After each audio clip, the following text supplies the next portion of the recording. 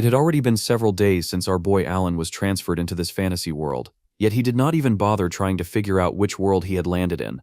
Every day he simply enjoyed luxurious meals, and afterward the maids would prepare his bath and attend to him.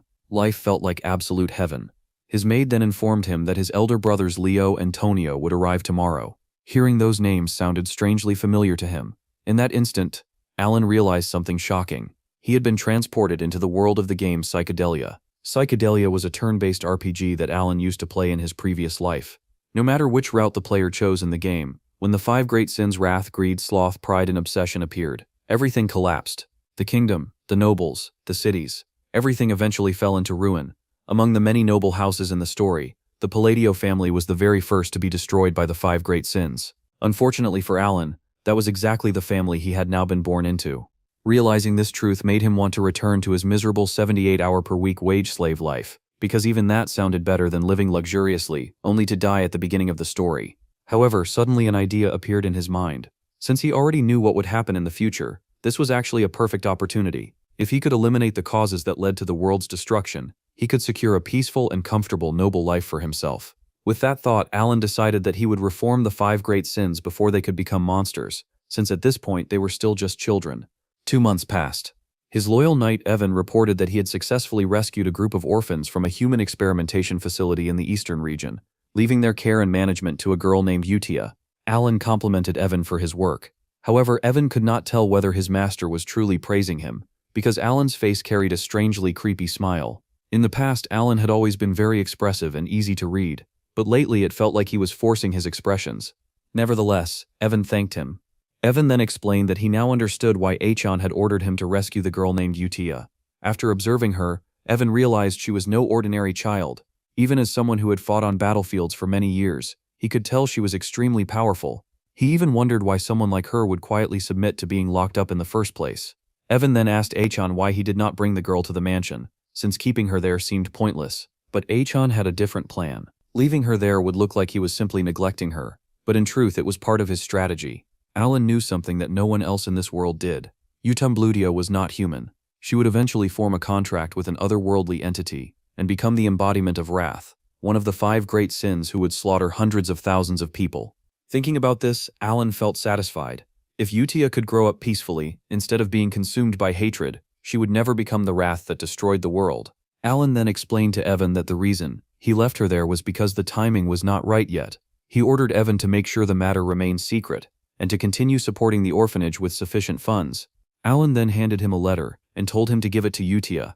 The letter is meant to reassure her, since she has gone through so much. But after Evan leaves, Alan quietly admits to himself that the letter probably won't comfort her at all. The real purpose of the letter was to include a specific quote he had heard many times while playing the game. In the original story, there was an archbishop who tried to calm the enraged Utumbludia using a special spell. As the archbishop chanted the spell, Utia simply killed him. By that time it had already been too late to control her, and every attempt to calm her failed as the battle continued. But now it was different. It was not too late yet. After dealing with Utia, he planned to move on to the next target among the 5 great sins.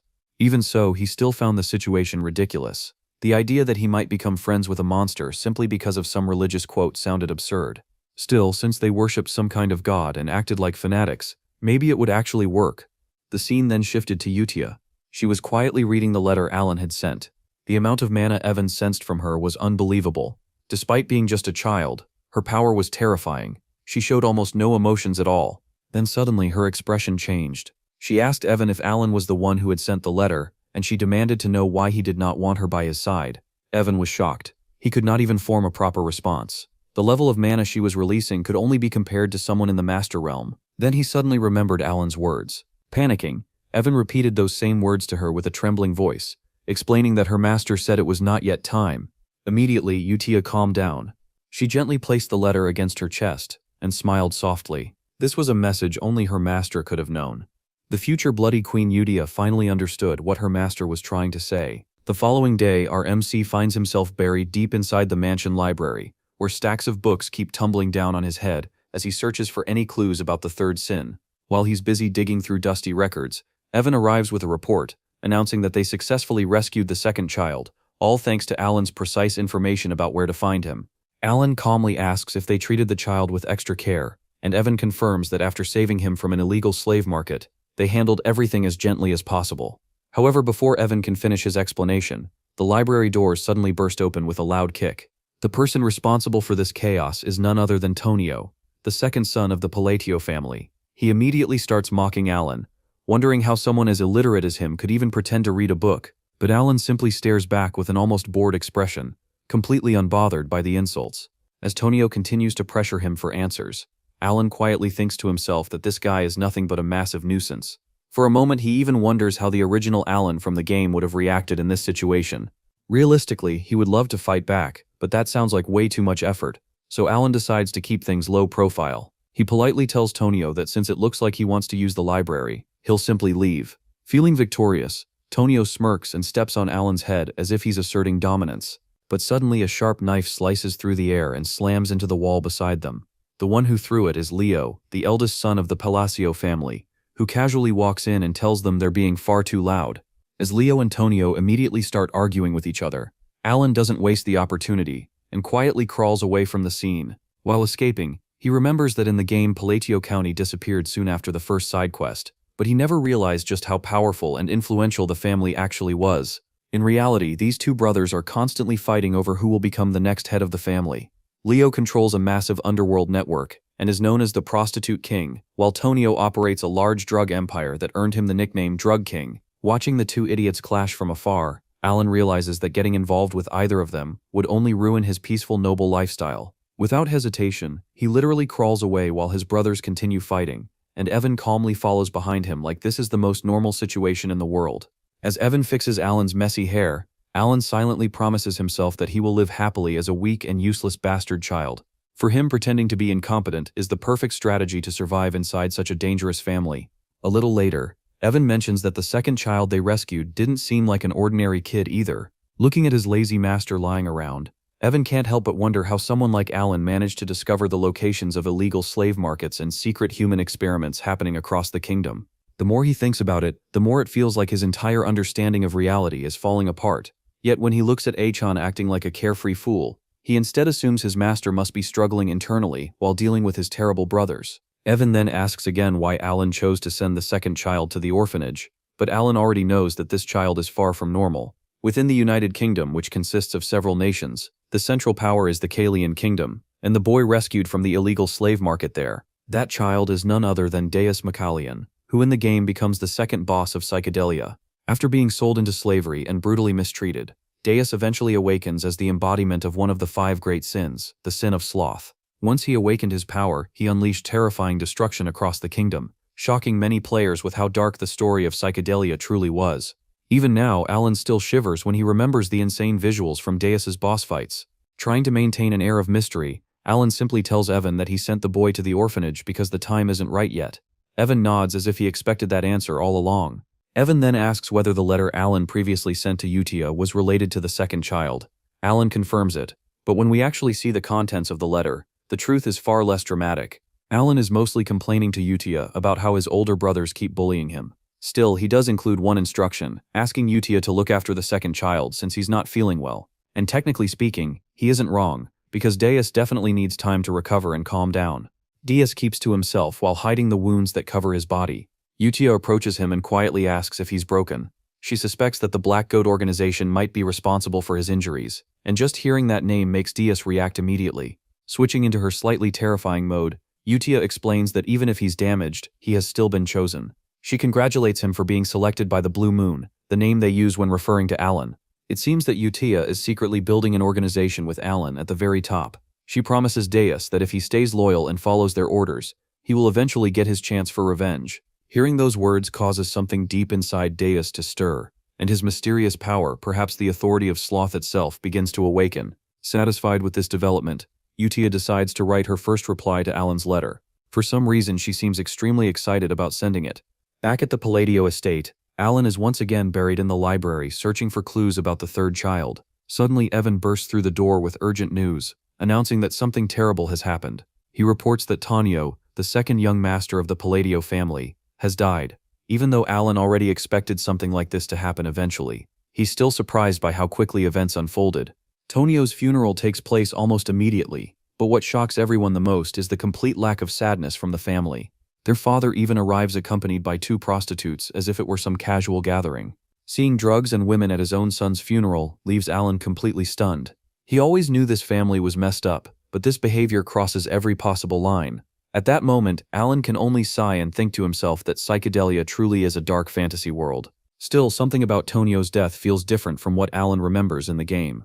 In the original story, Leo had broken down crying after killing his brother, shouting that he had finally become the sole heir of the Palladio family. But now, instead of guilt, Leo is simply standing there with a faint smirk on his face. Watching him act so casually in front of his brother's corpse, Alan can't help but think that Leo could at least try to pretend to feel something. In the end, though, Alan decides this isn't really his problem. Right now, his only priority is dealing with the 5 great sins.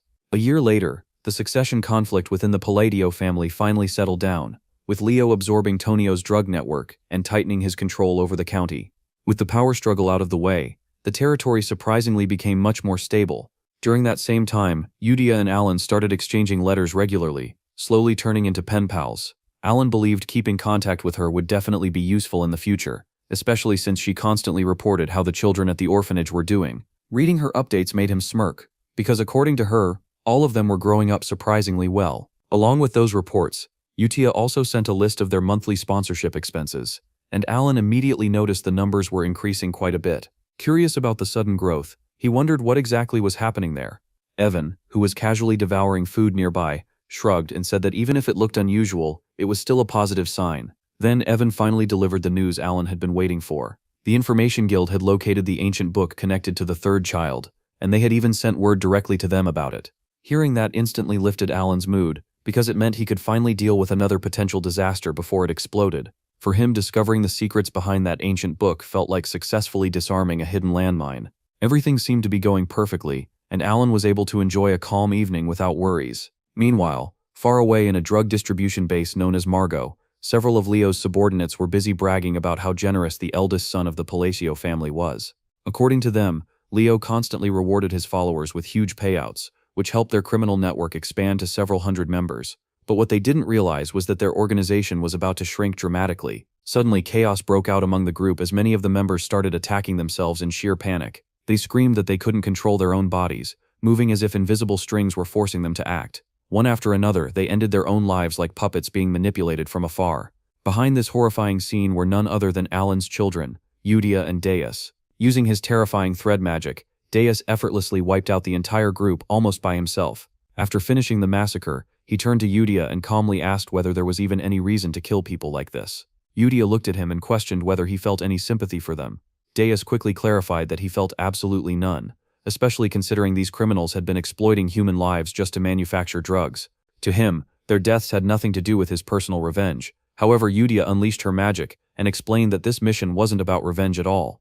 According to her, this was necessary preparation for their master's future. They were simply cleaning up the filth within the county, so that when Alan eventually stepped forward as the heir, the land would already be purified for him. Deus responded that he understood her reasoning, although it was unclear how much he truly grasped. With a graceful wave of her magic, Yudia carved a symbol into the ground before they both departed dramatically.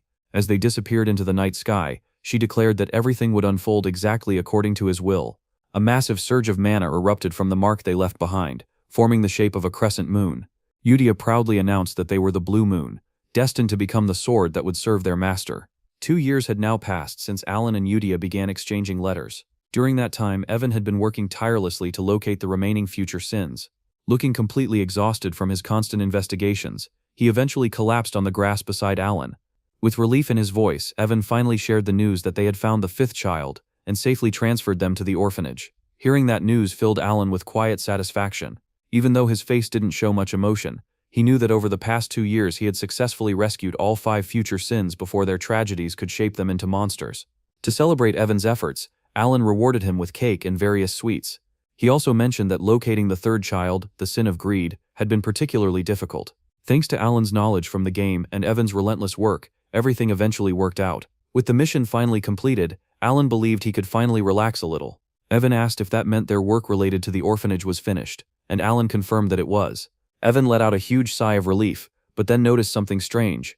Despite their success, Alan didn't look happy at all. Alan insisted he was smiling, but when the camera zoomed in on his face, it became obvious that he wasn't smiling even slightly. Evan, already used to his master's expressionless face, simply ignored it and continued the conversation. Meanwhile, Alan reflected on how surprisingly smoothly everything had gone. In the original game, the bosses of Psychedelia became the 5 great sins because of the horrific tragedies they experienced. Saving them before those events happened should have been nearly impossible. He had always worried that by the time he reached them, they might already be too broken to save. Curious about their current condition, Alan asked Evan how things were going at the orphanage. Evan handed him a letter from Utia, explaining that everything was running smoothly. According to her report, the children who once looked like lifeless dolls had begun to brighten up significantly. Hearing this, Alan commented that if things were truly going that well, they probably didn't even need to hire an additional caretaker anymore. Even he had to admit that Utia was doing an impressive job managing the place. Thinking back to the game, Alan wondered if Utia's personal connection to the orphanage might be the reason she was handling it so well. In her own strange way, she was actually quite kind. Evan quickly reminded him to keep reading the letter for the rest of the updates. In it, Utia explained how all the children were growing steadily, and assured him that there was no need to worry about them. Even Deus, who had always been a special case. Those words caused a rare, gentle smile to appear on Alan's face. He quietly admitted that he was simply glad the children were growing up properly. Deep down, he began to suspect that the environment of the orphanage was the key reason they were changing for the better. Watching them thrive made him feel like maybe he had truly altered the future. Evan then asked the obvious question, when did Alan plan to finally meet them? Alan always responded by saying the time would come eventually, but privately he had no intention of meeting them anytime soon. Of course it would be nice to get closer to them, but remembering their personalities from the game still made him uneasy. Considering how brutally they had acted as the 5 great sins, his hesitation was completely understandable. Even though he had rescued them before their tragedies occurred, the thought of their future selves still sent a chill down his spine. Eventually he told Evan that maybe he would meet them in about 5 years. For now, Alan believed what he truly needed was the ability to protect himself in this brutal dark fantasy world. The answer to that problem was obvious: magic. As he practiced his spells, he felt fortunate that this body possessed at least some magical talent. Just then, Evan suddenly asked if Alan had ever heard of an organization called the Blue Moon. Alan admitted he had never heard that name before. Evan explained that Blue Moon was a mysterious group that had recently started hunting down various criminal organizations across the region. Alan thought that if they were cleaning up criminals, then it wasn't necessarily a bad thing. However, he couldn't help wondering why he had never encountered this group in the original game. Evan then jokingly added that Alan should actually be afraid of them because rumors said Blue Moon was also targeting corrupt nobles. Hearing that instantly sent a chill down Alan's spine. With a slightly panicked expression, he told Evan that just to be safe, Evan should start sleeping outside his room from now on. Meanwhile, back at the orphanage, Utia is holding the weekly Blue Moon report meeting with the other children. First to report is the Sin of Pride, Sol Rang, who proudly explains that she eliminated every slave trader in her assigned area by cutting off their heads. While casually performing acrobatics in the air, she mocks how those idiots never even realized who they were dealing with. According to her, she even gave them a chance to survive, telling them she would spare them if they could guess the color of her eyes. Unfortunately for them, none of those weaklings guessed correctly. Next comes the Sin of Greed, Rinne, who despite her title appears calm and refined. She reports that all the corpses have been completely dissolved, leaving absolutely no evidence behind. After her, the Sin of Misophobia, Radan, explains that he finished dealing with the illegal human experimentation facilities in the south. He also made sure the troublesome members of the Avalon organization were turned into nothing more than minced meat. Standing above them all, Utia, the most frightening of the group, calmly praises everyone for completing their tasks perfectly. She reminds them that everything they do must follow the will of their master. According to her, their entire existence is dedicated to serving the Great Moon. To these children, Alan isn't just a leader, he's practically a god. However, Daichan suddenly reports that a serious problem has appeared, which makes Utia question how anything could possibly go wrong when everything is supposedly under their master's control. Daichanis explains that while cleaning up the southern region, he discovered a dangerous written order. It turns out that the head of the Avalon organization is none other than Leo, the eldest son of the Palacio family, where their master resides. The document revealed Leo's plan to secretly poison Alan after first eliminating their father. The moment Utia hears this, her terrifying killing intent explodes outward, making the other children tremble in fear. She absolutely cannot tolerate anyone plotting against their master. Just the thought of someone targeting Alan fills her with overwhelming rage. 2 years later, Count Palacio, Alan's father, suddenly passes away. Just like with Tonio, the funeral takes place almost immediately. Although the official cause of death is announced as heart failure, Alan quietly concludes that the man clearly died from a drug overdose. Meanwhile, during the funeral ceremony, Leo suddenly receives news that another one of his facilities has been destroyed by the mysterious Blue Moon organization. He repeatedly asks his subordinates whether every single person at the facility was wiped out again. Alan, who is casually listening nearby, realizes that his brother is becoming increasingly wary of the blue moon.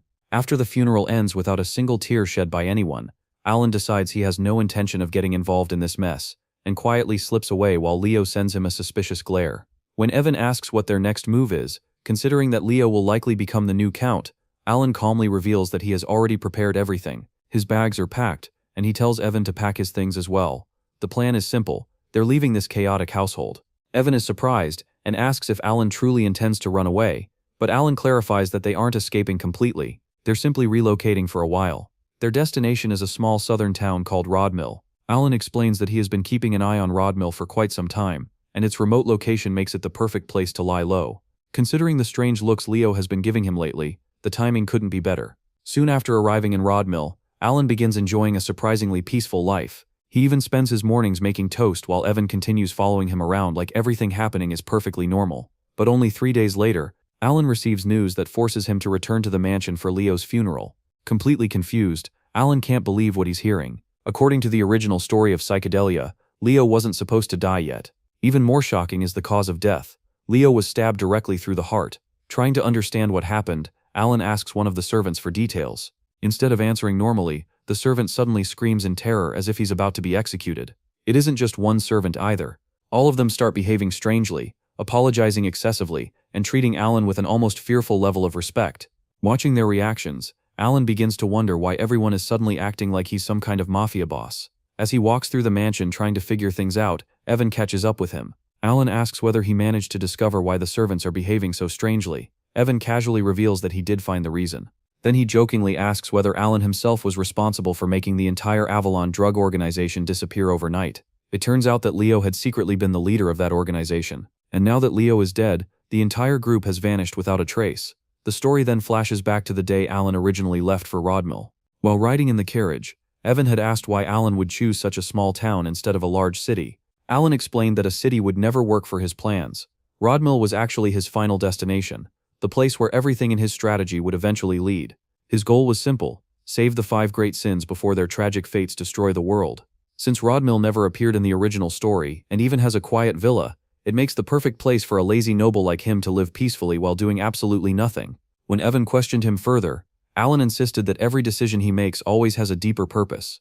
However, Evan quickly called him out, saying he always gives the same mysterious answers whenever he wants to avoid explaining something. Hearing this, Alan becomes slightly flustered after realizing Evan has started seeing through his excuses. Meanwhile, back at the mansion, Leo watches Alan's carriage leave through the gates. He quietly wonders whether he should kill Alan or simply let him go. In truth, Leo had already been planning to poison him eventually, but now that Alan is voluntarily leaving the estate, Leo begins to question whether eliminating him is even necessary anymore. Despite that, an inexplicable feeling still pushes him toward wanting Alan dead, so he orders one of his most trusted subordinates, Alman, to follow the carriage. Surprisingly, Alman asks a strange question: does that mean he should kill Alan? The question catches Leo completely off guard. Alman has never questioned an order before, always obeying silently no matter what. Leo reminds him that his job is simply to follow commands. But before he can finish speaking, Alman suddenly lunges forward and drives a blade straight through Leo's heart. Shocked and bleeding, but Alman calmly replies that he simply enjoys the thrill of war. The truth is revealed. Alman is actually a member of the Blue Moon, and his real identity is hidden. He explains that members of Blue Moon follow a sacred creed. Since they are the sword of their master, they must always act according to his will. However, if anyone ever threatens the Great Blue Moon, they are allowed to act on their own judgment and eliminate the danger. Hidden admits he had been waiting for Leo to give the order to kill their master. To his surprise, it took nearly 2 years for Leo to finally reveal his intentions. As Leo struggles to stay alive, he warns that his organization will hunt Hidden down. But Hidden calmly explains that with Leo dead, the entire organization will soon disappear from the continent anyway. Looking down at Leo's lifeless body, Hidden sighs slightly and remarks how unfortunate the situation is. If Leo had never tried to harm their master, he might have lived for several more months, maybe even years.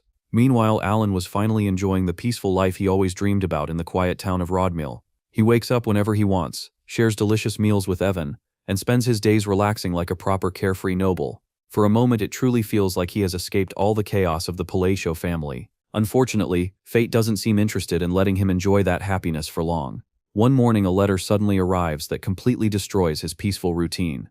The message informs him that he must immediately return and take the position of the next head of the Palladio family. Just like that, his dream life ends only 4 days after it began. With no other choice, Alan reluctantly heads back to the Palladio estate.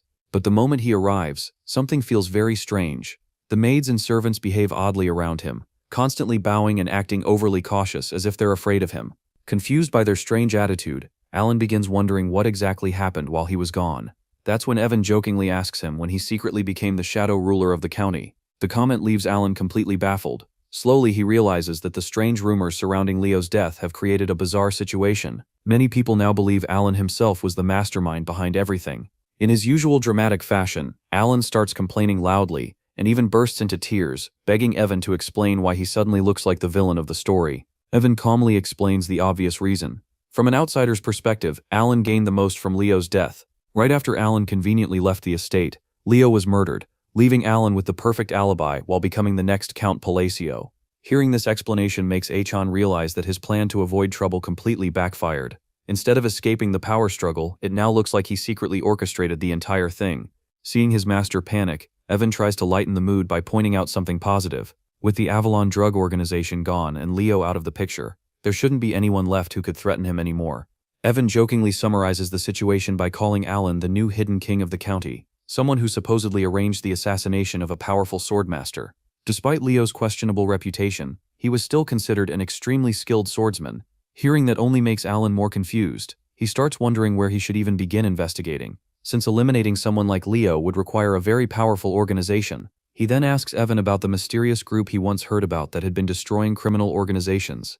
Evan immediately guesses that he's talking about the Blue Moon. Alan briefly considers the possibility that Blue Moon might be responsible for Leo's death and Avalon's destruction. However, Evan quickly shuts that idea down.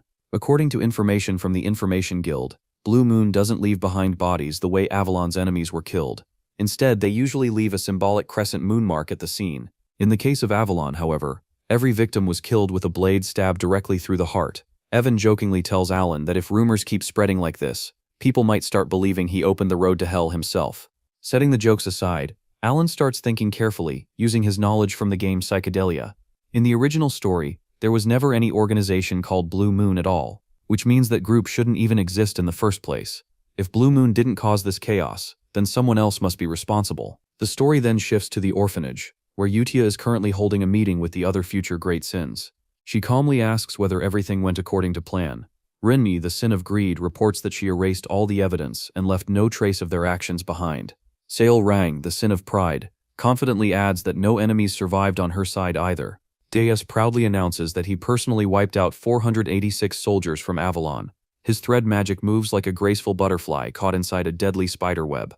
Radon, the sin of misophobia, also confirms that he cut down every remaining enemy in his area. Hearing these reports, Utia praises all of them for completing their mission perfectly. Despite being just a child, Utia gives off an incredibly intimidating presence. Regardless, thanks to their coordinated attack, Avalon, the most infamous drug organization responsible for destroying the Asteria Kingdom, was completely erased in just 5 days. However, Radon suddenly points out that the cleanup might not have been perfect. When Utia asks what he means, he explains that he discovered several suspicious documents linked to nobles who secretly supported Avalon.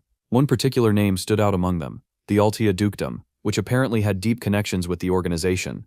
The moment she hears that, Utia's magic begins flaring violently. Without hesitation, she declares that everyone already knows what must happen next. Anyone connected to Avalon must be erased completely. Radon calmly accepts the task and promises to deal with the matter quietly. After that, Utia asks another important question, whether the Information Guild might have hidden ties to Avalon. Rene reassures her that the guild is being investigated separately and does not appear to be connected to their enemies. Meanwhile, Deus comments that most guilds behave similarly anyway, describing them as tools forged by powerful swordsmen. Renan then asks if they should keep monitoring Alan's movements closely. Utia immediately agrees and warns everyone that none of their recent actions must ever reach that person's ears. When she says that person, she is referring to Alan himself. Deus points out that the Pelagio family targeted them first, meaning the order to eliminate Leo wasn't something Alan personally commanded. Hearing this makes Utia visibly anxious. In her mind, every action they take must always come directly from Alan's will. She reminds the others that they are merely swords, and a sword should never think for itself. From now on, every member of the Blue Moon must act only when given direct orders. The other sins feel slightly uneasy hearing this strict declaration, but Utia firmly insists that they must never disappoint their master. Internally, Daechan finds this situation difficult to understand. For someone as powerful as Utia to feel nervous simply because she might be discovered by Alan seems excessive to him. Even so, he quietly agrees with her decision. The meeting ends with all of them chanting that everything is for the Great Moon, their unseen master. Meanwhile, back at the Palacio estate, Alan is drowning in paperwork as the newly appointed Count Palacio. Ever since Leo's funeral, he has spent an entire month handling endless administrative duties. Completely exhausted, he starts complaining, and even tearing up, saying all he ever wanted was to relax and do absolutely nothing.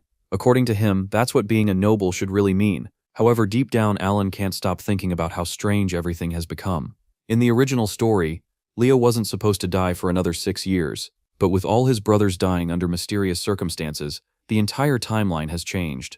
And now, instead of living peacefully in Rodmill, Alan has been forced to carry the full responsibility of the Palladio family as its sole heir. Just as Alan was drowning in paperwork, several ministers from the county suddenly walked into his office carrying even more documents for him to review.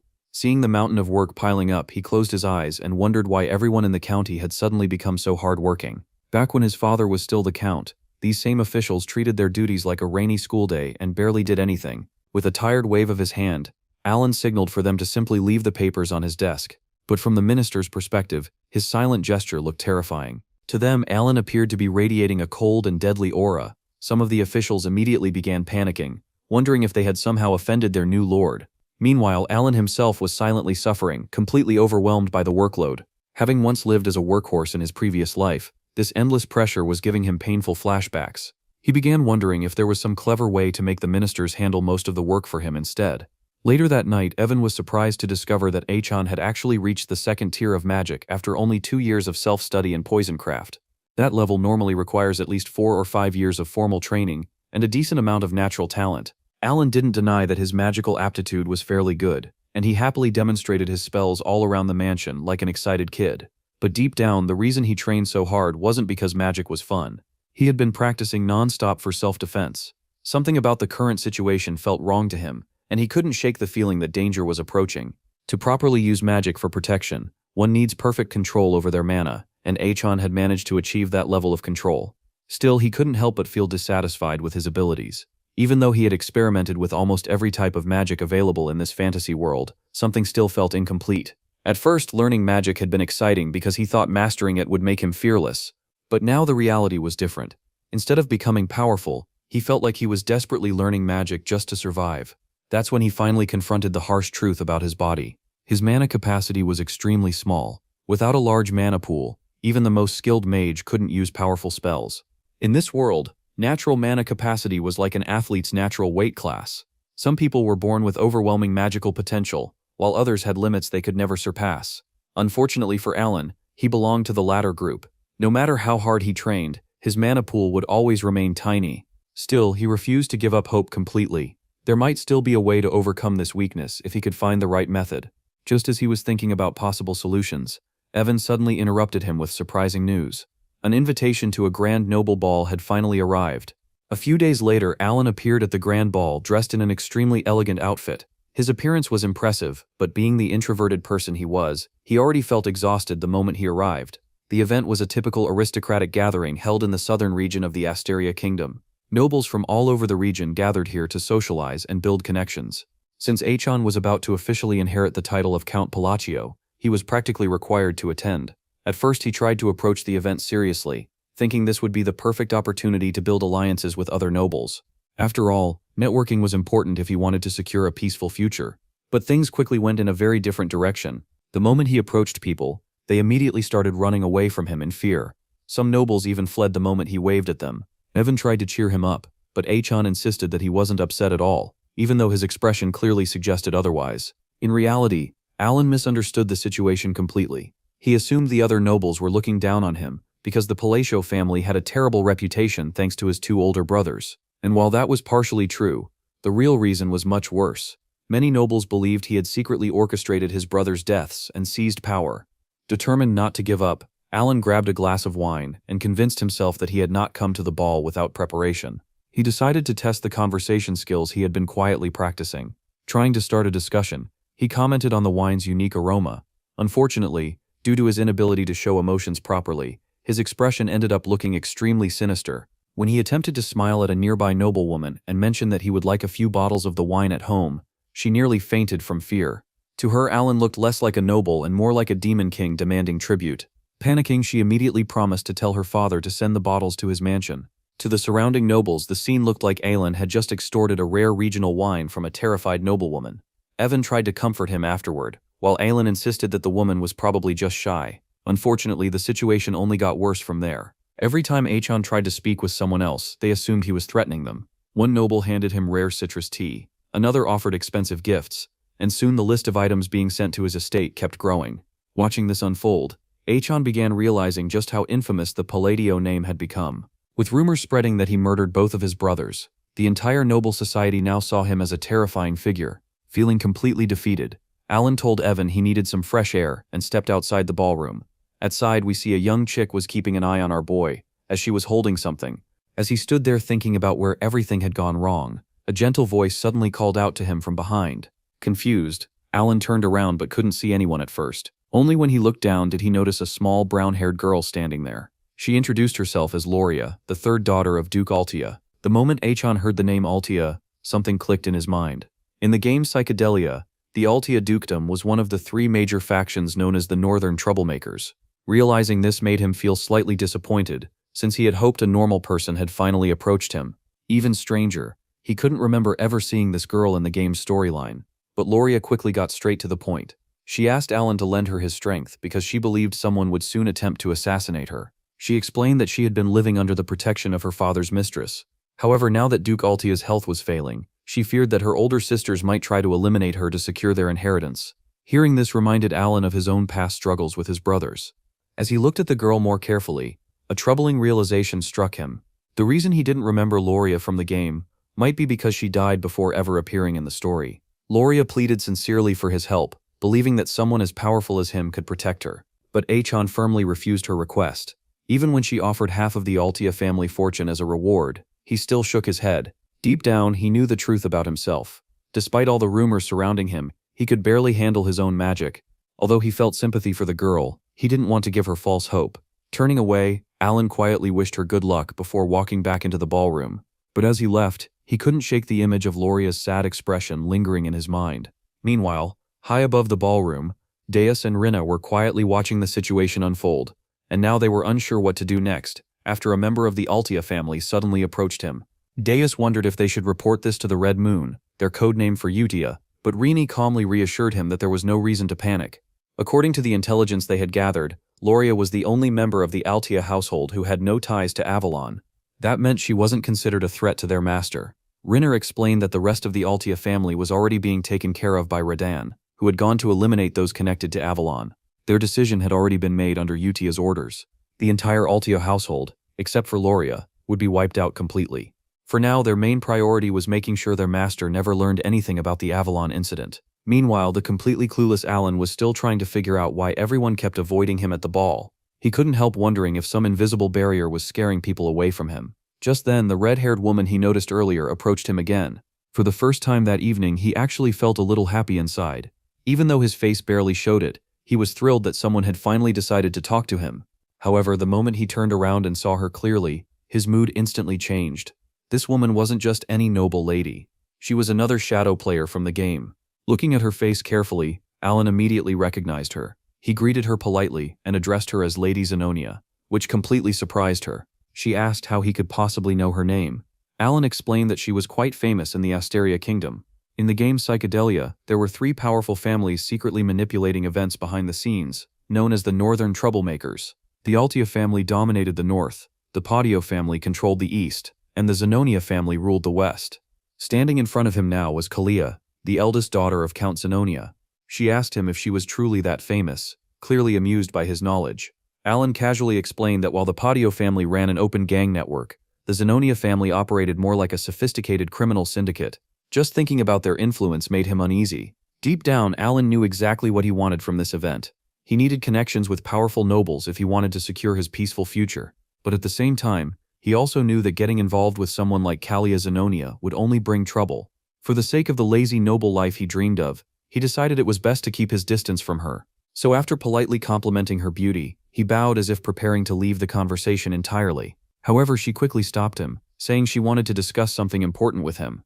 Alan replied that he would love to talk, but there were too many people watching them right now. In reality, he was desperately hoping she would simply leave him alone. Kalaya only smiled at his response. She told him that he truly was just like the rumors described him. Then she added that she was looking forward to meeting him again before walking away gracefully. Alan stood there completely confused, wondering if her words were some kind of hidden code, but eventually he decided it was probably nothing and shrugged it off.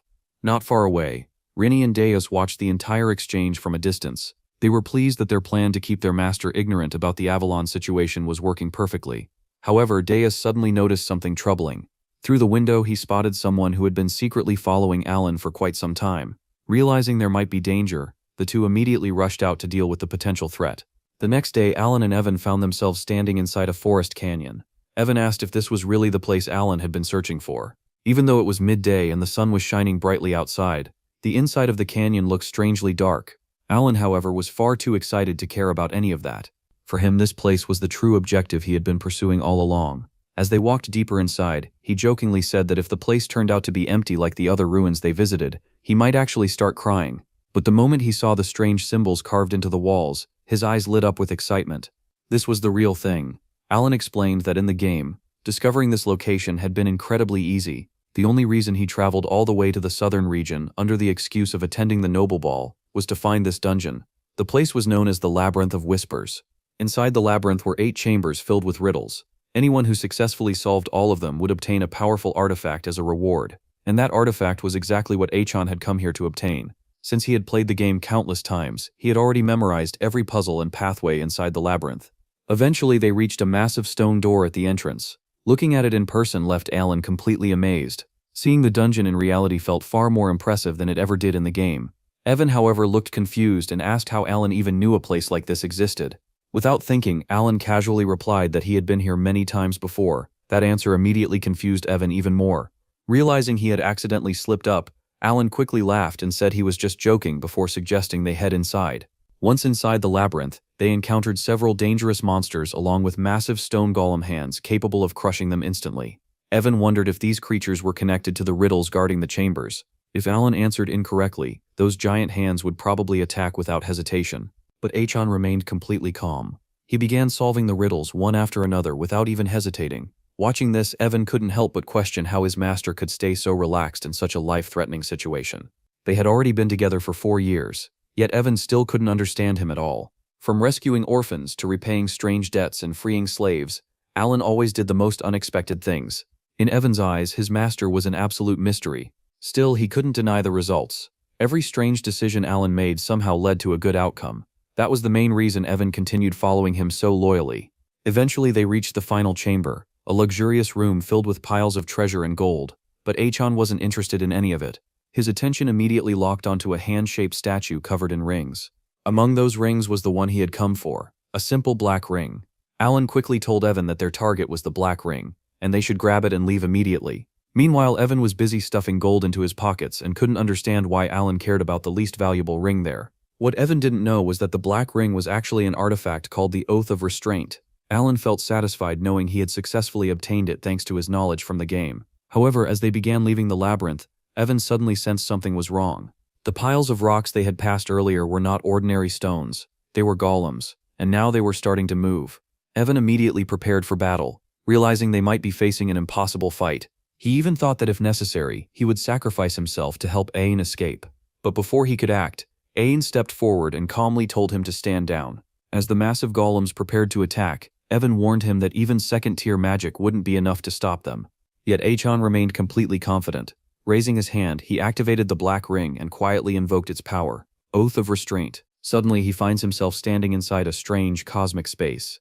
A mysterious voice echoes through the darkness, introducing itself as a fragment that carries the great will of Nyakla. The voice calmly tells him that he must now declare the 2 restraints he wishes to place upon himself. Alan instantly realizes that he has entered the activation phase of the Oath of Restraint. In the game, this moment appeared as a simple choice window, but experiencing it in reality while staring at a gigantic face floating in an endless void is far more intimidating. The Oath of Restraint is known as an absorption-type artifact, allowing its user to impose limitations on themselves in exchange for greater power. Even though Alan already knows how the system works from the game, the overwhelming presence of the voice makes him tremble slightly. The entity urges him to declare his first restraint. Taking a deep breath, Alan forms a hand sign and announces that from now on he will always perform the hand signs of Babylonia whenever he casts magic. The voice then asks what he desires in return for this restriction. Without hesitation, Alan replies that he wants the ability to bend the laws of the world a little more than before. The mysterious entity immediately accepts the condition and grants him that power. Next, it asks him to declare his second restraint. Alan boldly states that whenever he uses magic, he will strictly chant the ancient incantations of Babylonia. The voice once again asks what he hopes to gain from imposing such a rule. Alan answers confidently that he wants even greater power to challenge the laws of the world itself. For a moment, the cosmic entity falls silent, as if surprised by his request. That brief pause makes Alan panic internally, worrying that he might have made a mistake. After all, he simply copied the exact combination he remembered from the game. By selecting both the hand sign restriction and the incantation restriction, he believed he could achieve the highest possible magical output. Thanks to all the hours he spent playing Psychedelia, he had memorized every possible combination used in the game's mechanics. In theory, this should give him the strongest possible magic amplification. Finally, the voice speaks again and confirms that both restraints have been accepted. The entity expresses its gratitude to the human who remembered the forgotten gestures and mysteries of the ancient god. Alan is confused by that statement, but before he can ask anything, he notices the ring beginning to dissolve into his body. This means the restraints have been successfully engraved into his power. The entity ends by telling him that it will continue watching over him as the one destined to inherit its will. Alan has no idea what that actually means, but before he can question it further, the world suddenly snaps back to normal. Time begins moving again at the exact moment the golems launch their attack.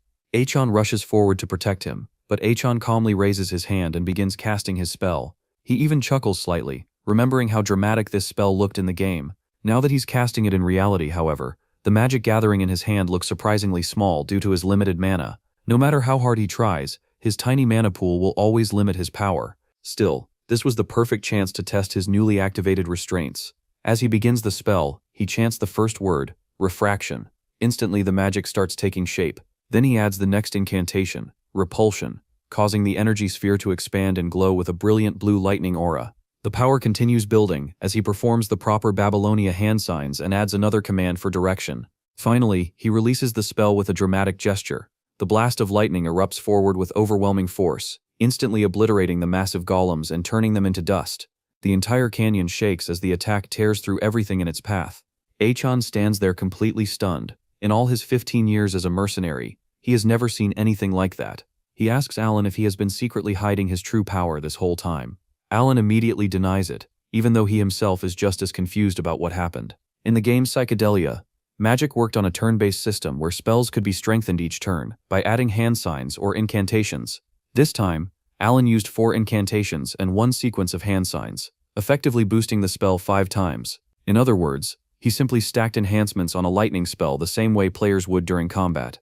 However, because of the Oath of Restraint, he is now forced to use both gestures and incantations every time he casts magic. That means his spells automatically receive continuous enhancement. Even so, the power he just unleashed felt far beyond what second-tier magic should be capable of.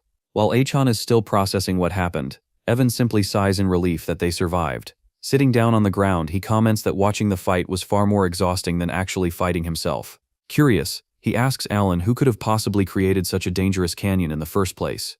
After thinking for a moment, Alan suddenly remembers something. In the game's community guides, the Labyrinth of Whispers had another name, the Maze of Palin. According to the lore posted online, the place was created by someone known as Palin the Great. Evan is far too exhausted to care about the history lesson, but Alan excitedly grabs him and says they need to return home immediately. For the first time in a while, the usually lazy Alan is suddenly motivated. Evan can't help asking why he's so energized today. Alan explains that whenever the correct hand sign matches the attribute of the spell, its power increases dramatically, and if the correct Babylonia incantation is added, the magic gains even stronger properties. In the game, these combinations only increased the numbers behind the scenes while the visual effects stayed the same. But in the real world, every incantation actually changes the form and behavior of the spell itself. That discovery makes Achan wonder if this system works only for him, or for anyone capable of controlling mana as precisely as he can. For now though, he decides to test it later after his mana recovers. As the two prepare to leave the canyon on horseback, someone else quietly arrives at the scene. Rinne has been secretly following Alan the entire time.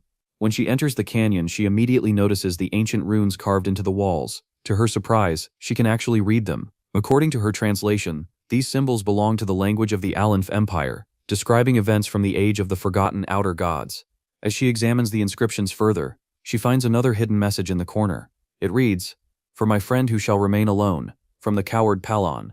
Rin smiles as she continues deciphering the story recorded in the glyphs. The text tells of the legendary Emperor Palon the Great, the hero who stopped the invasion of dark creatures and defeated the monstrous Alakolaka, which devoured the hearts of the citizens.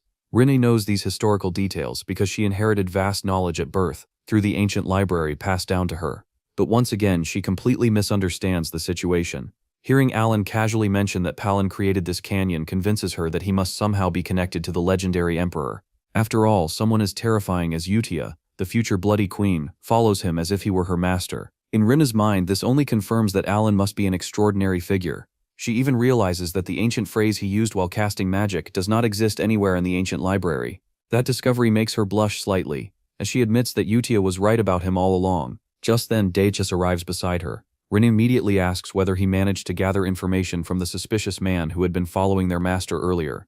Dachis casually replies that the man is already dead. Interestingly, he didn't even kill the man himself. The spy's head suddenly twisted in midair and snapped on its own. Realizing something strange might be happening behind the scenes, Rinne insists they report this to Utia immediately. Dais agrees without hesitation, and the two quietly disappear into the night to deliver their report. Meanwhile, in Zenonia County, Lady Kalia calmly sipped her tea while thinking about her strange encounter with Alan at the ball. The rumors about him were clearly not exaggerated. His cold, emotionless face and those abyss-like eyes were exactly as people described. But what bothered her most was that he called her famous, even though she rarely appeared in social gatherings. Count Zenonia was well known, of course, but Kalia herself staying hidden from public attention made Alan's words suspicious. The truth is that Kalia is the real mastermind of the Zenonia family. Using forbidden black magic, she secretly controls her own father like a puppet, making herself the true ruler behind the scenes. Because of that, Alan calling her famous instantly made her nervous. It made her wonder if he somehow knew her secret, since absolutely no one was supposed to know. She also remembered Alan saying that there were too many eyes watching them. In her mind, that sounded like a warning. She immediately assumed that he had already discovered the spy she had sent to follow him. In reality, it was just another massive misunderstanding. But to Kalia, it sounded like the words of a genius mastermind who had seen through everything. At that moment, one of her servants rushed in and reported that something was wrong. Kalia calmly asked what the problem was, but the servant insisted that she needed to see it herself. When she entered her room, she found the body of the man she had sent to spy on Alan. The servant explained that the sealing magic on the body never activated, meaning the spy never revealed any information before dying. But Kalia quickly noticed something strange. The body had been deliberately brought back and placed in her room. That meant the killer knew exactly who had sent the spy. Frustrated, she began wondering how Alan could have figured out that she was responsible for following him. And just like that, our poor protagonist was misunderstood once again. Later that night at the Altia estate, Loria was quietly sitting alone, deep in thought. She couldn't stop thinking about Achan. The moment she met him, she could tell he was not someone to underestimate. His cold eyes reminded her of her own father's gaze. It made sense why people called him the distinguished one of the underworld. For Loria, making an enemy of someone like him would be a terrible mistake. Yet at the same time, he had been her last hope for survival. When he refused her request at the party, she assumed it meant he simply wasn't interested in a deal that offered him nothing in return. After all, she had already lost most of her power and influence to her siblings. Her siblings included the eldest son Timalian, the eldest daughter Marian, the second daughter Perrin, and the second son Keeg. Being the youngest and weakest among them, Loria had always been powerless in comparison. The only reason she managed to survive this long was because of her father's affection. But now that her father's health was failing, she felt completely abandoned. As she walked into the estate, lost in thought, servants suddenly rushed toward her in panic. They breathlessly reported that something unbelievable had happened. All of her siblings had taken their own lives. Loria stood there in shock. She knew her siblings better than anyone. Those people would stab each other in the back without hesitation, but they would never willingly kill themselves. The situation made absolutely no sense. When she demanded to know what happened to Timalian and Marianne, the servants explained that they died the same way. In fact, some of them had literally stabbed each other. As Loria struggled to process everything, we briefly see Radon calmly walking away from the Altia castle, declaring that the mission had been completed. While he disappeared into the darkness, Loria remained frozen in disbelief. In her mind, one person instantly came to mind. She remembered Alan reassuring her earlier that things would work out, and that she shouldn't worry. Just like everyone else, she completely misunderstood the situation. To her, it looked like Alan had secretly eliminated her siblings while pretending to reject her request at the party. From her perspective, it looked like an incredibly calculated plan. By refusing her publicly, he avoided suspicion. Meanwhile, her siblings mysteriously died, leaving her as the only surviving heir.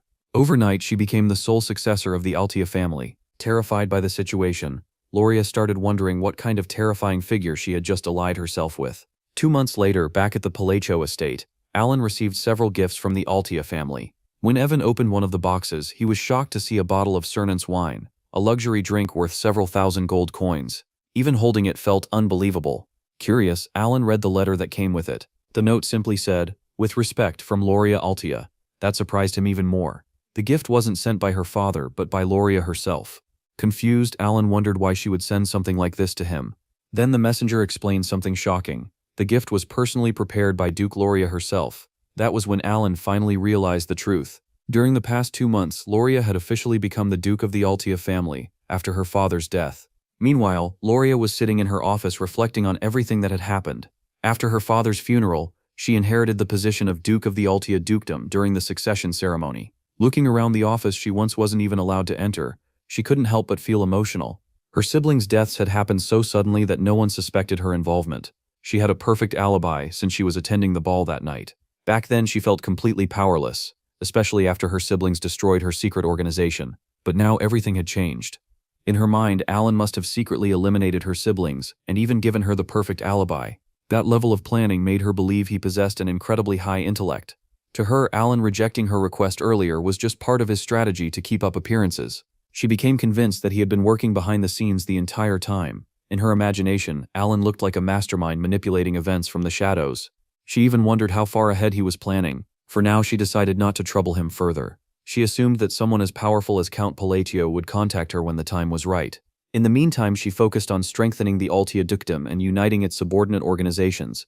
But even then, she knew her power could never compare to the hidden influence Alan possessed. In her mind, there was only one explanation. He must need something from the Altia Dukedom for his grand plan. Blushing slightly, Loria wondered whether he appreciated the expensive wine she sent him. Back at the Palazzo estate, Alan feels confused about everything that had just happened.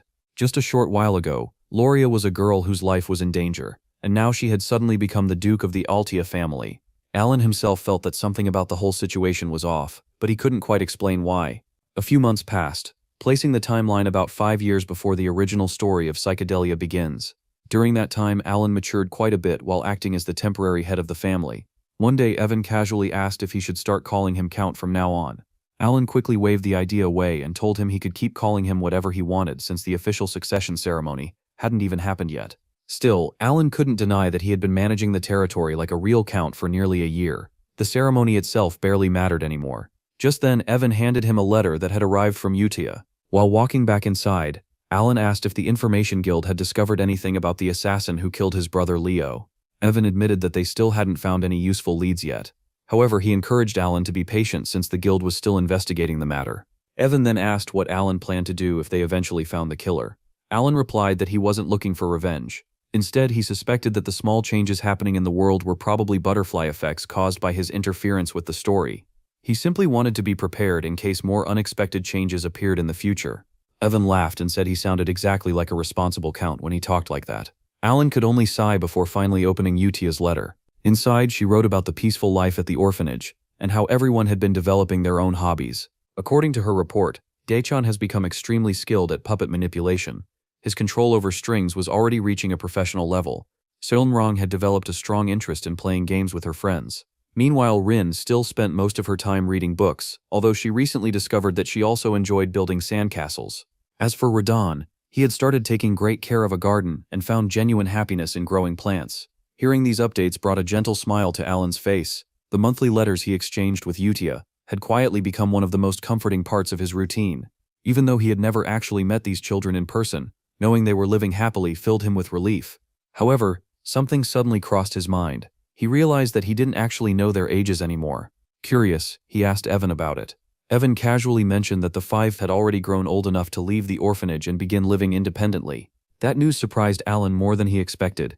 In his mind, he still imagined them as small children. The thought that they were already ready to enter the world made him feel strangely emotional. For a moment, he even imagined them coming back one day as successful adults to thank him for helping them.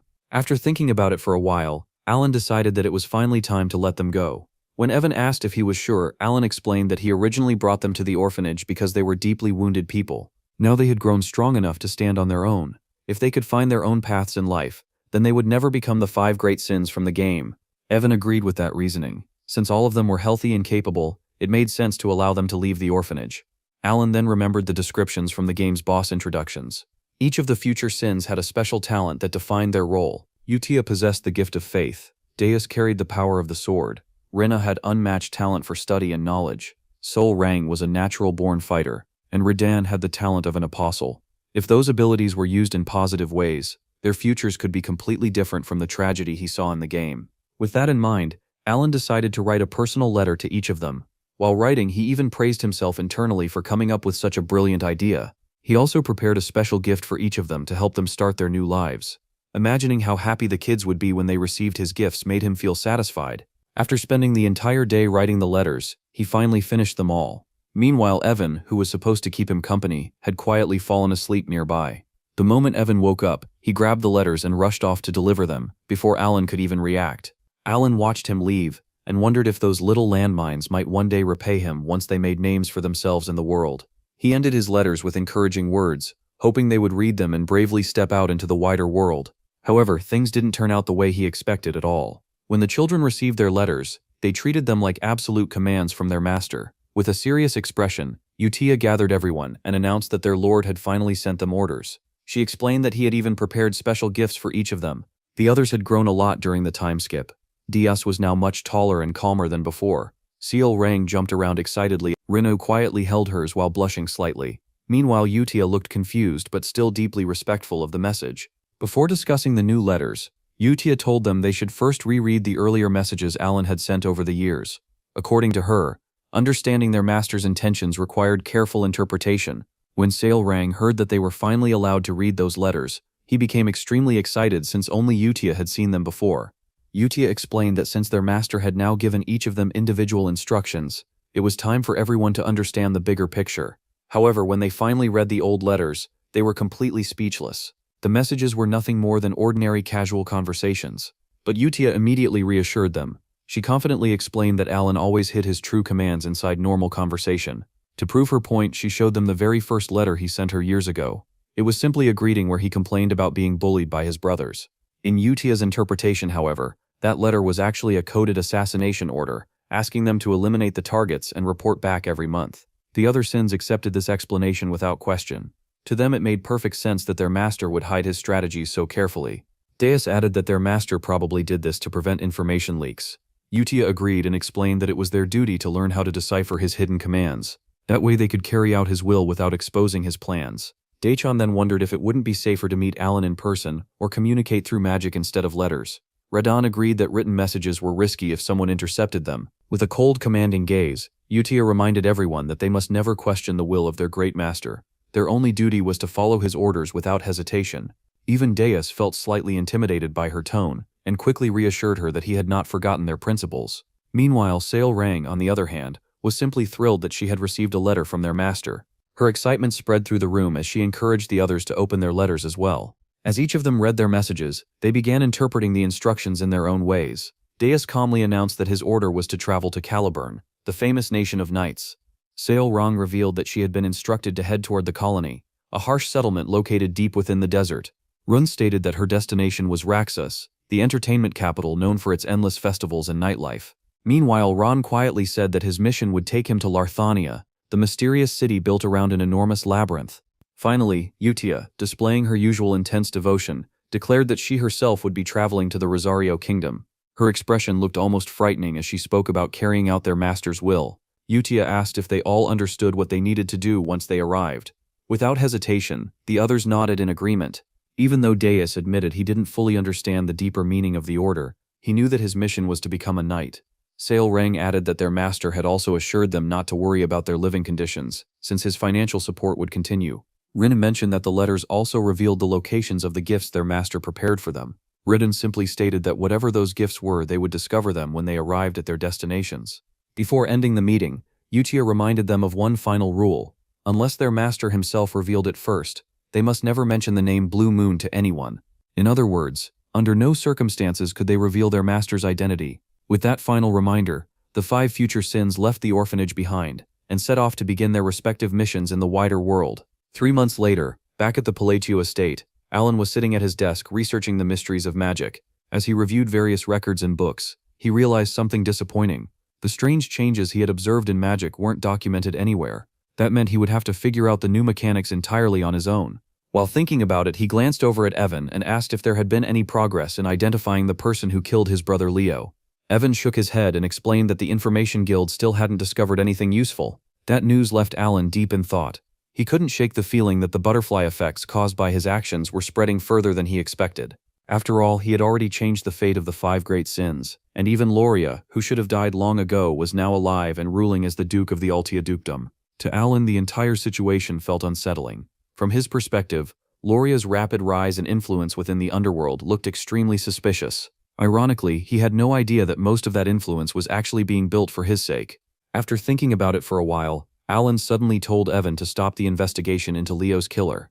Evan looked surprised and asked if he was certain about that decision. Alan calmly explained that sometimes it was better not to know the truth. In the world of the game, the Information Guild could uncover almost anything. So if even they couldn't find the culprit, then whatever organization was behind Leo's death was clearly extremely dangerous. Digging deeper might only lead to unnecessary trouble or pointless deaths.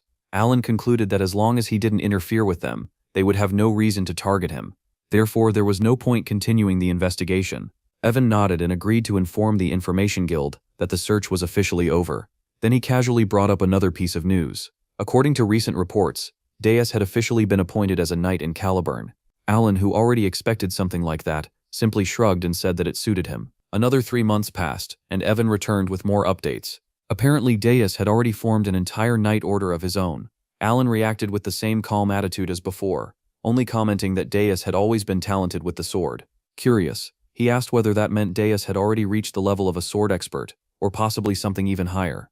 In this world, swordsmanship was divided into 3 main levels: sword user, sword expert, and sword master. Alan figured that since Deus had only recently been knighted, reaching those higher levels so quickly would be unlikely. But Evan explained that rumors were spreading rapidly throughout the knight community. Some people were even claiming that within the next 10 years the world might witness the birth of a new master knight. When Alan heard that title, he asked if Evan meant someone who had reached the legendary rank of Sword Caliburn. Evan confirmed that this was exactly what the rumors suggested. 6 months later, nearly a full year had passed since the 5 great sins left the orphanage, and by now Alan had become fairly comfortable handling his duties as the acting count. One day, Evan suddenly approached him with some shocking news. According to recent reports, Deus had officially become a Sword Caliburn, which meant he had already been recognized as the 5th Master Knight in the kingdom. Hearing that made Alan freeze in disbelief. He quickly reminded Evan that only sword masters could truly earn the title of Master Knight. In the world of psychedelia, a sword master was considered a superhuman warrior who had surpassed the level of an aura blade and awakened a unique ability known as derivation. Alan immediately asked again if Evan was absolutely certain about the information. Evan clarified that technically, Deus hadn't fully awakened his derivation yet. However, he had already reached the level where the kingdom considered him worthy of the title. On top of that, Daichan had recently won a duel against the famous 4th sword of the kingdom. Evan also mentioned that the 4th sword later died while fighting against the northern barbarians, which surprised Alan slightly. The northern tribes were supposed to be locked in a war that lasted more than a decade. Daichan continued explaining that mastering mana and controlling it within one's body usually required about 15 years of training, and developing a personal derivation ability often took several decades. The current First Sword Reinhardt had become the youngest Master Knight in history at the age of 32. Even with his incredible natural talent, it took him more than 20 years to reach that level. Yet here was Deus, a boy who once had absolutely no knowledge of swordsmanship, already standing at the threshold of becoming a swordmaster. Alan realized that if Deus only needed to awaken his derivation, then he had essentially surpassed Reinhardt's growth speed. For a brief moment, Alan even wondered if he should try to reconnect with him sooner than planned, but he immediately dismissed that thought. After all, the entire point of saving those children was to allow them to live freely. Trying to tie them to himself again would only contradict that goal. Even so, Alan couldn't help feeling a little lonely. Over the past year, the only letters he had received were from Utaya. Even while traveling through the Rosario Kingdom, she continued sending him updates about the other sins, but the others never wrote to him themselves. Deep down, Alan felt a bit disappointed. Those kids had never even seen his face, yet he had prepared gifts and opportunities that helped shape their futures. At the very least, he thought they might send a simple thank you message.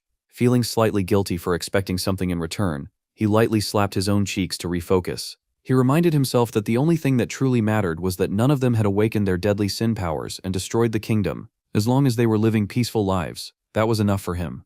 Evan, however, clearly didn't seem convinced by that explanation. Meanwhile, far away in the nation of Caliburn, inside the bustling capital district of Kirtham, stood the grand headquarters of the Solar Eclipse Knights.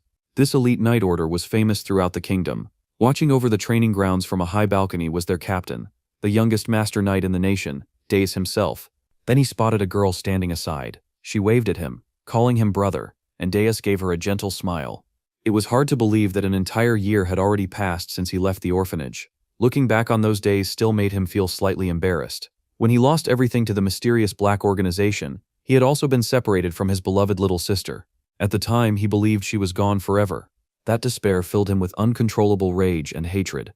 When Alan first saved him, simply being rescued wasn't enough to earn his loyalty. But when Utia promised him a chance to avenge himself, he decided to follow the orders of the Blue Moon.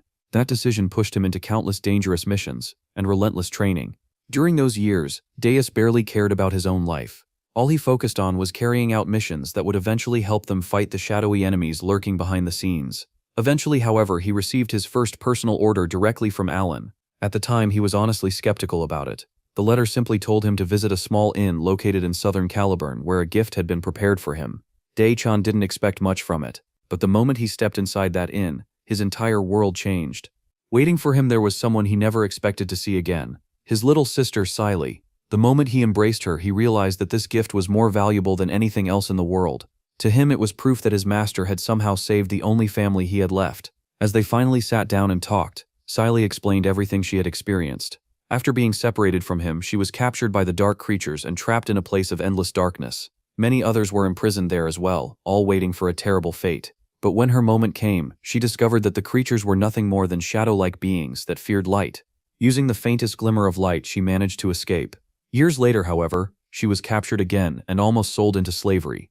That was when Evan appeared and rescued her. Afterward, she received medicine, support, and regular letters from a mysterious sponsor. When she showed Deus one of those letters, he immediately recognized the handwriting. The letter promised to keep sending her medicine and protection under the name Palacio. It even reassured her not to worry about her brother. That revelation left Deus completely stunned. He had never told anyone about his sister, not even Utia, yet somehow, their master had found her and protected her for years. In that moment, all the pieces finally came together in his mind. He remembered how Utia always insisted that their master knew everything. At the time, he thought she was simply being a fanatic, but now he realized that she had been right all along. Every strange action, every order, every mysterious decision suddenly made sense. What he once thought were coincidences now felt like part of a grand design.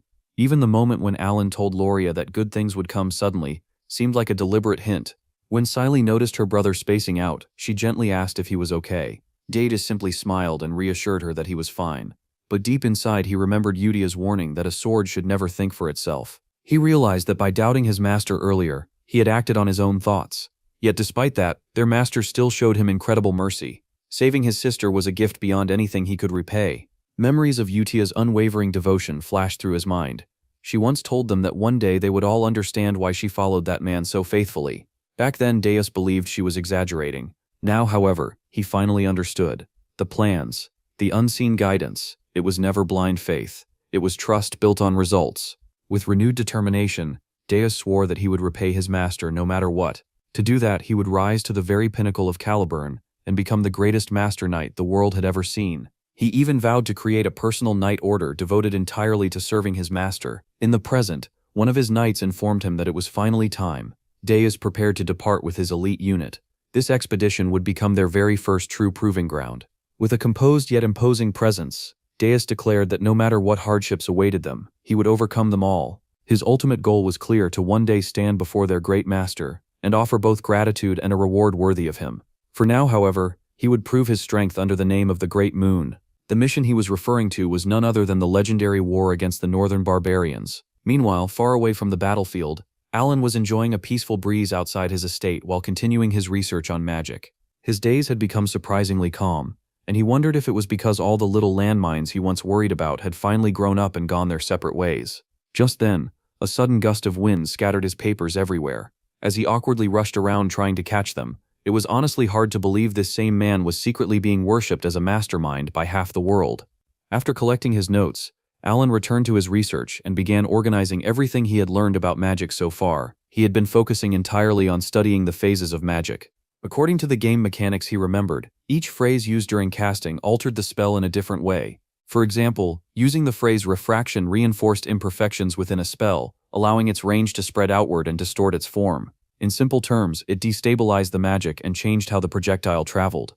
The next phrase, repulsion, further distorted the structure of the spell and affected the way the projectile moved through space. The blue light that appeared during repulsion also strengthened parallel magic attributes, such as the electrical magic he had used previously.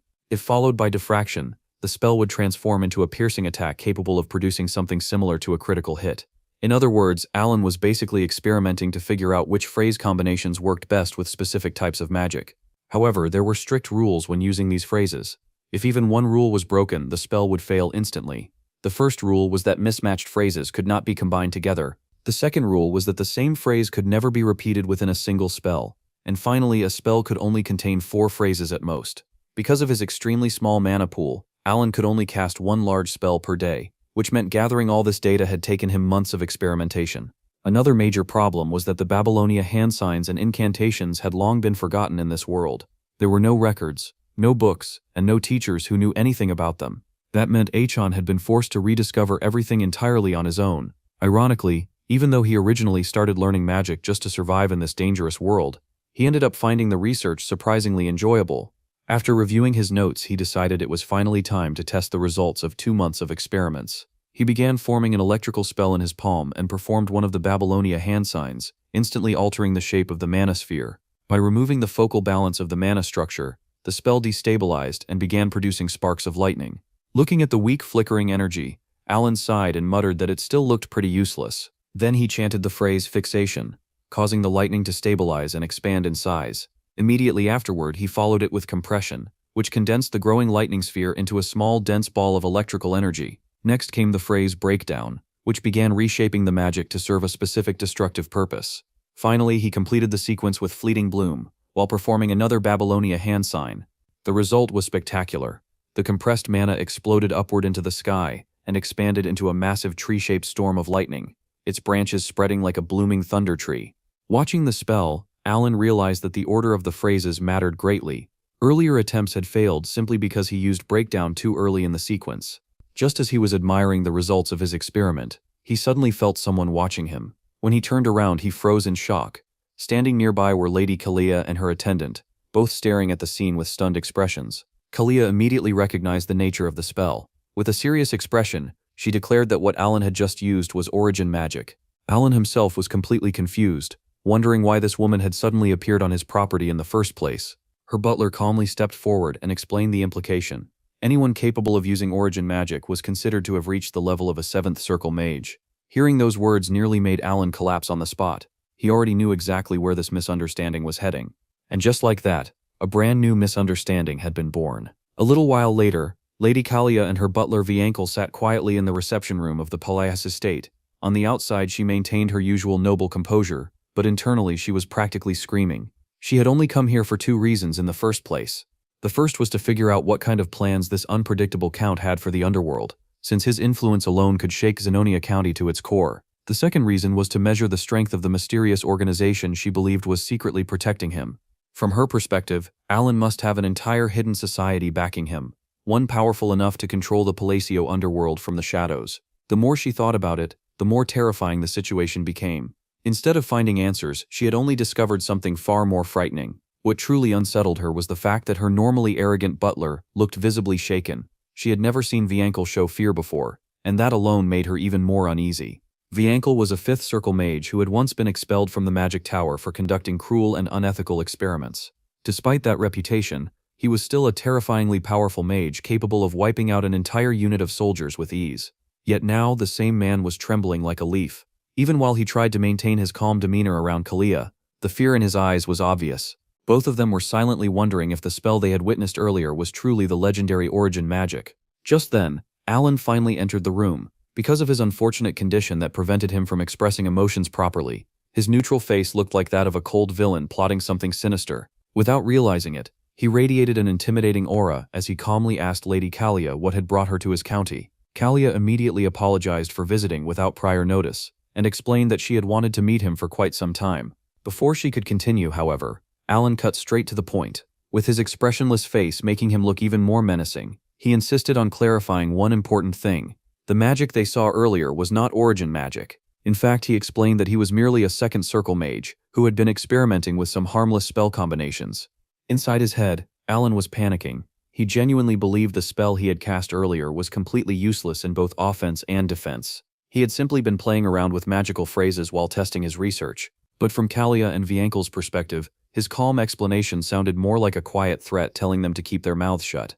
Viankel quickly nodded in agreement while stammering nervously, claiming that he must have misunderstood what he saw. Even Kalia was surprised by how respectful her normally arrogant butler had suddenly become. Meanwhile, Alan assumed everything had been cleared up perfectly. Satisfied that the misunderstanding was resolved, he told Kalia they should move on to the real reason for her visit. Kalia explained that she had originally planned to stop by once she finished some business in the county. Hearing that, Alan simply asked whether she had any specific purpose for coming here. When she admitted that she did not, he bluntly told her that he was too busy to entertain casual visits. It sounded almost as if he had just told a powerful noblewoman to leave. Without arguing, Kalia calmly stood up and thanked him for his time before preparing to depart. But just before she left, Alan casually offered a suggestion. If she needed someone to talk to, he recommended that she visit Duchess Loria of the Altia Dukedom, mentioning that the two of them might get along surprisingly well. Kalia was caught completely off guard by this unexpected advice. Still, she nodded and agreed that if he recommended it, she would consider visiting Duchess Loria. With that, she and Viankel quickly left the estate. Once they were gone, Evan asked Alan why a noble from a declining family like Kalia would travel all the way to Palatio just to meet him. Alan shrugged and admitted he had absolutely no idea. Deep down, he suspected this entire situation might lead to unnecessary trouble. If rumors started spreading that he could use origin magic, then every battle-hungry warrior in the kingdom would come looking for him. In a dark fantasy world like Psychedelia, that kind of attention was the last thing he wanted. Meanwhile, inside their carriage, Kalia turned to Viankel and quietly asked whether the magic Alan used earlier had truly been origin magic. Viankel immediately shook his head. According to him, origin magic followed its own set of rules within the fundamental framework of magic. It was a legendary power that only the most accomplished mages could ever hope to reach. What Achan used was something completely different. Through his observation magic, Viankel had seen something impossible. Instead of simply manipulating magic, Achan had actually torn at the very canvas of reality itself. He had bent the unchanging laws of magic, as if they were nothing more than flexible threads. Viankel explained that Achan had twisted lightning, shattered the natural laws governing it, and then forced the spell to exist anyway. To him, it was like watching someone casually break the laws of physics. What frightened him even more was recognizing the presence of the forgotten gods within that power. In his conclusion, Alan had clearly formed a binding vow with the oath of restraint, allowing him to manipulate the world's laws themselves. Realizing the danger of even thinking about it, Viankel clutched his head and insisted he should stop analyzing the situation any further. As someone who had once studied the magic of the forgotten gods, he understood just how terrifying that truth was. He then warned Kalia with deadly seriousness.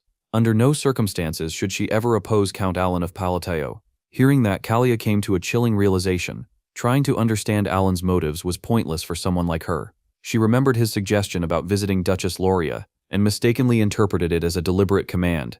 In her mind, she had unknowingly become another pawn in his grand scheme. 5 months later, nearly 2 years after the 5 great sins left the orphanage, one day Alan casually asked Evan if there was any new information. He secretly hoped it would be news about the children. Unfortunately, the update Evan had was about something else entirely. According to recent reports, Zenonia County and the Altia Dukedom had formed an alliance. Hearing that nearly made Alan choke on his drink. Those two territories were the biggest players in the underworld. If they joined forces, the balance of power across the Asteria Kingdom could easily collapse.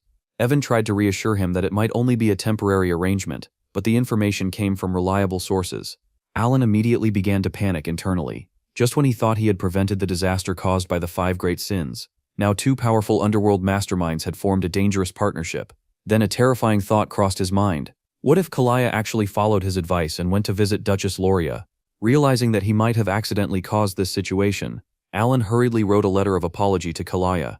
In the letter, he explained that he sometimes sounded rude simply because he struggled with social communication. After finishing the letter, Alan handed it to Evan, asking him to send it through the mercenary guild. Evan nodded and promised to deliver it, while also keeping an ear out for any news about the children. Alan then stared at the last letter he received from Yadaya, wondering how Radin and Seol Rang were doing.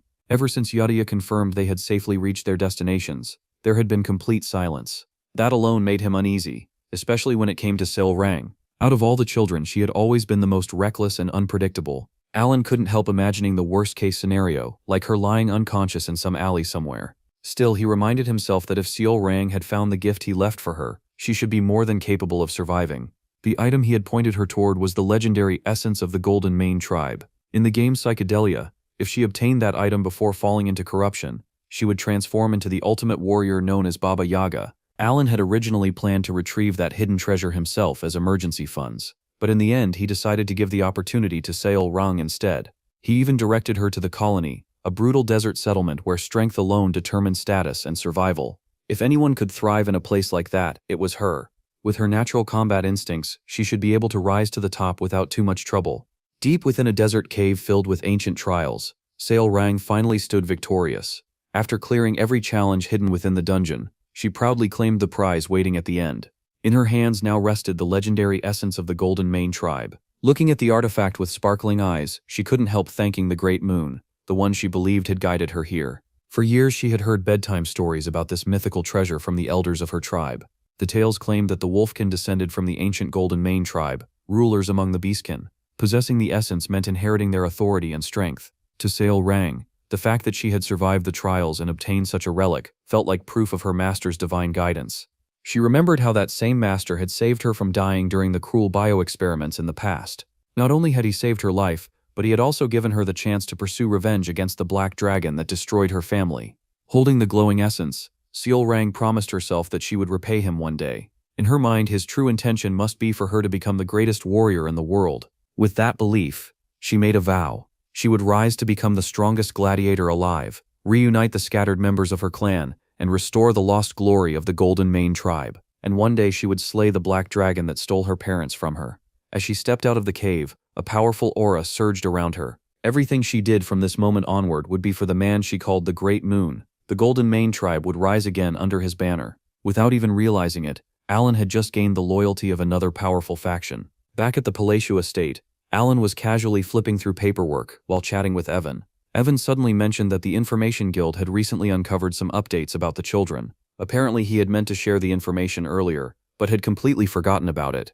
Evan explained that Seol Rang was doing incredibly well in the colony. In fact, she had already earned herself a reputation and a nickname, the Golden Flash. Hearing that name made Alan pause for a moment, feeling like he had heard it somewhere before. Even though he couldn't quite place it, he felt relieved knowing she was alive and thriving.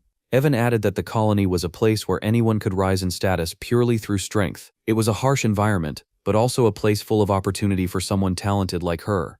Alan nodded, satisfied with the update. Then he asked about Radon, the sin of misophobia, who had been sent to Raxus, the entertainment city. Achan said the guild had gathered some information about him, but they were still verifying its accuracy. Alan immediately questioned why Evan seemed so relaxed about it. Evan looked confused, thinking he had already done everything he was supposed to do. But Alan reminded him there was something much more important they needed to prepare for. They were about to leave for the Magic Tower, and the journey would take at least a month. Evan stared at him in shock, insisting that Achan had never mentioned such a trip before. Achan blinked, wondering if he had really forgotten to say it. Evan simply sighed, already used to these sudden decisions. Evan pointed out that reaching the Green Magic Tower would only take about a week, but Alan corrected him, explaining that they were actually heading to the Blue Magic Tower near the Labyrinth City, which was much farther away. Realizing the scale of the trip, Evan reluctantly agreed to start preparing immediately.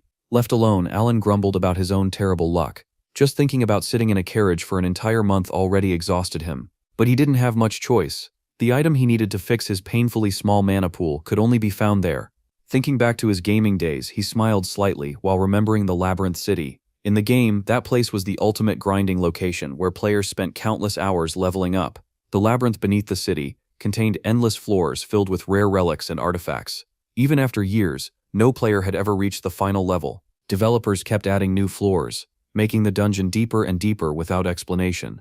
Some players even used cheat codes to reach floor 150, only to discover the labyrinth continued beyond that.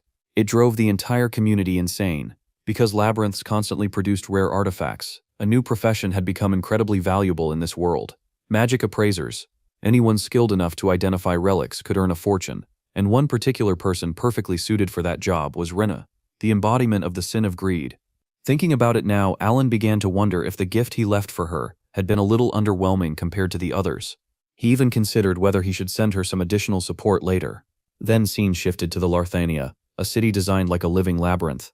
There's no single ruler governing the place, making it a haven for explorers, mercenaries, and opportunists looking to strike it rich. Hidden among the busy markets in the southern district sits a small appraisal shop called Murdigan. Despite being tucked away in a quiet corner, the shop has gained quite a reputation among nobles and high-rank explorers. One of its regular customers is even the Lord of Larthania, a noble known for his rather peculiar beard. Running the shop behind a mask is none other than Rene, the embodiment of greed. At the moment she has just finished examining a magical relic for the Lord of Larthania. The item is a small artifact capable of producing flames through mana consumption.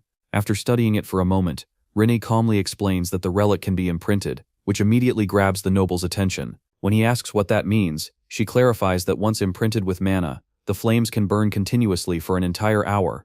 The noble is delighted by the improvement. After the customers leave, Rene quietly removes her mask and picks up a strange device resting on her desk. With a small smile, she notes that this item can also be imprinted. In truth, the secret behind her shop's sudden fame lies entirely in this mysterious artifact. While Alan believed it was nothing more than a tool that could appraise relics, the artifact held a hidden ability, known as the Eye of Stalker. It could not only analyze magical items, but also enhance them through imprinting. To Rindai, this discovery felt like proof of her master's foresight. She remembered how confused she had been when Alan first suggested she become a magic appraiser in Larthania. At the time, she couldn't understand how working in a merchant city would help them fight the dark forces that threaten the world. But the moment she unlocked the Eye of Stalker's true ability, everything suddenly made sense in her mind. Clearly, their great master had planned all of this from the beginning. Rin had been born with access to the ancient library, a mysterious inheritance that granted her knowledge of countless forgotten relics. Yet even within that vast archive, there was no record of an item like the Eye of Stalker. When she finally broke its seal, its true function revealed itself. The artifact could accept sacrifices from other relics and convert them into imprinting power. To fully awaken the Eye of Stalker, it required 500 unique relic sacrifices. Only high-tier artifacts would be accepted, making the process extremely difficult. If she tried offering a low-quality item, all her progress would reset instantly. Because of that strict requirement, Rini had to carefully appraise each relic before deciding whether to sacrifice it. So far she had already offered 248 relics. With a mischievous grin, she whispered that only 252 more were needed to unlock the artifact's full potential. Hugging the Eye of Stalker against her chest, she proudly declared that their master must have chosen her for this mission because she alone possessed the knowledge of the ancient library. In her mind, everything she was doing was part of the Great Moon's grand design. It was clear that Utia might not be the only devoted follower anymore. Rin was quickly becoming just as obsessive. 3 weeks later, Alan finally arrived at the towering structure known as the Blue Magic Tower. The massive building was an impressive sight, radiating authority and magical power. As soon as he stepped inside, he was greeted by the tower's vice master. Without any formal greeting, she bluntly told him to either state his business or leave immediately. Her rude attitude caught Alan completely off guard. As he looked at her more closely, however, he suddenly realized why she seemed familiar. Fenia Chrysin was a key character from the original Psychedelia storyline. At this point in time, she was still the Vice Tower Master, but in the future she would become the Tower's Master after reaching the legendary 8th Circle of Magic by the age of 20. Magic towers in this world were far more than academic institutions.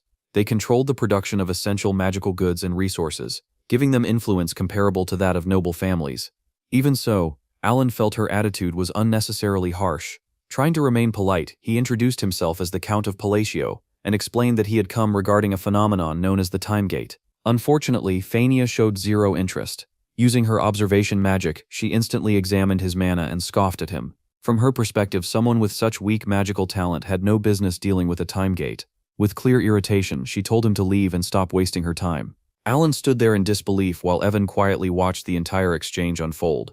Despite being brushed off repeatedly, Alan insisted he was serious and asked her to simply show him where the time gate was located. Fenia crossed her arms and coldly replied that countless people had already come claiming they could solve the problem. Every single one of them had failed. She then added that she understood why someone like Alan might want to perform a heroic act. After all, rumors were spreading that he had only become Count because his siblings conveniently died. Suddenly her mana surged through the room, as she warned him not to act so arrogantly inside a magic tower. Alan stood there completely stunned, wondering who on earth had been spreading those rumors about him. What surprised him even more was how well-informed Fenia Chrysin seemed to be about events outside the Blue Magic Tower. For someone who looked like a strict workaholic mage, her awareness of political gossip was honestly a bit intimidating.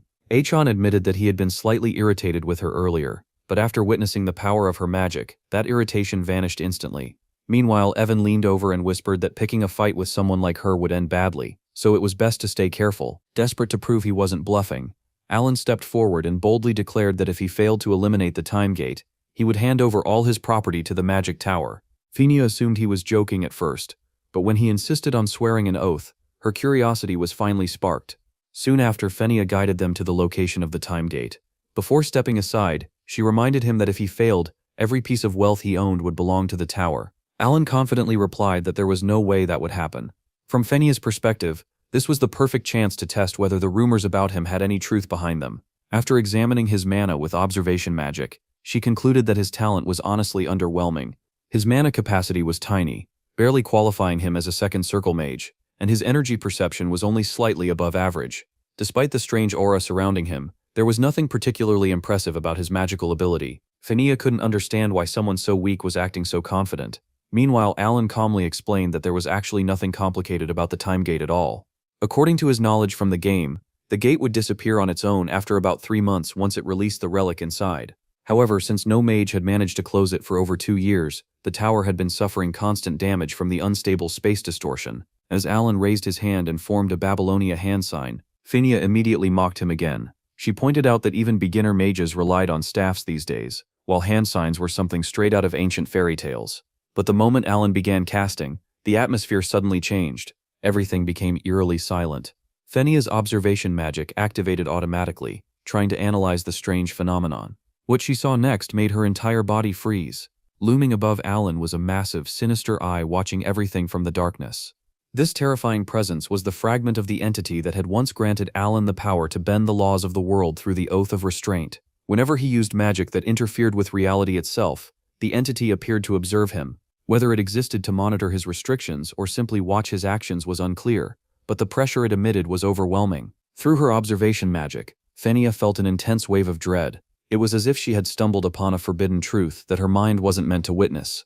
Even without words, the message was clear. Enlightenment could become poison if she looked too deeply. Suddenly, a massive hand appeared within the vision, declaring an absolute silent zone and warning her not to move.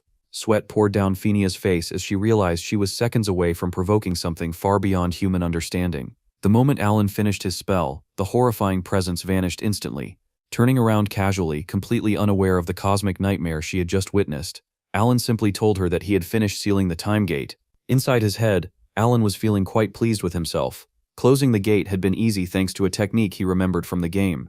Afterward, he approached the center of the rift and retrieved the relic that had emerged from it. A black bracelet almost identical in color to his ring of restraint. Looking at Fenia's shocked expression, Alan began to panic slightly. He worried that she might have realized he used some kind of weird trick or glitch to close the gate. But Fenia, who was still recovering from witnessing a cosmic entity, quickly promised that she would never tell anyone about what she saw. Alan immediately assumed she meant the time gate incident. Thinking his bluff had worked perfectly, he thanked her and asked her to keep quiet about it. Fenia nodded rapidly, believing she was protecting the secret identity of a terrifying being who could bend reality itself. The misunderstanding between them was absolutely perfect. Before Alan could leave, Fenia nervously offered him several mana potions as compensation for her earlier rudeness. When he realized that a single potion crafted by the Vice Tower Master was worth nearly the same as his entire mansion, he froze in shock. Fenia misread his reaction completely and assumed he was angry with her. Panicking again, she insisted on forming a mana oath to prove she would keep his secret forever. Without waiting for his response, she performed the ritual herself. Chains of mana wrapped around both of them, forming a binding contract that would cost her life if she ever broke the oath. Alan was too confused to even protest. Deciding it was too troublesome to correct the misunderstanding, he simply accepted the situation. Just like that, he walked away with the relic he wanted, 5 extremely expensive mana potions, and a life-binding oath from the Vice Master of the Blue Magic Tower. Later, while riding back in the carriage, Evan asked about the bracelet Alan had taken from the time gate. To Evan it looked rather rough and unimpressive considering the effort required to obtain it. Alan admitted he wasn't completely sure about its value, but he knew it was extremely useful. The relic was called the Mark of the Corrupted, a bracelet capable of absorbing mana from the surrounding air and storing it within its gemstones. Although it couldn't hold enormous amounts of mana, it still stored far more energy than Alan's tiny mana pool could produce. Realizing that a support item had more mana than he did, instantly ruined his good mood. Still, he tried to cheer himself up by reminding himself that the bracelet was meant for exploration and self-defense, not direct combat. As Evan watched him muttering to himself, he couldn't help wondering what exactly was going on in his master's head. Meanwhile, Alan continued thinking about Fania's strange reaction. She had suddenly become extremely polite and even escorted him out personally. He had tried explaining that he was only a second circle mage, but she simply responded as if she already knew. Remembering how Lady Kalia and Viankle had reacted the same way before, Alan began to feel slightly uneasy. He had no idea why powerful mages behaved so strangely around him. Eventually, he decided not to worry about it. After all, the chances of meeting those people again were probably low. Looking outside at the peaceful weather, Alan stretched comfortably in the carriage and decided to simply enjoy the quiet day ahead. The scene then shifts to the Altia estate, where our girl Loria looks as elegant as ever. She was enjoying tea with Lady Kalia, who also appears unusually cheerful today. Kalia mentions how happy she is to see Loria, and it becomes clear that over the years these two have grown surprisingly close. Loria admits that she feels comfortable around Kalia because when they're together, they don't have to worry about status, rank, or political power. Hearing that, Kalia quietly thanks Alan Palaya, saying his insight continues to amaze her even now. Kalia starts reminiscing about the day Alan suggested she visit the Duchess of Altia, and she begins praising his foresight. According to her, the moment she followed that advice and met Loria, everything suddenly became clear. Both women realized they had already been influenced by Achan's actions long before they even met each other. So naturally, they concluded that forming an alliance between the Zenonia County and the Altia Dukedom must have been part of his grand design. They convinced themselves that competing with each other would be pointless in the presence of someone as powerful as Alan. Because of that logic, the Zenonia and Altia families quickly became allies rather than rivals. Returning to the present, Loria asks why Kalia suddenly came to visit when their usual meeting isn't until next month. Kalia explains that she recently received a letter from Alan, and the way it was delivered so discreetly only proved how secretive the message must be. As Loria reads it carefully, it's obvious that the letter is nothing more than a simple apology for his awkward behavior. In the letter, Alan casually mentions that he doesn't have many noble friends, but Kalia twists those words into something entirely different. She insists that such a simple sentence must be a hidden signal. Loria, instead of questioning it, nods seriously as if the logic makes perfect sense. Kalia explains that she came to Loria specifically so they could decode Alan's true intention together. They begin analyzing the current political landscape, starting with Baron Kania, who supports the aristocratic faction. Then there's Marquis Malentino, a major figure among the royalists. Viscount Valanda is also aligned with the royal faction, while Duke Paldeon stands as one of the strongest figures supporting the aristocrats. Looking back at the nobles Alan actually spoke with during the ball, they notice none of those major political players were involved. From that observation, they draw a dramatic conclusion. Alan must dislike both the aristocratic faction and the royalist faction entirely. In other words, they believe Alan's letter is hinting at removing the current noble powers altogether. Loria insists that when interpreting Alan's orders, they must apply common sense, and Kalia agrees, only for both of them to completely abandon common sense immediately afterward. After some extremely confident speculation, the two women conclude that Alan intends to purge the current nobility and rebuild a completely new political order. To them, this must be the reason he placed Loria in the position of Duchess of Altia in the first place. They become convinced that their alliance is meant to prepare the groundwork for this massive operation. And just like that, Alan unknowingly starts what might become a full noble purge, all because of a simple apology letter. Meanwhile, the man responsible for all this chaos is completely unaware of what's happening. Alan is casually camping outside with Evan, happily eating a roasted sweet potato. As Evan hands him some water, Alan starts complaining that he just wants to go back home already. In his mind, nothing particularly dramatic has happened recently. The only thing he's thinking about now is whether Utia has received the letter he sent her. And just like that, the story finally shifts back to Utia again, after what feels like forever, since we last saw her. Honestly, it seems even the artist knew it had been too long, because her reappearance looks absolutely stunning, like a perfect surprise gift for the audience. Meanwhile, back at the Blue Magic Tower, the Tower Master Salim Macardo finally notices something strange. The time gate that had been causing chaos in the tower has completely vanished. Turning toward Fenia Kryzin, who looks unusually exhausted, he asks if something happened while he was away. Fenia calmly replies that she has completed all the tasks he assigned before leaving. Her unusually quiet attitude immediately catches Salim off guard. Normally Fenia would be complaining or teasing him non-stop, so seeing her this drained is unsettling. As Salim thinks back, he remembers how she became the Vice Tower Master at such a young age thanks to her incredible magical talent. But along with that talent came a sky-high arrogance and a carefree personality that constantly bullied her peers. Compared to other mages her age, she was basically a genius. There was even a time she made a rookie mage cry 77 times in a row, which honestly crossed the line from teasing into straight bullying. Salim admits to himself that he never really tried to fix her twisted personality. Her magical ability was simply too valuable to discipline harshly. He believed that once she eventually reached the 7th circle, she would realize how small her achievements were in the grand scale of magic, and naturally become more humble. But seeing her like this now makes him uneasy. Someone powerful enough to crush Fania's arrogance must be an extraordinary mage. Trying to ease the tension, Salim casually mentions that his trip to the north felt longer than expected. He asks again if anything unusual happened while he was gone. Fania stares at him with a defeated expression before finally answering. She reveals that Count Palapsiu was the one who sealed the time gate. However, because of the mana oath she made with him, she cannot explain exactly how he did it. She simply states that the job is done, and there is nothing more to say. Even with such little information, Salim quickly starts connecting the dots. If Fania was humbled like this, then the magic involved must have been something beyond ordinary spells. The only explanation that comes to his mind is origin magic. Seeing Fania trembling, Salim gently runs his fingers through her hair in an attempt to comfort her. Normally she would smack his hand away immediately, but this time she doesn't even react. That alone proves how shaken she truly is. To Salim, this whole situation has suddenly become extremely interesting. He quietly decides that he will definitely need to pay a visit to Count Alan Palacio soon. Meanwhile, our completely clueless protagonist is living his peaceful life as usual. About a month has passed since he returned from the Blue Magic Tower, meaning nearly 2 months have gone by since the entire incident. Achan is currently practicing magic outside his estate. Ever since obtaining the Mark of the Corrupted, he has been taking his magic research far more seriously. Now that he can use magic multiple times per day instead of just once, his experiments have accelerated dramatically. Through constant practice, he has discovered several important rules about magic phrases. Watching all this, Evan comments that Alan's magic seems to be getting stronger every day. Alan simply sighs in response.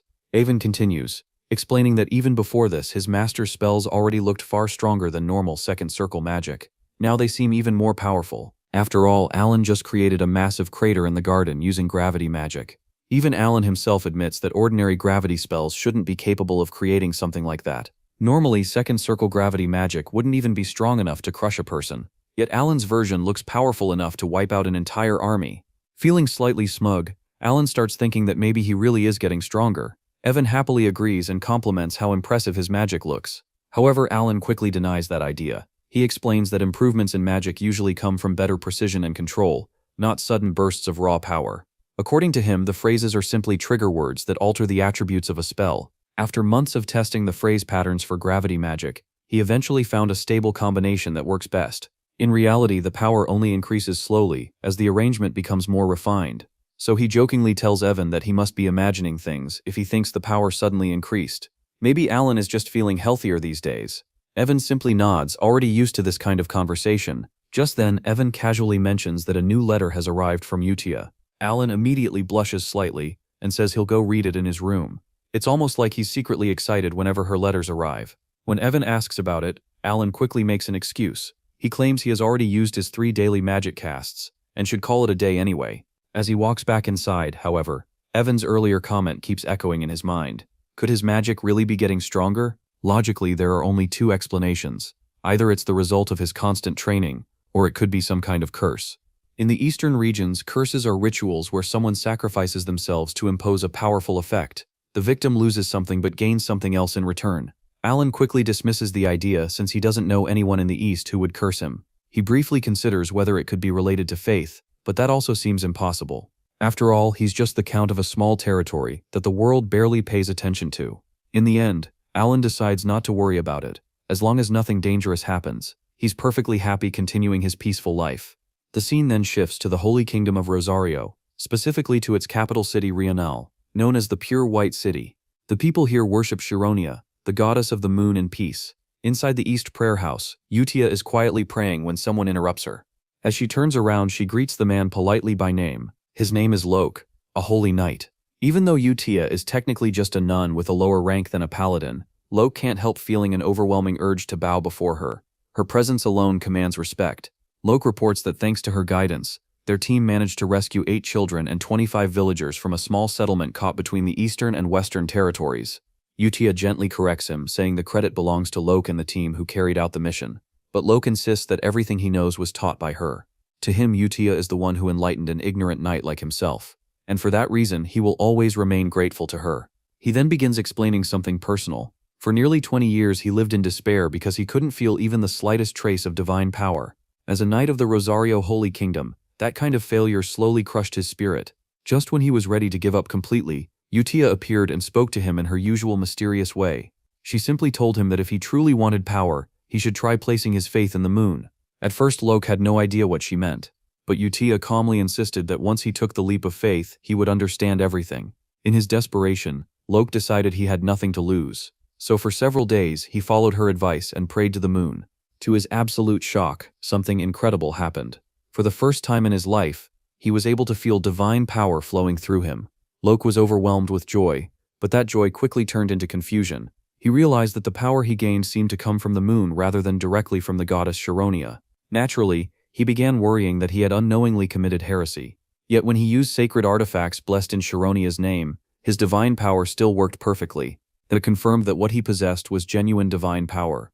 Unable to understand what was happening, he went straight back to Utia and asked why she had told him to believe in the moon instead of the goddess.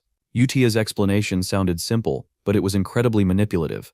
She told him that faith begins as an invisible belief, and such beliefs take time to manifest. Because of that, it's easier for people to focus their faith on something they can see every night. The moon, being a constant presence in the sky, was the perfect object for that belief. Of course, what Utia really meant by the moon wasn't the celestial body at all. She was secretly referring to Alan Palatio, their mysterious master. Since she couldn't openly use his name or create a symbol representing him, she cleverly used the moon as a substitute. Loken completely accepted this explanation. He even convinced himself that there was no contradiction. After all, the goddess Sharonia is known as the goddess of the moon and peace. If Sharonia governs the moon, then praying to the moon shouldn't be considered heresy. With that reasoning, Lok promised he would continue placing his faith in the moon with all his heart. With a deep bow, he sincerely thanked Utia for guiding him. Returning to the present moment, Utia smiles gently and suggests that if he truly wishes to express gratitude, they should pray together. Lok eagerly agrees without hesitation. According to him, he's willing to pray as many times as necessary. Utia then mentions that his timing is perfect because many believers have already gathered for prayer today. That's when the full picture becomes clear. Utia has quietly gathered an entire congregation around her teachings. Moving gracefully to the center, she raises her hands and invites everyone to begin praying to the great moon. At this moment she is formally introduced again as Sister Utia of the Rosario Holy Kingdom. Yet in reality she is slowly building something far more dangerous. She is creating an entirely new faith centered around Alan Palatio, without him even realizing it. Back at the Palato estate, Alan spends another peaceful day sitting at his desk. He's going through the pile of letters that Evan brought earlier. After reading them, he sighs slightly. Once again, Utia's letter mostly talks about everyday life. The good news is that all the other children, the 5 great sins, seem to be doing well. But strangely, Alan still feels a bit disappointed. Even though he helped raise them, the only one who consistently writes to him is Utia. From his perspective, it feels like the others have completely forgotten about him. Trying to comfort himself, Alan reminds himself that his original goal was accomplished. The 5 great sins are walking better paths instead of destroying the world like in the game. That alone should be enough to make him satisfied. Still, a small part of him feels strangely lonely. Just as he's lost in thought, Evan suddenly speaks up and asks if he's busy.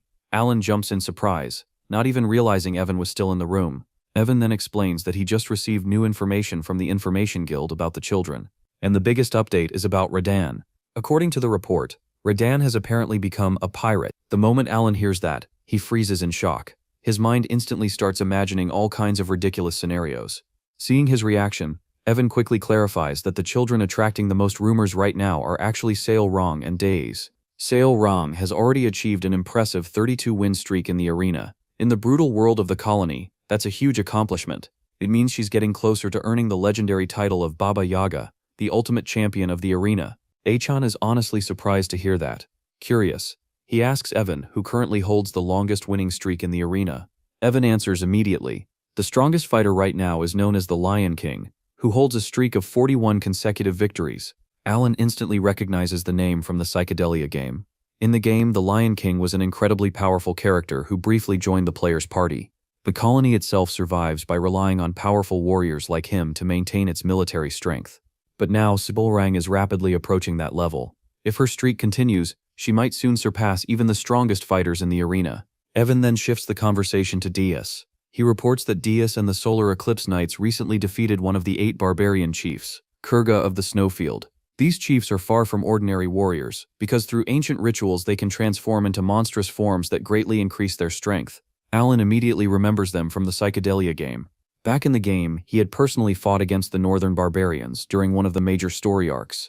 The conflict eventually led to a battle against their god, Ultulrus. Just remembering those fights makes Achan uneasy. However, he quickly reassures himself that the situation is different now. In the original story, Ultulrus only appears after the 5 great sins awaken and unite, which Alan has already prevented. Feeling reassured, Alan concludes that Dachan is doing perfectly fine on his own. In fact, he proudly tells Evan that he probably doesn't need to worry about Dachan anymore. Evan agrees and adds another impressive detail. With this latest victory, Diaz is now being compared to Reinhardt, the legendary first sword of the kingdom. Hearing that name surprises Alan a little. Alan can't help feeling a bit regretful. Part of him wonders if he should have gone to meet DS after all. Next, Evan gives an update about Rinna, the sin of greed.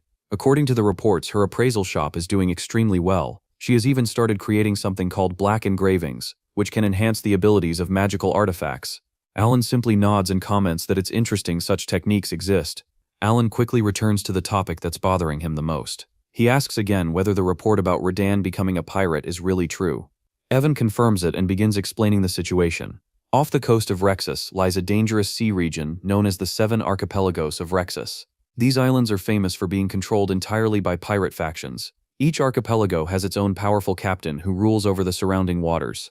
According to the latest information, Radan has somehow become the captain of the first archipelago, which is the largest and most powerful pirate territory. Instead of being impressed, Alan immediately panics. Becoming a pirate sounds like the worst possible outcome to him. In his mind, pirates are basically criminals who live outside the law. Alan remembers a story from the Psychedelia game community. A player once complained that despite spending years supporting a character, that character eventually became a pirate in the game's storyline. Holding his head in frustration, he insists that he never sent Radan to Rexus to become a pirate. His plan had been completely different. Radan is one of the rare sea godkin, meaning he has exceptional abilities in the ocean. He can sense enemies underwater and move through the sea with incredible speed. Because of those talents, Alan originally wanted him to become a treasure hunter. The ocean near Rexus is famous for hiding ancient relics and forgotten treasures from older eras. Evan tries to cheer Alan up with his usual teasing tone. He points out that Radan didn't just become any pirate. He became the leader of a legendary pirate crew, and now rules the largest island among the archipelagos. In other words, Radan has essentially become the lord of a pirate kingdom. When Alan hears it explained like that, he reluctantly admits that it doesn't sound quite as bad. Even so, he still finds the situation confusing.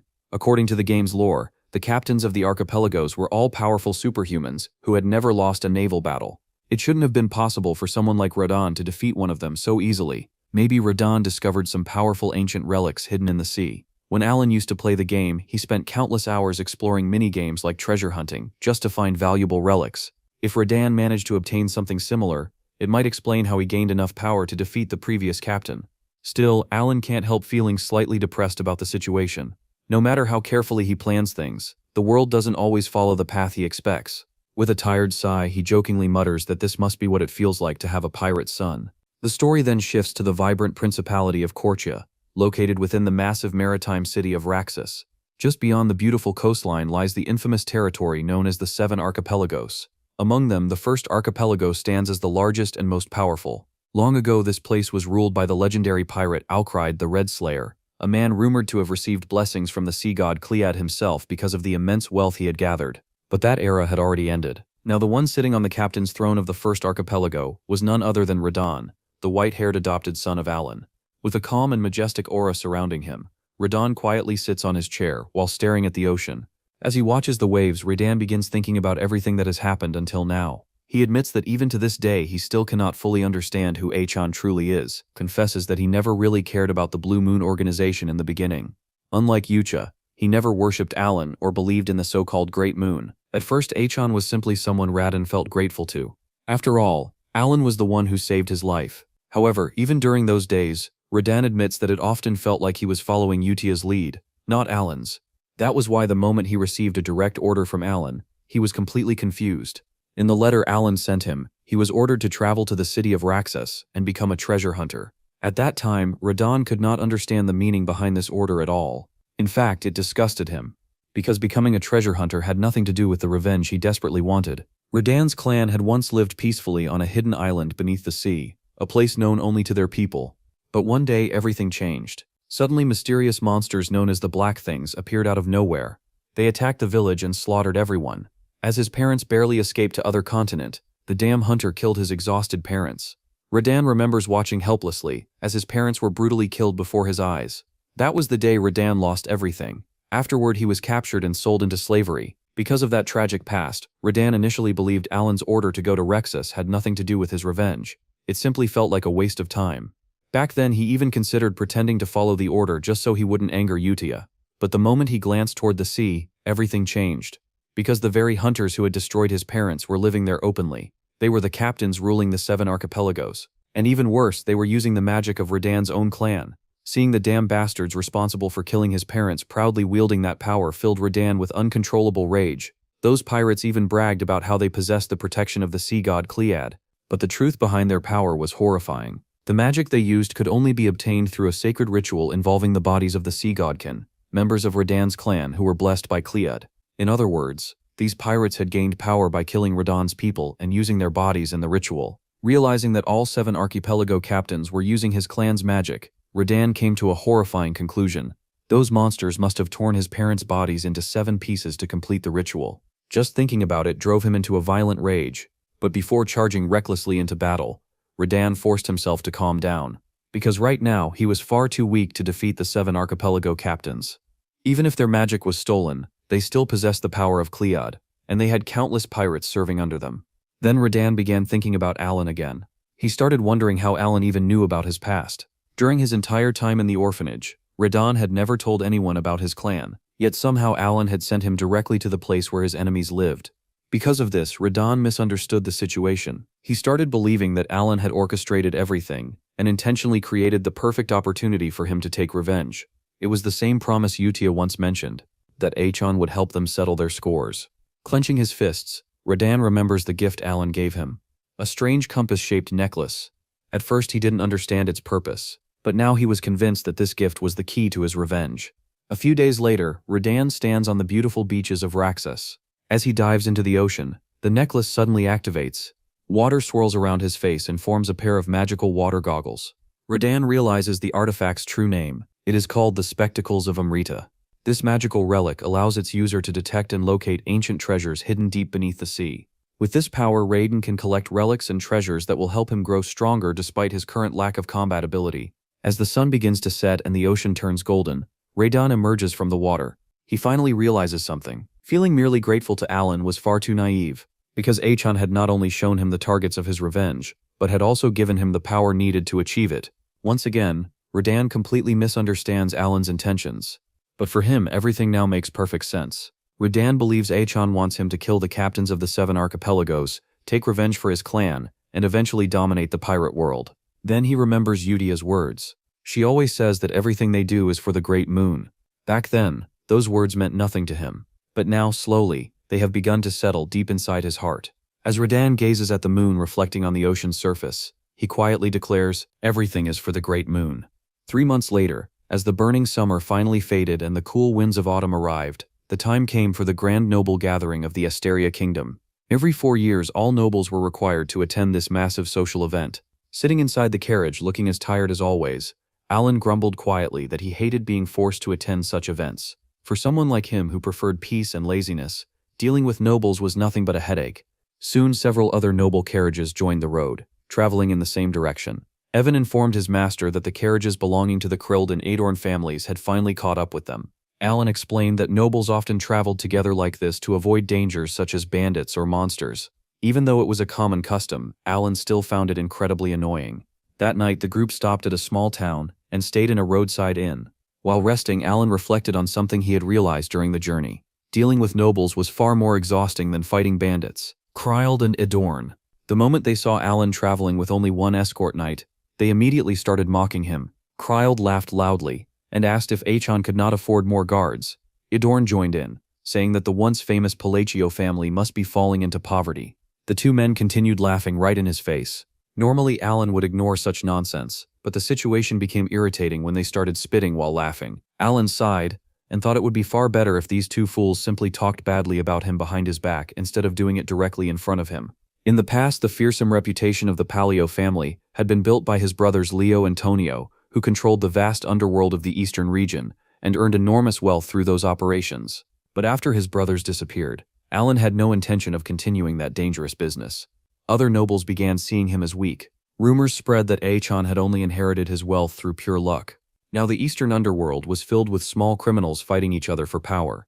As a result, many nobles believed Achan had gone from being a mastermind of the kingdom to nothing more than a lucky and useless noble. That was exactly why Kreld and Adorn felt comfortable insulting him openly. Achan even noticed that both of them were much older than he was, which made their childish behavior even more ridiculous. While listening to their insults, Alan suddenly realized something. These two men might actually have a personal grudge against his family. After all, in the past, Kreld and Edorn had practically been errand boys for Leo and Tonio. His brothers had humiliated them countless times. Now that Leo and Tonio were gone, they were simply taking out their frustrations on Alan. Thinking about it made Alan pout slightly. It felt incredibly unfair. After all, he was not the one who bullied them. At that moment, Evan returned from the kitchen carrying some freshly roasted corn. Achan looked a little surprised to see that the two nobles were still arguing. Alan asked where he had been. Evan calmly replied that he had simply gone to grab some snacks. The roasted corn smelled amazing, and even Alan could not help admitting that it looked delicious. As they started eating the corn, Alan commented that staple crops like this were truly a blessing, especially on cold evenings like this. Meanwhile, Kreld and Edorn continued mocking each other loudly in the background like they were in some kind of ridiculous rap battle. Alan joked that their insults were starting to sound like diss tracks. Instead of getting angry, he simply ignored them and continued enjoying the corn. Far away in the frozen northern lands, a completely different scene was unfolding. The endless snowfields were covered in corpses. These were the bodies of barbarian warriors. Among them lay a heavily wounded man who had lost an arm and an eye. This man was Great Klekon, one of the 8 barbarian chiefs. Even while dying, Klekon cursed the Knights of Caliburn, shouting that they knew nothing about true honor. For barbarians, dying in battle was the greatest glory. But the Caliburn Knights, led by Deus, had deceived them. They had promised a fair duel but instead attacked from behind. As Klekon lay dying in the snow, he worried about the fate of the other chiefs, especially Kurga of the snowfield. Around him the ground was covered with threads of magic. This was the signature magic of Deus. With tears of blood running down his face, Klekon apologized to Kurga for dying such a disgraceful death. Suddenly a mysterious voice echoed in his mind. The voice told him to speak the sacred name, to call upon the name of their god. Summoning the last of his strength, Klekon forced himself to stand and shouted the name of the barbarian god, Ulturus. The moment the name was spoken, a terrifying power descended. The god Ulturus awakened and promised to grant vengeance to his people. Meanwhile, back on the road, Alan's awkward journey toward the noble gathering continued. Even as other noble families joined their convoy, Kreld and Adorn kept throwing insults at him, but Achan remained completely calm. He even thought that ignoring their insults was a skill he had learned from playing games. Nearby, Evan had started fishing while his master rested. Both of them remained as relaxed as ever, acting as if the insults around them meant nothing at all. The convoy eventually decided to set up camp for the night. The two of them quietly enjoyed their meal, completely ignoring the two nobles who had been mocking them earlier. Of course, being ignored only made Kreld and Edorn even more irritated. In their eyes, Alan's calm attitude looked like arrogance. The two nobles stepped away to whisper to each other. One of them quietly asked about the escort troops from the other noble families. The mustached noble replied that he had already checked using a magical artifact. Every noble family had brought at least 5 escort knights. Everyone except Alan. To them, the idea that someone would travel with only a single knight was laughable. They began mocking him again, wondering how someone so careless could dare sit among the other nobles. In their minds, Alan was nothing more than a lucky fool who had inherited wealth without any real power. While they were whispering, the two nobles started imagining their future plans. They believed that once the Palladio family's influence disappeared, they could finally seize control of the eastern underworld themselves. For years they had lived under the shadow of the Pallatio family, constantly pushed around by Leo and Tonio, but now that those brothers were gone, they believed their chance had finally arrived. Laughing quietly, they dreamed about the wealth and power waiting for them once they took control of the underworld. Just as they were celebrating their imaginary victory, a sudden rustling sound came from the bushes nearby. At first they assumed it was just some small animal, but when they looked closer, the sight in front of them made both men scream in absolute terror. Their screams immediately alerted the escort knights guarding the camp. The knights rushed toward the noise while mages prepared spells to illuminate the forest. One young mage quickly cast a light spell into the sky. Beams of light spread through the darkness, revealing the terrifying truth hidden among the trees. A massive horde of goblins. At first, some knights sighed in relief. Goblins were usually weak monsters that appeared in forests all across the continent. Dealing with them normally wasn't difficult, but as the mages brightened their spells and more of the forest became visible, that relief quickly disappeared. These goblins were different. Their bodies were covered with strange purple crystals, and their movements were far more aggressive than normal goblins. One of the knights shouted that these creatures possessed mana, something ordinary goblins rarely had. Before the knights could fully organize themselves, the goblins attacked. The creatures leaped from the darkness with terrifying speed. Panic began spreading through the escort group as the goblins continued charging forward. Then suddenly, the ground shook. A massive wall of earth rose from the ground, blocking the goblins' advance. Several monsters slammed into the wall and died instantly from the impact. Before the rest could react, a powerful gravity field appeared around them, trapping dozens of goblins in place. The escort knights stared in shock. One mage immediately recognized the spells. The wall was a third circle spell, Rock Wall, while the gravitational field was a second circle spell, Gravity Shield. But something was strange. The spells were far stronger than what those circles should normally produce. That's when they saw him. Standing calmly at the front of the battlefield was Alan. Without hesitation, he continued chanting. First came the phrase enhancement, strengthening the spell's structure, then compression, as his hands formed precise Babylonia hand signs. The massive gravity sphere began shrinking, pulling the trapped goblins closer together. The sphere floated upward into the sky as its pressure intensified. Then Alan calmly spoke another phrase, vacuum. The gravitational pressure increased dramatically. Finally, he performed one last hand sign and quietly spoke the final command. Return to origins. The sphere collapsed inward. A terrifying explosion of force crushed every goblin trapped inside it. Bodies rained from the sky as the spell finished. The escort knights stood frozen in disbelief, watching the aftermath of the overwhelming magic. Even Kryld and Edorn were completely speechless. But the battle wasn't over yet. A few surviving goblins still charged toward Alan. Looking back at the stunned knights, he calmly shouted for them to start fighting instead of staring. Snapping out of their shock, the knights joined the battle. The fight continued throughout the entire night. Alan kept using his magic to eliminate groups of goblins while Evan guarded him from surprise attacks with his sword. Together with the escort knights, they slowly wiped out the remaining monsters. By the time morning arrived, the forest floor was covered with goblin corpses. The exhausted nobles and knights finally stepped out from their hiding places. Many of them stared at Alan with disbelief. He had fought throughout the entire night without showing any fatigue. But behind that calm expression, Alan was actually panicking. Looking down at the bracelet on his wrist, he realized something troubling. The Mark of the Corrupted had completely drained its stored mana during the battle. Without it, his own tiny mana pool had run out long ago. For a moment, he had truly been fighting with almost no magic left. Evan approached him, asking if he had been injured. Alan quickly reassured him that he was fine, though the tension in his face said otherwise. The feeling of running out of mana during battle had terrified him. To Achan, that moment meant he had been completely defenseless. Trying to calm himself, he convinced himself that traveling with the noble convoy had been the right decision. If it had been just him and Evan facing that horde alone, things could have gone very badly. But as he examined one of the purple crystals left on the goblins' bodies, his expression suddenly changed. The crystals were amethyst, and that meant something very bad. Alan quietly explained that this was a sign of divine descent, a phenomenon that occurs when an outer god begins to descend into the world. Monsters affected by it become far more powerful, their bodies enhanced far beyond normal limits. The specific god connected to these creatures was the barbarian god, Ulterus. This realization left Alan deeply confused. According to the original story, such events were only supposed to happen after the 5 great sins awakened, and the world's balance collapsed. But that hadn't happened. The sins were still living normal lives, yet the signs of the outer gods were already appearing. Alan felt a growing headache coming on. Something in this world had clearly started going terribly wrong, and now he needed to find out what it was as quickly as possible. Meanwhile, the 2 fools who had been planning to mess with our boy were now completely terrified after witnessing his power. The next day, Alan finally arrived at the Dockal House of Rotegre, a gigantic mansion that looked more like a royal palace than a noble estate. After everything they had been through during the journey, they had finally reached the long-awaited grand noble gathering. Evan, who was already used to his master's constant whining, simply pushed him forward and told him to stop being dramatic. The interior of Duke Roachgray's residence was absolutely breathtaking. The entire place glittered like a treasure vault, with decorations that looked as if they were forged from pure gold. Even Alan, who normally didn't care about luxury, couldn't help staring around in amazement. Evan leaned closer to inspect one of the glasses. He joked that Duke Roachgray was clearly showing off his ridiculous wealth. He even suggested that they could probably sneak a few glasses into their pockets. Alan ignored the suggestion, but had to admit the place was absurdly luxurious. Around them, nobles were chatting, laughing, and forming alliances like it was a battlefield of politics. Seeing everyone networking, Alan figured he should probably try mingling too.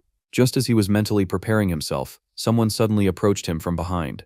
The moment Alan turned around, his mood immediately soured. Standing there were the two idiots who had been harassing him during the journey. The two nobles now looked extremely nervous.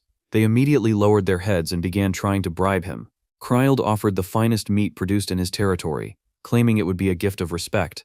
Meanwhile, Adorn opened a small chest filled with gold coins, asking if Alan would consider accepting financial support from his land. Alan could only stare at them in confusion, wondering why these two had suddenly changed their behavior. To Alan, their actions made absolutely no sense, but to Kryld and Adorn, his confused frown looked terrifying. His usual expressionless face already gave off the impression of a villain, and now they were convinced he was furious. At that moment we get a quick flashback to what happened after the goblin battle the previous night. When they witnessed Alan wiping out an entire horde with overwhelming magic, the two fools were completely stunned. They had never even realized that Alan was a mage. Watching him annihilate those goblins made them realize just how badly they had misjudged him. Naturally, they rushed to question one of the escort mages about what they had just witnessed.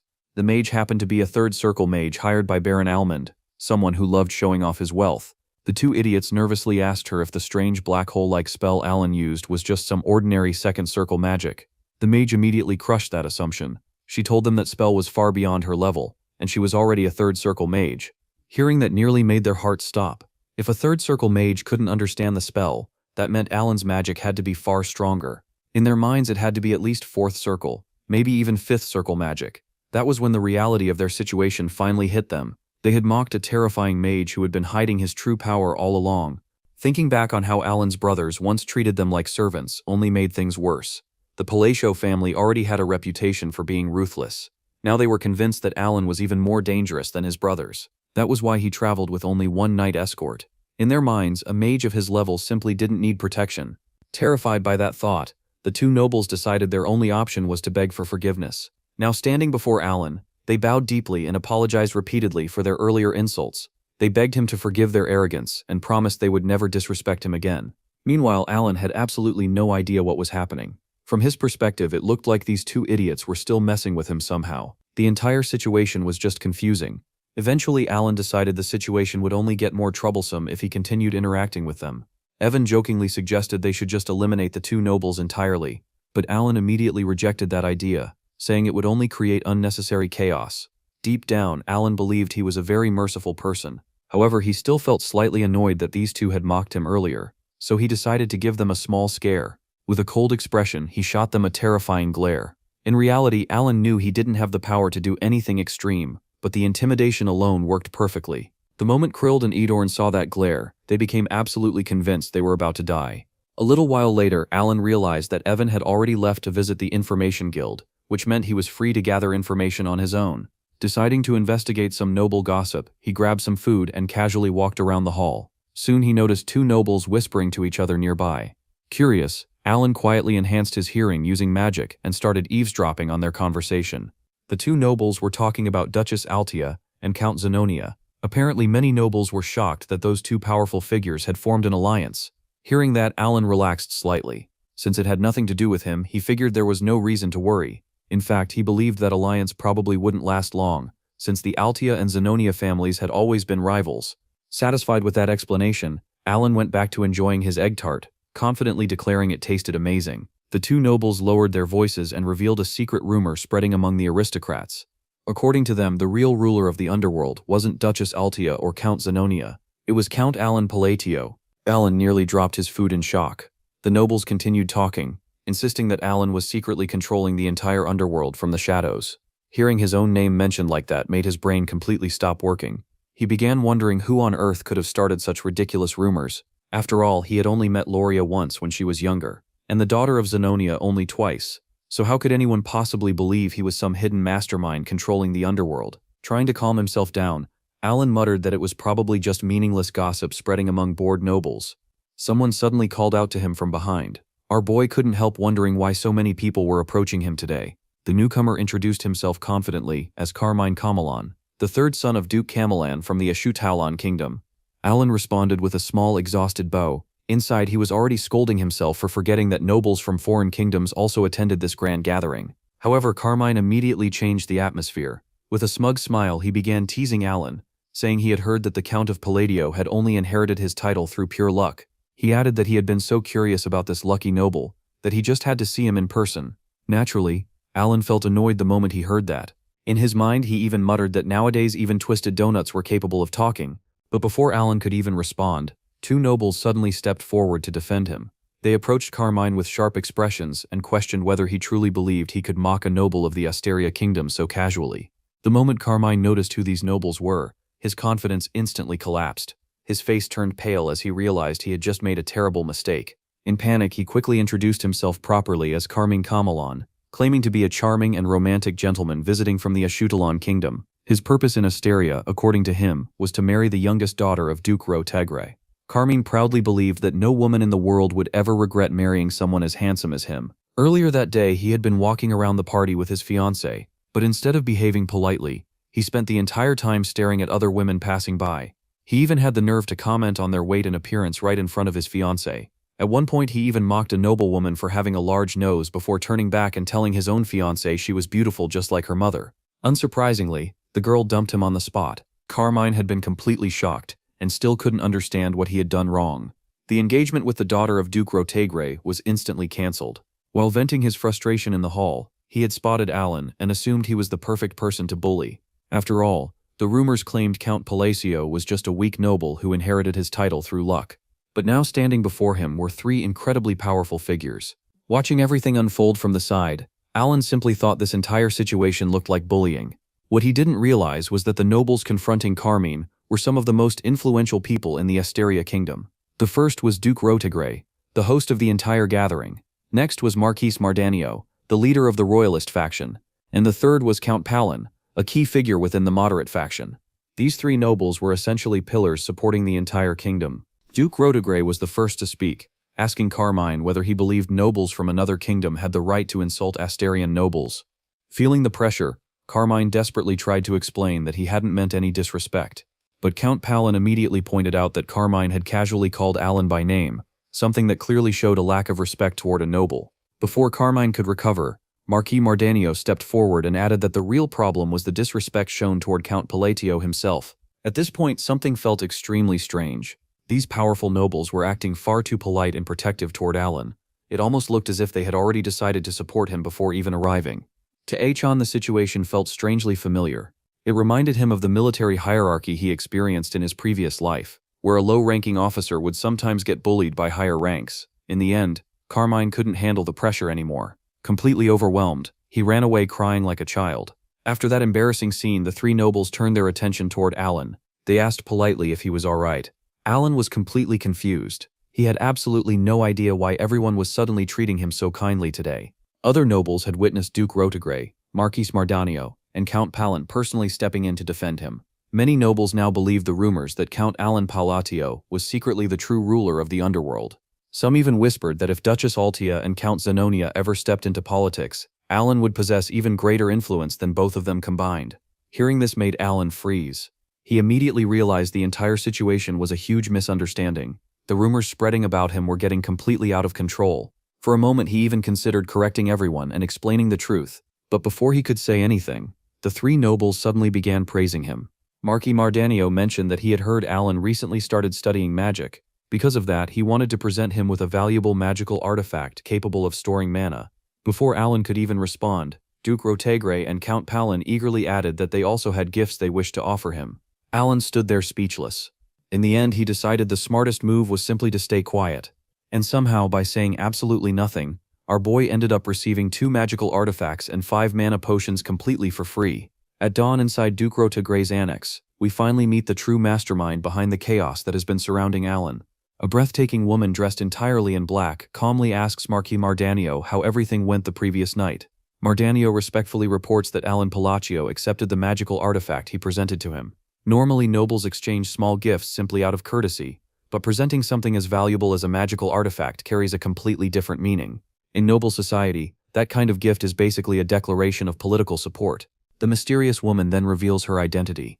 She is Loria, better known as Duchess Altia. With a satisfied smile, she welcomes Marquis Mardanio into their side, and declares that from this moment forward, they will all serve the same master. Loria then asks how the other nobles reacted. Mardanio explains that several nobles accepted the proposal. Mardanio reflects on how Loria, who rarely appears in noble society, suddenly showed up and secretly contacted specific nobles beforehand. To him it feels like she is playing a perfectly calculated game of cards. He decides that even if he might be misunderstanding the situation, it is still an opportunity he cannot afford to miss. Loria then calmly announces that the selection phase is complete. With a cold expression, she declares that it is finally time to begin the next move. Meanwhile, the banquet continues for several more days. By the fourth day, the nobles are still enjoying the endless festivities. Alan, however, is completely baffled by the situation. For some strange reason, random nobles have been approaching him every single day with gifts. From Alan's perspective, the explanation is simple. Because rumors are spreading that he is somehow connected to Duchess Altia and Count Zenonia, many nobles are trying to curry favor with him. With a mischievous grin, Alan quietly thinks this is an incredible opportunity. If things get too troublesome, he might just leave the gathering with a pile of free treasures. Just as he is enjoying that thought, someone suddenly calls his name. Achan jumps in surprise, only to see Evan standing there. Evan soon delivers some serious news. According to recent reports, an outer god has appeared in the northern region, which means barbarian territory. Hearing that instantly makes Alan tense. Evan explains that the Caliburn Knights are currently in chaos because of this event. The amethyst crystals they found on the goblins earlier appear to be directly connected to the divine descent of this outer god. Alan already suspected this, so instead of reacting in shock, he immediately asks Evan about the other lead he had been investigating. Evan reports that the person they were searching for has been located in a village in northern Ashutalon Kingdom, specifically Pakran village. The moment Alan hears this, his entire attitude changes. He declares that they will head there immediately before continuing toward Caliburn. Evan is surprised by how serious his master suddenly became and asks if he truly plans to travel north. Achan simply tells him there is no time to waste. As Evan leaves to prepare for the journey, Alan quietly reflects on the situation. Outer gods are catastrophic beings, comparable to the destructive power of the 5 deadly sins. Once a divine descent begins, it becomes extremely difficult to determine whether the arriving god is benevolent or hostile. That is why Alan wants information as quickly as possible. From his experience playing the game, he has seen hundreds of divine descent scenarios. Normally, an outer god takes several months after descending before fully awakening. During that unstable period, the god cannot yet wield its complete power, and that is the only opportunity to defeat it. Realizing this, Alan quickly writes a letter containing urgent instructions. A week later, the letter reaches Deus, the leader of the Caliburn Knights. When Deus reads the message, he is shocked to receive direct orders from Alan. Without hesitation, he immediately informs his knights that their strategy has changed. Instead of attacking the outer god immediately, they will wait 2 weeks. Meanwhile, Alan finally arrives at Pakran village in the Ashutalon Kingdom. There he meets the person he asked Evan to locate. Standing before him is a young boy with an almost unreal appearance. This boy is introduced as Elevan, the protagonist of the turn-based roguelike RPG, Psychedelia. As Alan looks at him, he instantly recognizes the resemblance to the character illustration from the game. Elevan is so beautiful that Alan can't even tell if he is looking at a boy or a girl. Without wasting time, Alan asks the boy if he knows who he is. Elevan simply smiles brightly and says he doesn't, but he likes welcoming travelers who visit their village.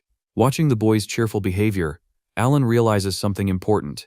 Even though this world is different from the game, the main character of Psychedelia is still exactly the same, and seeing the hero he once played in the game standing right in front of him feels incredibly surreal. Alan suddenly pulls out a pouch filled with gold coins and hands it directly to Elevan, leaving the boy completely stunned.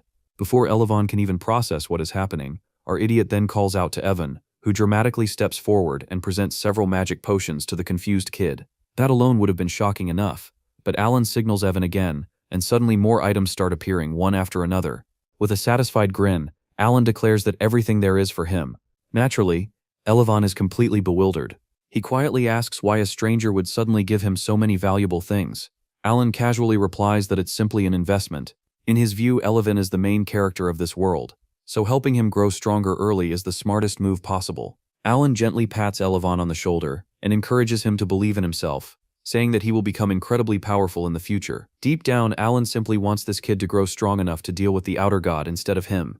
In other words, he's investing now so his future survival chances improve. Satisfied with his plan, Alan prepares to leave looking cool and mysterious.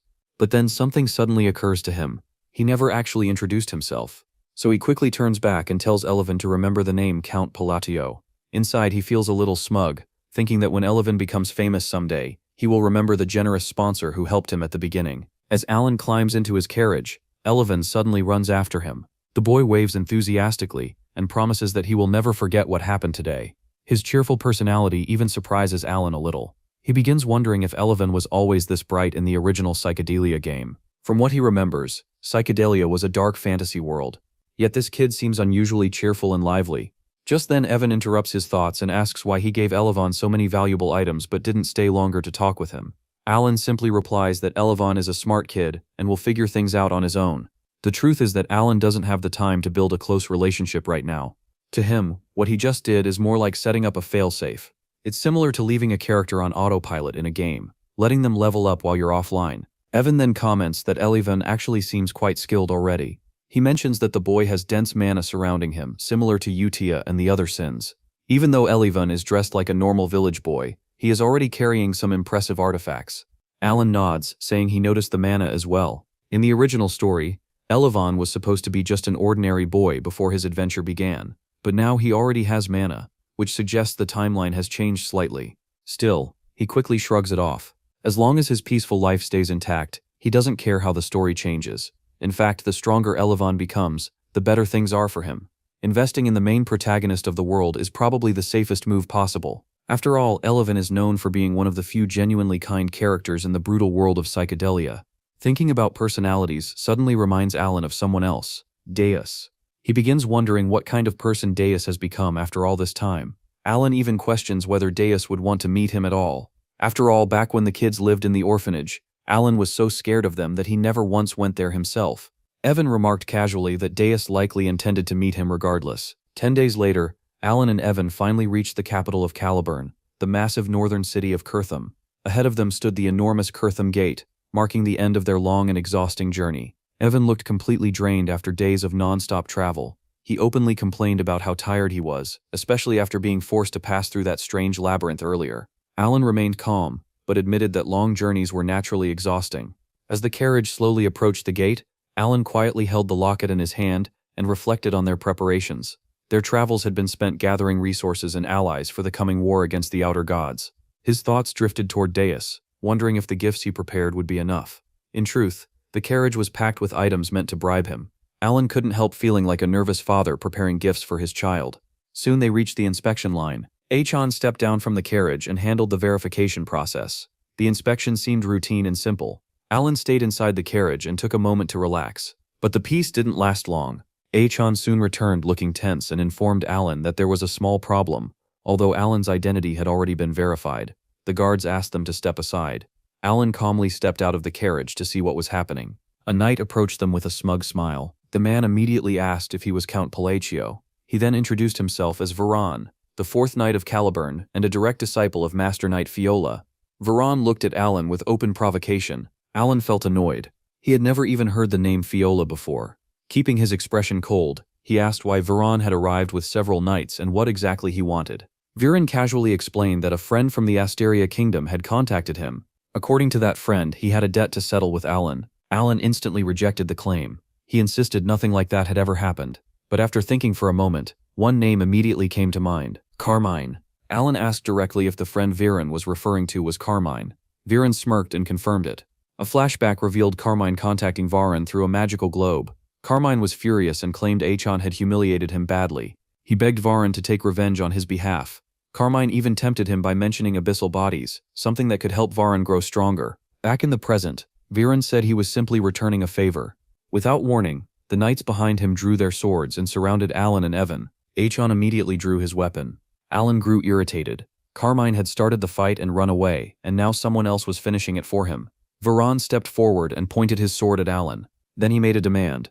If Achan handed over all the valuables inside the carriage, Varina might show mercy. Varan believed he had nothing to fear. Alan was just a minor noble from the Asteria Kingdom with no influence in Caliburn. Alan's patience snapped. He began activating his magic. At the same moment, Viren charged forward with a grin, confident his master Fiola would cover any consequences. But before the attack could land, a hand suddenly grabbed Viren by the neck from behind. His body lifted off the ground instantly. His sword fell to the ground as he struggled to breathe. The man holding him spoke coldly. It was Deus, the Master Knight of Caliburn. His eyes were filled with quiet fury. Deus tightened his grip and said one chilling sentence. "How dare you lay a hand on my benefactor?" Alan looked shocked. The surrounding knights froze in complete silence. Without hesitation, Daechon grabbed Varan by the neck, and then hurled him violently to the ground. Before the knight could even react, Daechon kicked him mercilessly, sending him rolling across the dirt. He then grabbed Varan by the hair, and forced his head down, his voice turning ice cold. Daechon warned the surrounding knights that if anyone dared move even a single step, the consequences would be unimaginable. The knights froze in place immediately. Varan struggled to stand, but Deus delivered another brutal kick straight to his chest. Blood sprayed as the blow launched him backward. Watching the scene unfold, Alan finally realized that this terrifying man was Deus in the present. Varan barely managed to regain his footing before Deus slammed a knee into his chest and pinned him against a tree. Then the beating continued. Daechon attacked from every direction without restraint, striking him again and again. Evan quietly commented that Daechon's attacks were incredibly impressive. Meanwhile, Alan watched silently, realizing that Daechon was furious because someone had dared harm his benefactor. The sight deeply moved him. Daechon had once worried that Deus might not welcome him. After all, Deus had grown incredibly powerful, and Alan had barely known him personally. Yet here he was, protecting him with absolute loyalty. Alan felt strangely emotional, like a proud father watching his son grow up. Inside his thoughts he muttered proudly that the boy had grown well. He had become an upright young man. Evan jokingly whispered, "Excuse me, father. You do realize your son is beating someone half to death?" Alan simply ignored the comment. In his mind he thought that Deus had stepped forward to defend his father's honor in a foreign land. He even wondered why his son had become so sweet and loyal. Meanwhile, Deus continued kicking Varan until the knight finally lost consciousness. Only then did the beating stop. Alan quietly admitted to himself that the punishment might have been a bit excessive. Then he remembered something important. Deus was one of the 5 great sins after all. Deus calmly walked toward Alan. He bowed respectfully and announced that he would personally serve as Alan's escort from now on. The surrounding knights stared in complete shock. The scene then shifted far to the north. In a frozen wasteland, a brutal battlefield was covered in corpses. The bodies of warriors lay scattered across the snow, while flames burned through the fallen remains. Standing among them was Delman, the third sword of Caliburn, and captain of the Crimson Flame Knight Order. Raising his sword proudly, Delman declared victory. He announced that Kulkan the Great, one of the 8 barbarian chiefs, had been annihilated along with his clan. The Crimson Flame Knights erupted in celebration, cheering loudly after their hard-earned victory. But Delman's thoughts told a different story. He knew the truth. The barbarians and the Knights of Caliburn traditionally respected honorable duels, but Delman had betrayed that tradition. He had deceived Kulkan, ambushed him while he was alone, and used poison and infiltration forces to wipe out the entire clan. He only did it because he wanted to outshine Deus, who had recently become a Master Knight after defeating Kurga of the Snowfield honorably. Delman believed this victory would secure his reputation, but something felt wrong. During the battle, Kulkan's corpse had disappeared. Delman assumed the barbarians had hidden the body. Even if Kulkan had somehow survived, the poison should have killed him by now. Confident in that thought, Delman prepared to return to base. But when the Crimson Flame Knights reached their base, they froze in shock. The entire camp had been slaughtered. Bodies of knights were scattered everywhere. Standing alone among the corpses was a single barbarian warrior. It was Kulkan. Delman immediately drew his flaming sword as Kulkan slowly called his name. A terrifying aura surrounded the barbarian. Delman could feel something monstrous lurking within Kulkan's shadow. Then a demonic voice spoke. It asked coldly why Delman had defiled a sacred duel. Fear crept into Delman's heart as he realized something was terribly wrong. The presence before him felt like something far beyond a human warrior. Sweat ran down his face. He whispered in terror, asking who the creature really was. Kulkan suddenly charged forward. Delman unleashed a blazing strike, flames tearing across the frozen ground, but Kulkan easily dodged the attack. The ice melted as the fire spread across the battlefield. The demon's voice spoke again. It acknowledged Delman's strength but gave him one final chance. Fight an honorable duel. Instead, Delman cowardly ordered his knights to attack together. At that moment, dark demonic mana gathered in Kulkan's hands. He declared that a mortal without honor did not deserve an honorable death. The dark power exploded outward. The toxins spread into the bodies of the fallen knights. The corpses suddenly began screaming in agony. Their eyes turned blood red. One of the knights cried out desperately, begging someone to kill him and end the suffering. Kulkan moved without hesitation. He severed Delman's arm with his bare hand. Delman screamed in agony. Then Kulkan smashed the frozen ground with overwhelming power, causing a massive explosion. The remaining knights were blasted into the air, only to be crushed by flying debris kicked upward like bullets. Blood rained down across the battlefield. Finally, Kulkan drove his hand through Delman's chest. With his dying breath, he asked what kind of monster Kulkan had become. Kulkan pulled his hand free and spoke calmly. He declared that the warriors of this land had been denied honorable deaths. Then he announced the arrival of the god of all barbarians, Ultilrus. The father of duels had come to grant them honorable deaths, and those who wished to survive would have to prove themselves in a duel, far away. After the chaos at the gate, Deus respectfully lowered his head and told Alan that he would personally guide him. The surrounding knights froze in disbelief. In the kingdom of Caliburn, the ambitions of Deus Macalion, the swordless, were said to reach the heavens. This was the man who had once beaten up the second prince for harassing his sister and received no punishment for it. He was infamous for never bowing his head to anyone except the king himself. Yet now, that same man was bowing to a mere count from the Asteria kingdom. The knights could only stare in shock, wondering who Count Palatio truly was for even the swordless to show such respect. Deus then pointed Alan toward a luxurious carriage waiting nearby. Seeing this level of treatment made Alan feel slightly burdened. He knew this would attract far too much attention. Evan quietly whispered for him to just get in and said he would follow afterward. Soon the carriage arrived at Deus's residence. When Achan stepped out, he found himself standing before an enormous structure that looked less like a house and more like a fortress. He couldn't help but feel impressed. Clearly, Dachan had built quite a successful life for himself. Inside the mansion, the two of them walked in silence. The atmosphere felt strangely heavy. Alan began to feel suffocated by the quiet. Although he had been touched by how fiercely Deus defended him earlier, he now wondered if the young knight felt uncomfortable around him. Finally, Alan decided it was best to speak directly. He stopped and asked Dachan to wait. Turning around, he explained that the reason he came to Caliburn was because he had a request. Deus looked visibly surprised. "A request," he muttered. Seeing his strange reaction, Alan asked if it was strange for him to ask something. Meanwhile, inside his own head, he worried that Deus might think he was shameless. Deus quickly invited him to sit first, so they could continue the conversation comfortably. Once seated, Alan noticed something awkward. Despite being the host, Dachan had placed Alan in the highest seat. Although it felt strange, it also gave Alan the odd sense that Deus was treating him like a father. Alan finally spoke. He said he had two requests. First, he explained that he needed to head north soon, and asked whether Deus would be willing to accompany him. But before he could even finish explaining, Deus immediately agreed. Achan blinked in confusion at how quickly he accepted. Deus calmly revealed that he had already been preparing for an expedition to the north anyway. Hearing this made Alan feel unexpectedly lucky. Then Alan continued with a serious tone. The second request would be the difficult one. He asked whether it would be possible to borrow the Ring of the Mad One from Caliburn's royal treasury. The scene shifted outside the residence. A subordinate knight saluted the vice captain, reporting that he had just returned from an escort mission.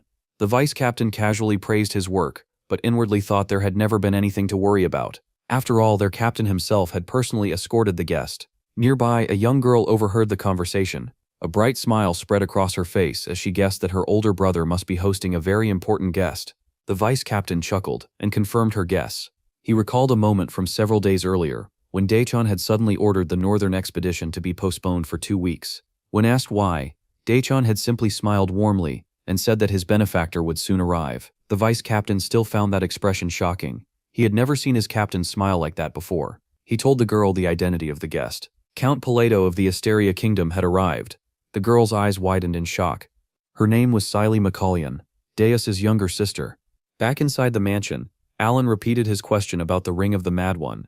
He knew the request sounded outrageous. Borrowing an artifact from the royal treasury could easily put him in deep debt to the Caliburn royal family. But for Alan, that ring was a crucial part of his plan. Without hesitation, Deus agreed. But before the conversation could continue, the door suddenly opened. Achan entered the room, apologizing for arriving late.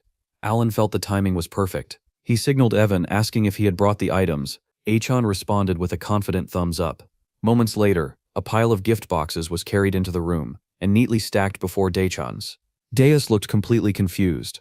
Alan quickly explained that they were simply a few small gifts he had prepared. Hoping to lighten the mood, Alan picked up one item and proudly introduced it as a fashionable shoestring tie, something very popular these days. In his mind, Alan thought this would surely improve the atmosphere. He had carefully chosen the gift and slid it toward Deus. But the reaction he received was not what he expected.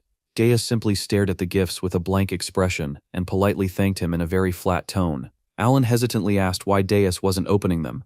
Deus calmly explained that it would be improper to unwrap gifts in front of the giver. He said he would open them later when he was alone. Alan felt a strange sense of disappointment. The plan to brighten the atmosphere had completely failed. Trying to recover the conversation, Alan said that if the request about the ring was too difficult, he would be willing to offer compensation. But Dachan immediately interrupted him. He declared that he would retrieve the ring of the Mad One at once.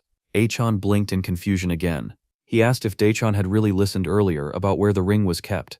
Daechan nodded. It was in the royal treasury of Caliburn.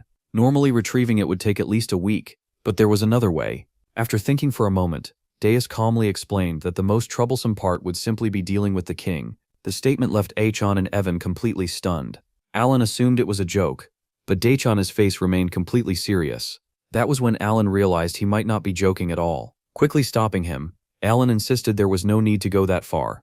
Daeus nodded obediently and said he would retrieve the ring as quickly as possible. Alan couldn't help feeling both grateful and slightly overwhelmed by how far Daechan was willing to go for him. Soon the two stepped outside the room. At that moment, Siley approached cheerfully and called out to her older brother. Evan suddenly stepped forward. The girl's face lit up instantly. She happily called Evan brother.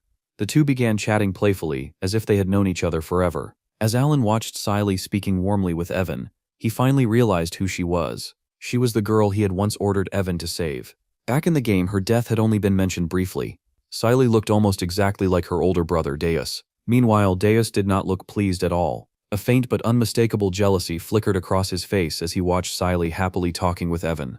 Daeus reached out and pulled his sister gently toward him. The man before her was not Brother Evan.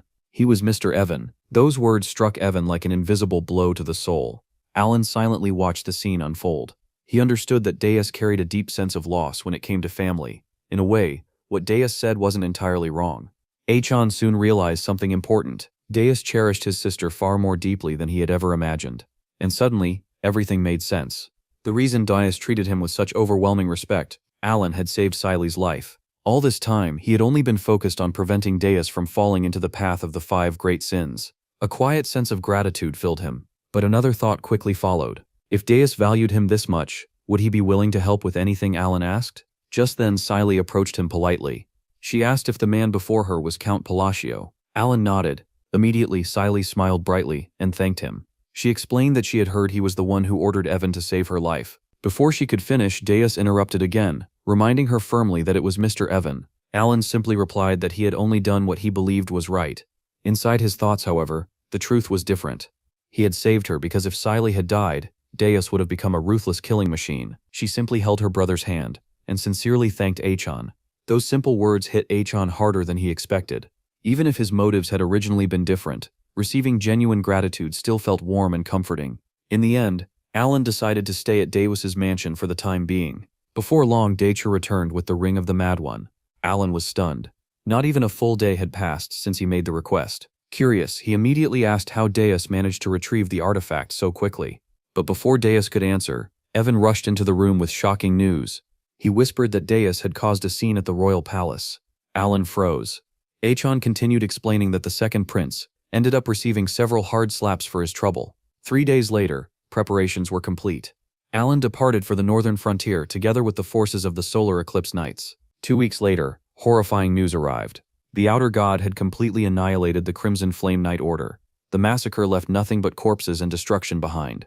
The report spread rapidly through the army. Fear began to spread among the soldiers stationed at the northern front. Later, inside the command tent, a heated meeting was underway. Some officers demanded an immediate retreat. They argued that the army had already suffered heavy casualties. Others rejected the idea completely. To them, retreating would be an act of humiliation before a mere barbarian threat. One knight spoke the uncomfortable truth. The First Sword was currently in seclusion. Without their strongest warrior, victory seemed nearly impossible. At that moment, Daeus Macallion suddenly clapped his hands once. The sharp sound instantly silenced the entire tent. No one dared to speak another word. Afterward, Fiola, the 4th Sword of Caliburn and captain of the Preservation Order, calmly suggested that everyone should cool their heads before making a final decision. Soon afterward, Fiola and Daeus stepped outside the tent. They discussed the situation quietly. The Outer God's undead army had already destroyed several bases. The 3rd Sword, Delman, had died at the eastern base. Meanwhile, the 2nd Sword, Kiriana, had been severely wounded defending the western base. As the two powerful knights looked toward the distant battlefield, their eyes began to glow. Only warriors who had reached their level could see the terrifying red mana spreading across the northern sky. The aura of the Outer God Ultulrus was clearly visible. The atmosphere felt ominous. Fiola admitted that the aura made him uneasy. In his opinion, retreat might truly be the safest option. But Daechan was distracted by something else. Smoke was rising nearby. Curious, he walked toward it. There he found Alan casually roasting sweet potatoes. Diaz stared at the scene in disbelief, wondering where Alan even managed to find sweet potatoes in the middle of a battlefield. Just then, an angry voice echoed nearby. A woman was loudly scolding several wounded knights. It was Fenya, the vice master of the Blue Magic Tower. She snapped at the soldiers, telling them that their treatment was already finished, and she had no intention of wasting more time on them. She had only come to investigate the barbarian ritual. Annoyed, Fenya turned to leave. Without even looking properly, she barked an order for Deshawn to move out of her way, but then she froze. Standing directly in front of her was Alan Palacio. His cold, unreadable gaze instantly made her panic. Fenya nervously asked why he was here. Meanwhile, Alan simply perked up when he saw her. Casually waving his hand, Alan told her to come closer. Later, Alan casually offered Fenus Crisina a skewer of fried sweet potato. Fenus trembled slightly while accepting it. In a shaky voice she explained that the medicine Alan had requested was currently out of stock. Preparing it would take time, and she was extremely busy at the moment. Alan looked mildly disappointed. He admitted that he had hoped Fenus would be able to help him. However, he quickly added that he understood her situation. When Fenus noticed the sharp stick Alan was holding, panic flashed across her face. She immediately corrected herself, insisting she had never intended to refuse his request. Alan then mentioned that his finances were a little tight at the moment, so the payment might be slightly delayed. Fenus responded instantly. 1 gold coin would be enough. Achan seemed pleasantly surprised by her generosity. With a relaxed smile, he commented that such kindness would be difficult to decline. Behind Fenus, her 2 subordinates stared in shock. They had never seen their Vice Tower Master smile so widely before. From their perspective, it looked as though she was being completely scammed. After all, the potion Alan requested normally cost hundreds of gold coins. The 2 mages silently wondered if their Vice Tower Master had lost her mind. Fenus bowed respectfully to Alan and hurried away, declaring she would prepare the potion immediately and bring it back piping hot. Her assistants could only watch in disbelief as she rushed off. Their eyes slowly turned toward Alan. Whoever this man was, he was clearly extraordinary. Later that day, everything changed. Fiola immediately asked if Dachon had felt that energy. Without hesitation, Dea stood and declared that the camp was under attack. Outside, chaos had already begun. The undead army was closing in. Blood sprayed everywhere as knights fought desperately against the advancing undead. But the situation quickly became worse. Every fallen soldier began to move again. Amid the chaos, Fenus began chanting a spell. Sharp ice shards erupted from the ground, freezing the surrounding undead solid. With a violent explosion of magic, the frozen corpses shattered into pieces. Moments later, Deus arrived beside her. With a single swing of his blade, he cut down multiple undead warriors. But then his movement suddenly stopped. He slowly raised his head toward the sky. Fenus felt it too. Activating her observation magic, she stared upward. The sky had turned a violent shade of blood red. Lightning tore across the clouds before a massive bolt crashed into the ground. The resulting explosion shook the entire battlefield. From the center of the destruction, a terrifying figure slowly emerged. The outer god Ultalrus had descended. His voice dripped with contempt as he looked down upon the battlefield. He called the humans savages and warned them not to defile souls that had already lost their honor. Before the knights could react, a shadow flashed forward. Fiola appeared instantly. His sword shot forward with incredible speed. The blade had struck Ultalrus, but it had failed to pierce his body. Cold sweat instantly poured down Fiola's face. Ultalrus casually swung his hand. Fiola's head separated cleanly from his neck. The god declared that those who abandoned the nobility of their souls would never receive an honorable death. Fiola's body collapsed to the ground. Then, only seconds later, it began to move again. The corpse had become undead. The knights stared in horror as the man they respected rose again as a monster. Amid the suffocating tension, someone stepped forward. With complete respect, he called out to the god. Alan Palatio had entered the battlefield. In a steady voice, Alan addressed Ultalrus as the great god of duels. He then declared that in accordance with the oath of Calgunias, he would offer himself to honor that sacred promise. Alan formally requested the duel of Babylonia. Ultalrus burst into laughter. Thunder roared across the crimson sky as he admitted that he had never expected a human to still remember the oath from his era. It was quite amusing. With a snap of his fingers, every undead creature under his control exploded instantly. Blood sprayed into the air and began to float upward, twisting and gathering together. Within seconds, a massive boundary formed. A gigantic blood-soaked coliseum rose from the battlefield. Its towering crimson walls sealed the arena completely, preventing anyone from interfering. With a wide grin, Ultalrus welcomed Achan into the arena. The Blood Coliseum was a sacred domain where only their duel could exist. In accordance with the Grand Pact, the god accepted the duel of Babylonia. Inside the arena, Alan's body began to tremble. His heart pounded violently under the crushing pressure of the god's presence. Only now did Alan realize something terrifying. Ultorus was far closer to full manifestation than he had expected. The closer an outer god came to complete incarnation, the greater its power became. At this stage, Ultorus was already approaching the level of the 5 great sins. Without the potion of extraordinariness he had taken earlier, he would have collapsed instantly under the god's pressure. This was his final chance. Once Ultorus fully manifested, defeating him would become impossible. Alan steadied himself. Without another word, he called for the duel to begin. Inside the Blood Colosseum, Alan quickly recalled the rules of the Grand Duel of Babylonia. This duel followed strict turn-based rules. Rule 1. The challenger always have the first strike. Ultorus stomped the ground heavily as crimson energy surged around his body. Drawing his arm back, the barbarian god calmly declared that he would perform a melody of destruction for Achon. Outside the arena, panic spread among the knights. They could not understand why Alan remained completely motionless while such overwhelming power gathered before him. But Achon knew the second rule. Rule 2. The defender cannot move during the opponent's turn. As the defending party, Alan was completely bound by the duel's law. He had no choice but to endure the attack head-on. Ultorus raised his arm. Crimson energy spiraled violently, as the god praised Alan for honoring the sacred rules without flinching. Then the attack came. A terrifying wave of energy erupted from Ultorus's hand and tore across the arena. The impact shook the entire battlefield. The ground collapsed inward, as a massive scar of destruction carved through the earth. Smoke and debris filled the arena. From within the swirling dust, a silhouette slowly emerged. Alan was still standing. His body was severely wounded. Blood ran down his face and soaked his clothes. Around his neck, the pendant of reincarnation slowly crumbled into ash. His eyes had turned pale white. He stood on the brink of unconsciousness. But he had survived. Earlier, Venus Crescenta had given him a powerful potion along with a healing potion capable of dulling even the worst pain. Now Alan understood why he needed it. Without those potions, he would have collapsed instantly. Instead, he calmly poured the healing potion over his head. The liquid flowed across his wounds, seeping into torn flesh and restoring enough strength for him to move again. Achon looked up at Ultorus. Then he calmly declared that the conditions to enter a state of madness had been fulfilled. On his left hand, the ring of the Mad One began to shine. Without hesitation, Alan activated the spell, Binding Summon. At last, it was his turn. Achon began explaining his strategy in his mind. The boss fight against Ultorus had always been turn-based in the original game. That was why he forced the outer god into the Duel of Babylonia. Within this duel, even a god had to obey the rules. Ultorus could not defend or interfere during Alan's attack turn. Back when this was only a game, Ultorus always accepted the first counterattack without resistance. Now it was time to recreate that moment. Alan began forming hand seals. One by one, he assembled his magic phrases. The first restriction broke. When magic is cast on snowy terrain, Alan can slightly alter the laws of the world. As the restriction lifted, 2 enormous eyes appeared above him. This was the entity that always appears whenever he uses the Babylonia hand sign. They silently watched him from beyond reality. Alan began the first spell, Diffraction. Lightning crawled across his fingertips.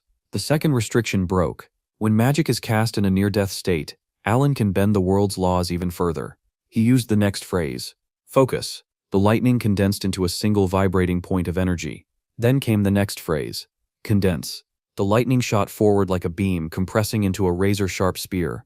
Then Alan invoked another phrase, Extinction. The attack transformed into something monstrous, a spear of light wrapped in absolute darkness.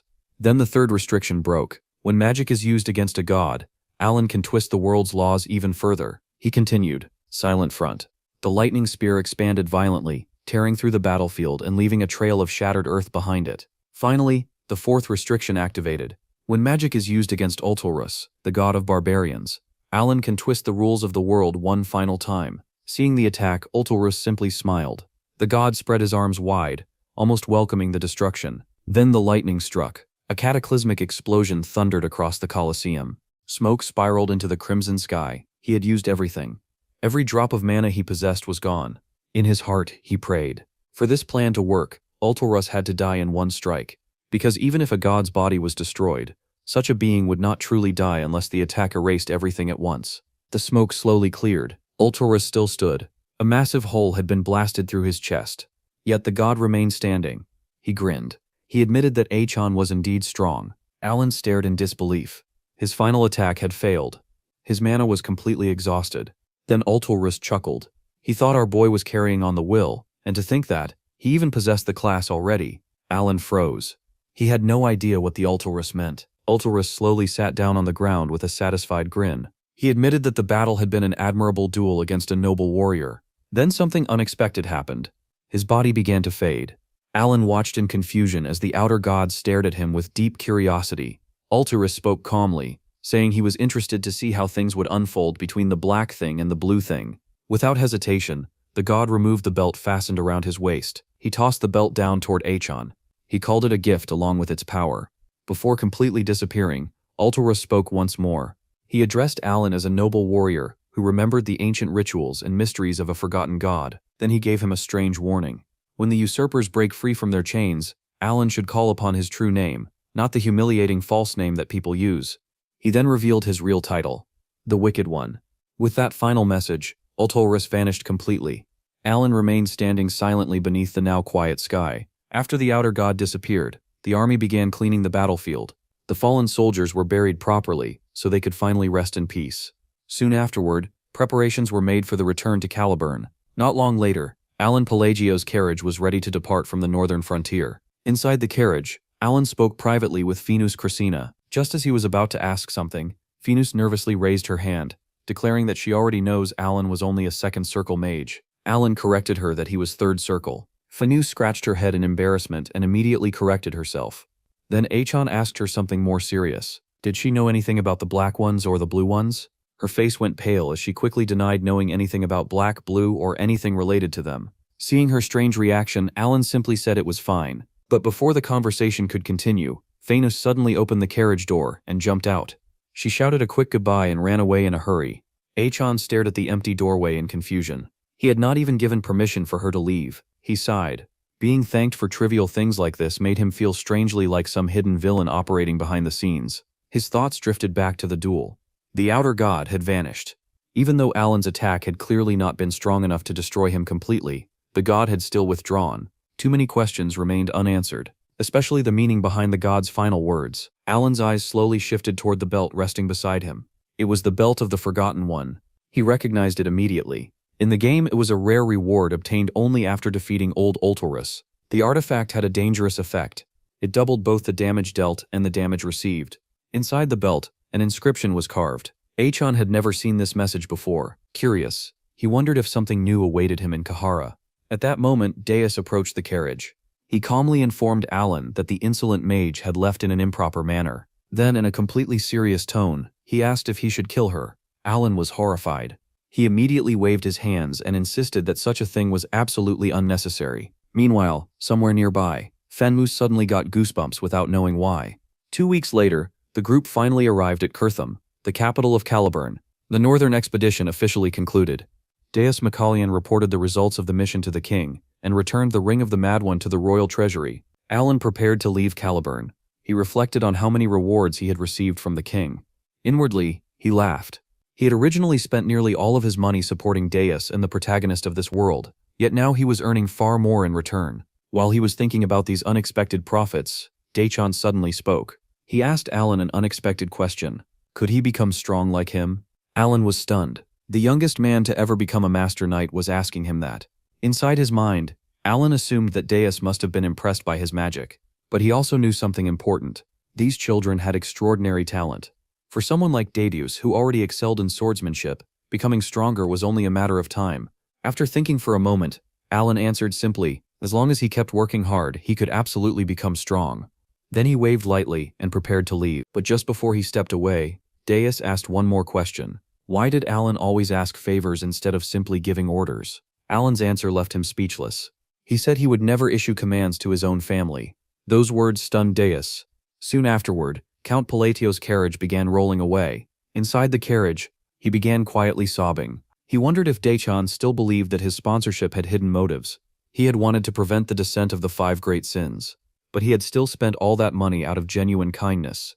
That night, inside Deus's residence, the young Master Knight sat alone in his room. Around him were the gifts Alan had given earlier. He stared at them silently. Deus murmured that he had followed Alan only to repay his kindness. Yet somehow, he had received far more kindness in return. Curiously, he tried to perform Babylonia hand sign, silent front. Nothing happened. He tried again. Still nothing. After several attempts, he coughed awkwardly in embarrassment, wishing to have a talent for magic like him. Looking at the gifts again, he smiled softly. The great moon truly considered him family. After many exhausting days of travel, Alan finally returned to his own estate. As he stepped down from the carriage, a quiet sense of relief washed over him. At last, he had come back to the home he had been missing for months. But the moment he opened the door to his study, his expression immediately darkened. 3 months of absence had turned the room into a mountain of paperwork waiting for him. The stacks of documents looked almost alive as they welcomed him back. Alan silently closed the door again and sighed deeply. For a brief moment he even pretended that the room did not belong to him. Yet responsibility refused to let him escape. In the end he returned to his desk and began working like a tireless horse, stamping and signing papers one after another. Deep down he wondered whether a peaceful noble life was even possible if things continued like this. After finally finishing everything, Alan rewarded himself with a 1-week vacation. He spent those days relaxing together with Evan, enjoying the quiet comfort of wealth and peace. Strangely enough, the vacation only made him more restless. Sitting alone in his chair, he absent-mindedly played with magic in his fingertips while thinking endlessly. His mind kept returning to the words spoken by Ultulrus. The mysterious black ones, the blue ones, and the forgotten rituals echoed inside his head again and again. He remembered how Ultulrus had called him a human, who remembered the hand signs and mysteries of a forgotten god. Alan admitted to himself that he had heard of those things before, but his knowledge was extremely limited. What confused him the most was the god's other title, the Wicked One. The name sounded similar to ancient Eastern deities, which made the mystery even deeper. Another troubling thought crossed his mind. Why had that outer god appeared there in the first place? If one of them could descend into this world, then it was possible that others might appear as well. Thinking about it made Alan's head ache. Still, he reminded himself that the 5 great sins were an even greater threat. Opening his notebook again, he checked the records he had written about psychedelia. One of the pages described the Belt of the Forgotten One, given by Ultulrus. The inscription pointed toward Kahara, the city of the ancient god. According to the game's lore, Kahara was hidden inside a secret dungeon located within the colony region. The dungeon had supposedly been discovered 3 years before the protagonist left his village.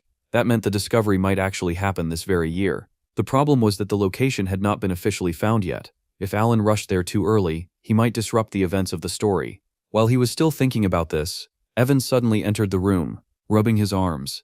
Evan complained that the room felt unusually cold. He wondered if the temperature drop was caused by Alan's magic. Alan paused for a moment and quietly realized that his magical abilities might have improved during his recent research. Then Evan delivered important news. A hidden city had just been discovered in the colony region. Alan froze in shock. The scene then shifted to the regular meeting of Blue Moon. These semi-annual meetings were conducted through crystal balls and usually ended within 10 minutes. Sailrang opened the meeting by mentioning a rumor that the Great Moon had briefly appeared in Caliburn. Curious, she asked Deus what the Great Moon had been like. For once Deus actually began speaking, and he didn't stop. For nearly 50 minutes, Deus enthusiastically explained everything that had happened. He described how, when everyone had been pushed to the brink of despair, the Great Moon stepped forward alone and challenged the outer god to a duel. In his mind, it felt as though the Great Moon had predicted everything from the start. The others slowly lost their energy, but Deus insisted that he had only reached the most important part of the story. According to him, no one could have predicted the final attack. No one except the Great Moon. The explanation continued for hours. Eventually, Radan and Renu looked completely drained while Sailrang began feeling dizzy. She even prayed in her mind for Utia to interrupt and end the endless speech. But that hope was pointless. Utia was actually enjoying the story. With a faint yonder-like smile, she commented that the Great Moon truly was an extraordinary being. Seeing Utia entertained only made Sailrang's headache worse. By the time Daichan finally finished speaking, 2 full hours had already passed. Realizing how long he had talked, he politely said his farewell and mentioned they would meet again in 6 months. Utia gently praised him, saying his story had been very exciting. The meeting had lasted 3 hours. It became the longest Blue Moon meeting in their history. The story then returned to the Palacio residence. Alan stepped into his room, only to find it nearly overflowing with gifts. Boxes of every size were stacked across the room. Evan opened one of them and immediately froze in shock. Inside was an artifact said to come from the deepest floor of a labyrinth, an item valuable enough to purchase an entire mansion on its own. Alan admitted that he had no idea which nobles had sent most of these gifts. The letters attached to them were just as extravagant. Many nobles praised him for saving the knights during the crisis in the north, an event that had shaken the entire land of Caliburn. But Alan had already learned an important lesson that every small businessman must understand. If someone offers something valuable, accept it without hesitation. Another week passed, yet the gifts still did not stop arriving. Evan returned again, carrying even more boxes, confused that the stream of presents had continued for an entire week. Hearing this, Alan muttered to himself that simply being connected to a single Master Knight had brought unbelievable benefits. As a father, he even felt proud to have a son like Deus, and because of that he decided in his heart to forgive Deus for never contacting him. Even after a full month, the gifts continued to arrive without end. Alan began thinking that he might need to return some of the most extravagant ones. Eventually, by the beginning of summer, the flow of gifts finally began to slow down. The scene then shifted to Teria, the capital of the Asteria Kingdom, where a grand political meeting was about to begin. From the back of the crowd, Alan hurried forward while wiping sweat from his face. He was irritated with himself because somehow he had managed to arrive late to his first official council meeting. Evan chuckled quietly while watching his master rush forward, since it was rare to see Alan move that quickly. But something odd soon became clear. As Alan walked forward, the nobles behind him began following him unconsciously, matching his pace step by step. When Alan peeked into the meeting room, he realized something surprising. He wasn't late at all. The seating arrangement inside the hall had already been prepared. The royalist faction occupied the left side, while the noble faction sat on the right. That meant the middle seats were reserved for the neutral faction. Without thinking too much about it, Alan simply chose a seat in the very back row. For him, the safest place was always the back. However, when he turned around, he suddenly noticed that the nobles were staring directly at him. Feeling uncomfortable under their gaze, Alan stood up and moved to a seat in the middle row instead. But the strange stares continued. Finally, he gave up and moved to the front row. Alan quietly muttered to himself that they had probably been waiting because nobody wanted to sit in the front. In his opinion, it made no difference where someone sat during a meeting like this. As long as he kept his head down, everything would be fine. Once everyone was seated, the Asteria Noble Council meeting officially began. The host opened the assembly and immediately made a shocking announcement. A new political faction had been granted voting rights within the council. The faction was called Cal, and its leader was Count Alan Palladio. The moment Alan heard those words, his eyes widened in disbelief. He quickly turned around, wondering if he was the only person who had never heard about this development. At the back of the room, he saw two familiar figures smiling proudly at him. Loria and Kalia Zenonia. The two women were sitting side by side, as if everything had been planned from the beginning. A pounding headache instantly struck Alan's head. Had the alliance between Altia and Zenonia somehow created a completely new faction? And what exactly was this Cal faction supposed to be? The host spoke again. He called out Alan's name and politely asked whether Count Palladio, the president of the Kale faction, would like to say a few words.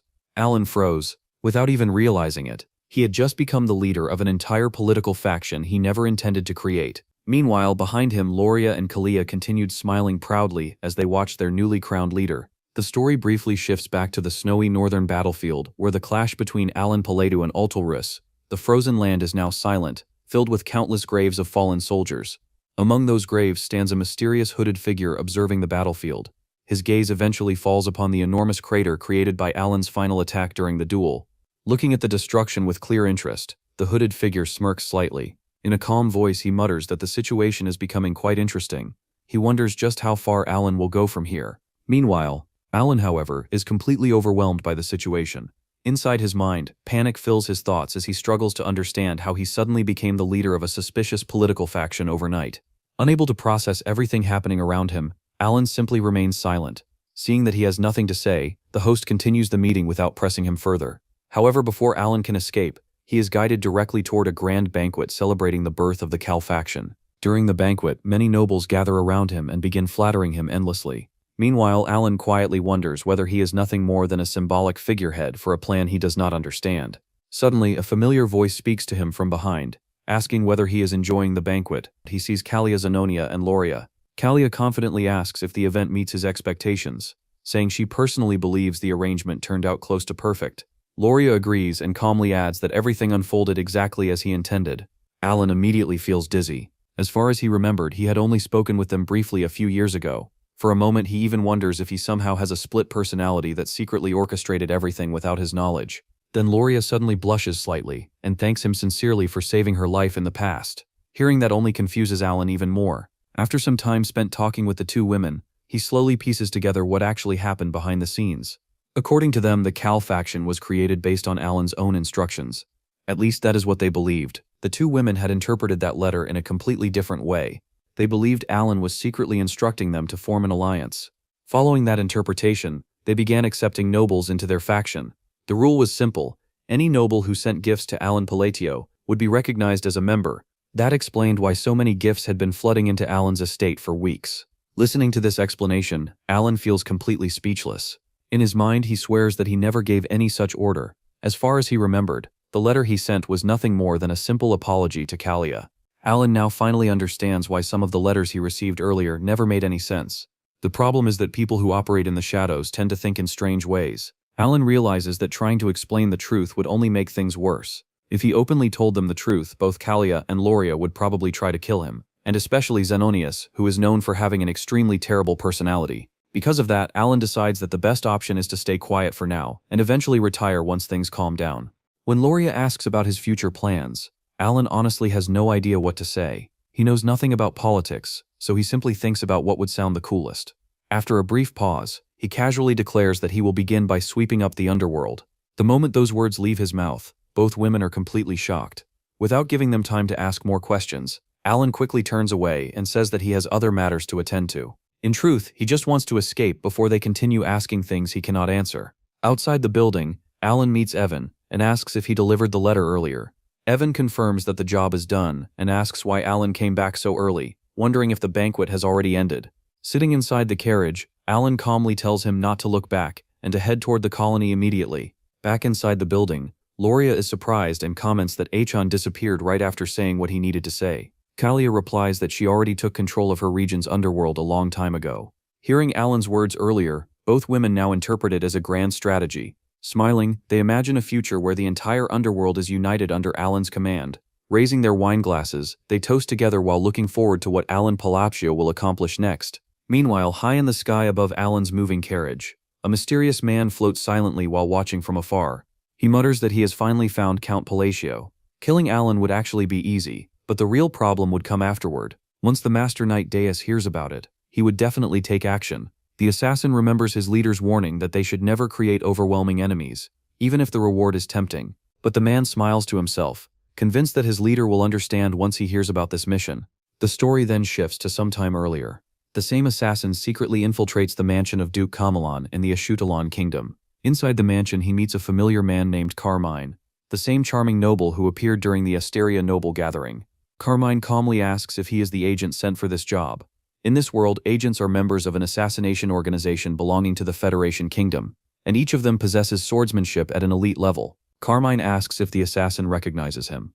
The assassin replies that he knows Carmine is related to the Seeker. Suddenly, the assassin attacks with his arcane pen, instantly killing the hidden guards who were secretly protecting Carmine from the shadows. Watching this, Carmine claps with a satisfied smile and praises the assassin's strength. Carmine then gives him a mission. He orders the assassin to eliminate Count Palacio, and calmly states that the assassin will not refuse such a request. The assassin responds that as long as the payment is sufficient, there will never be failure, even if the target is royalty. However, he asks whether Carmine can truly afford the cost. Carmine answers by revealing a mysterious square object called an abyss entity. The assassin is immediately shocked. It is not merely an abyss orb, but an actual abyss entity. In this world, abyss entities are extremely rare items secretly distributed by Duke Kamalan through the black market. Unlike abyss orbs, which only enhance physical ability, abyss entities can grant special supernatural powers. The assassin begins imagining how powerful he would become once he used such an item. Smiling with excitement, the assassin accepts the job and disappears, promising that the mission will be completed quickly. Meanwhile, Carmine clenches his fist while smiling bitterly. He curses Alan Palacio, angrily questioning how Alan could dare to live peacefully after once looking down on him. Sometime later, the assassin reports everything to Duke Kamalan, the head of the noble faction in the Ashutalon kingdom, and the secret power behind the Underworld Federation. The Duke is also widely known by the name Seeker. Hearing the report, Duke Kamalan calmly wonders what his son plans to do after stealing an abyss entity. The assassin feels tempted by the reward, but also remembers his leader's warning never to oppose the Dakhel house. Duke Kamalan simply tells him that he heard nothing about this matter, and orders him to leave. The assassin realizes that the Duke has decided to turn a blind eye to the situation. Before leaving, the assassin asks whether he should deliver his leader's greetings to the Duke. Kamalan replies that it would be a good excuse for a sudden visit, and tells him to do as he wishes. After the assassin leaves, another man comes before Duke Kamalan. He reports that they cannot exert any influence inside the Asteria kingdom anymore. The reason is the growing influence of the Kale faction, which is led by Count Palladio. This man, Shotro, is the true underworld power of the Ashotalon kingdom. Duke Kamalan calmly states that taking action personally would be troublesome, but this situation has arrived at a perfect time. Returning to the present, the assassin hovers above Alan's moving carriage. He cannot stop imagining how powerful he will become once he obtains the Abyss entity as his reward. Preparing to strike, he activates his arcane pen and prepares to attack. However, in the next instant, his hand is suddenly cut off. Before he can even react, a blue bolt of lightning crashes into his body and throws him violently to the ground, causing a massive explosion. Lying on the ground struggling to breathe, the assassin looks up in shock. Standing nearby is a young boy. It is Elavan, the Alan's earlier investments. Elavan calmly tells the assassin to stop struggling, because he is only wasting his remaining strength. With a simple flick of his finger, he burns the assassin to ashes. Smiling quietly, Elavan turns around and leaves the area. Soon afterward, Elavan continues moving by jumping across rocks, while silently following Alan's carriage from a distance. With a small smile, he remarks that if the assassin had not targeted Count Palacio, he might have lived a little longer. But since he chose Alan as his target, his death was inevitable. 5 days had passed since Alan left Teria for the colony, and he was now crossing the southern desert, the final route before reaching his destination. The heat was unbearable. Evan wiped the sweat from his face dramatically and complained miserably, saying it was insanely hot and that he wished he had an ice crystal stone. Crossing a desert alone was basically suicide, so he joined a caravan. While observing the caravan, Evan leaned closer with sparkling eyes and asked if the Count wouldn't practice magic. Alan didn't even look at him and simply said no. Evan immediately looked disappointed and called it a waste. As Alan continued watching, he noticed someone had already noticed him. A red-haired woman turned sharply toward him. It was Leanne Agulidis. She asked coldly what he was looking at. Alan calmly replied that he had only glanced over. Leon mocked him, asking if he enjoyed spying on others. Alan replied plainly that he didn't have such a hobby. She tilted her head and added sharply that she thought someone who spread rumors might enjoy peeping too. Evan was shocked, wondering since when their Count had rumors surrounding him. Alan simply exhaled slowly, thinking how troublesome it was. In reality, Leanne was the daughter of the Red Magic Tower Master, a rank 4 mage. Even without a title, her name alone carried terrifying weight. Her father was known as a complete madman who once charged alone against one of the 5 great sins and died doing so. Achan looked at her briefly and then turned away, muttering to himself that he couldn't even get a moment of peace. He chose to ignore her, not out of patience but caution. He decided it was better not to get involved with someone like her, and reminded himself he would never see her again after crossing the desert. That night, everything changed. Without warning, a bandit at the front swung a chain sickle and instantly killed a mercenary. It wasn't a battle, it was a massacre. The bandits slaughtered the caravan guards in moments. In an instant, she was captured. The eye patch man told everyone to cooperate quietly if they wanted to stay safe. Leanne's face turned pale. Even without fully understanding, she knew he was far beyond ordinary knights. Nearby, a surviving mercenary trembled in horror, recognizing the symbol of the Bloodsand bandits, and realizing they were finished. The eye patch man laughed, and said he had been told the Tower Master's daughter was there, and now he had found her. He leaned closer and mockingly asked if she wanted special treatment. Leanne trembled uncontrollably. Her breathing broke as past trauma resurfaced. Fear consumed her mind as she thought it was happening again. Then suddenly, everything changed. The air turned cold. Her breath became visible. Confused, he muttered what was happening. Alan was walking forward, completely unbothered. Leanne Aguilera's eyes widened in disbelief. Her mind raced. From the moment she met Alan, she had believed he was nothing more than a fraud, a weak man who stole credit from Deus and possessed pitiful mana. Yet reality stood before her. A frozen domain spread outward from Alan, transforming the burning desert into a tundra. She whispered that it made no sense, her voice trembling as she instinctively analyzed the phenomenon. It was compound magic, at least 3 spells combined, something impossible with his supposed mana. Suddenly the eye patch man vanished, and reappeared right in front of Achan in an instant. Alan didn't move at all. He calmly repeated the command to freeze. In that instant, the bandit stopped completely, his body locked mid-swing like an ice statue.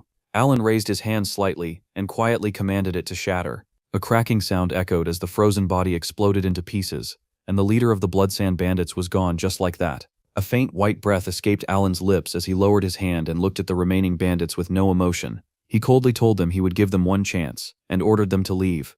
The bandits trembled before panic took over. Without hesitation, they fled, not daring to look back. The atmosphere completely changed. The surviving mercenaries gathered around Alan. One eagerly offered him a special wine from Gur, while another presented premium ham, insisting he try it. After some time, the mercenaries bowed and left. Alan leaned back slightly, thinking everything had gone according to plan. Alan began analyzing the situation. Reducing the constraint penalties had been the right decision. The spell he used was something he had developed over half a year by combining spatial magic. It allowed him to transform any environment into frozen land. He reflected that this satisfied one of the key conditions, as the spell performed best on land of extreme cold, reducing penalties and increasing power. Then he touched the belt of the Forgotten at his waist and thought about its effect. He shrugged slightly and concluded that it didn't matter as long as he didn't get hit. At that moment, someone approached. Alan looked up and saw Lian walking toward him. She stopped and bowed deeply and sincerely apologized for her earlier behavior. Both Achan and Evan froze. Looking slightly nervous, she asked if it would be all right to discuss magic with him. Alan stared at her in silence, confused by her sudden change after constantly provoking him. But Achan spoke generously and accepted her apology. Evan's expression immediately changed to admiration, while Leon looked surprised by his response and thanked him sincerely. From the next day onward, everything changed. Leanne began approaching Alan frequently, asking detailed questions about magic. After more than a week of travel, they finally arrived at the desert city colony. Leanne politely thanked him for everything he had taught her and asked if he would attend the upcoming conference. Alan replied that he wasn't affiliated with any tower and hadn't received an invitation. Lilian smiled and suggested he join the Red Magic Tower, adding that she truly enjoyed their conversations. Alan thanked her for her kindness. As she left, she waved and said she would see him there. Alan watched her go and quietly thought that he actually needed something from the conference tower, so this worked out well.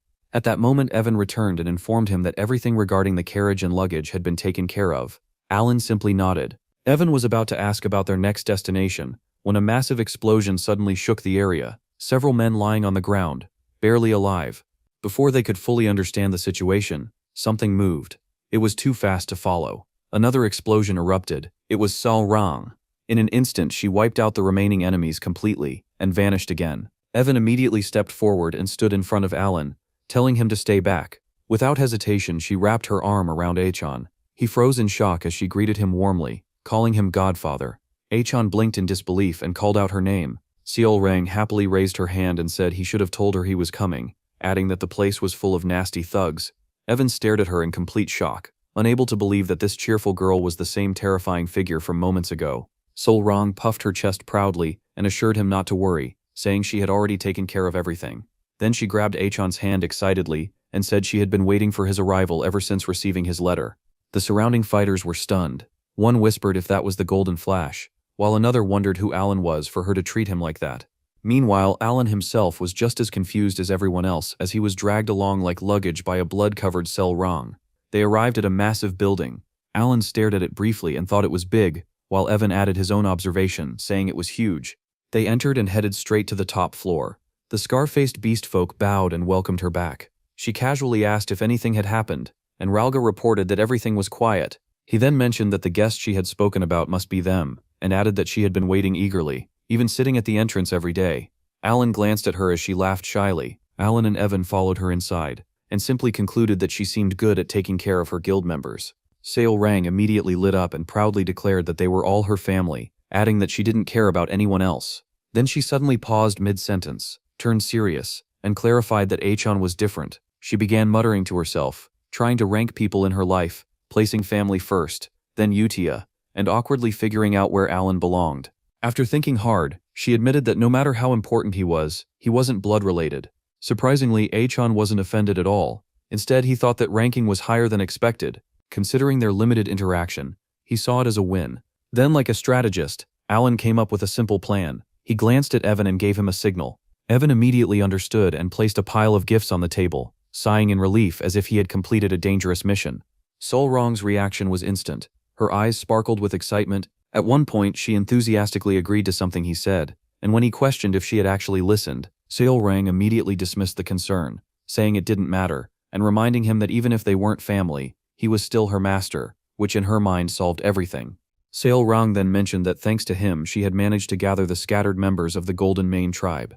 She proudly showed him the glove she was wearing, and Alan immediately recognized it as proof of their essence. A strange thought crossed his mind, and he proudly concluded that he was actually a good father who had raised his children well. Then, without any warning, Seol Rang suddenly picked Achan up and threw him over her shoulder like he weighed nothing, casually saying that her master must be tired after traveling so far and that she would take him to rest. As she carried him, she casually asked how the desert was, but didn't even wait for a proper answer before saying it must have been boring with nothing but sand.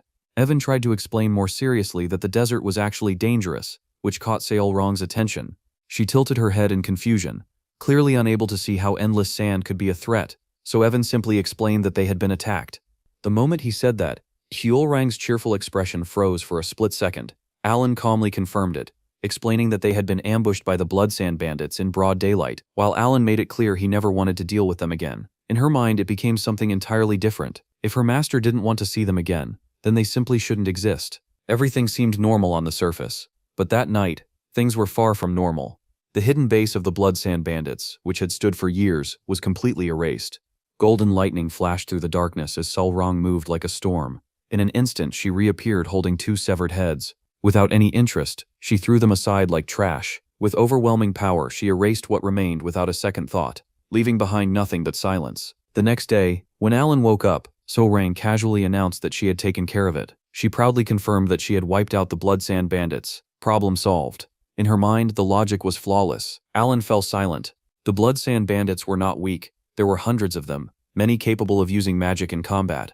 They weren't a group someone could casually erase, yet she had done exactly that, leaving nothing behind. Alan already knew she was strong. The title of Baba Yaga was not given lightly, but this was something else entirely. Elsewhere, hundreds of fighters charged forward at once. Standing alone against them was Kalman, one of the Baba Yagas. Kalman casually threw a punch into the air. The shockwave from that single strike sent hundreds of fighters flying in every direction. Silence fell across the Colosseum for several long seconds before the crowd erupted into madness. No one cared about the broken bodies scattered across the ground. To them, it was simply entertainment.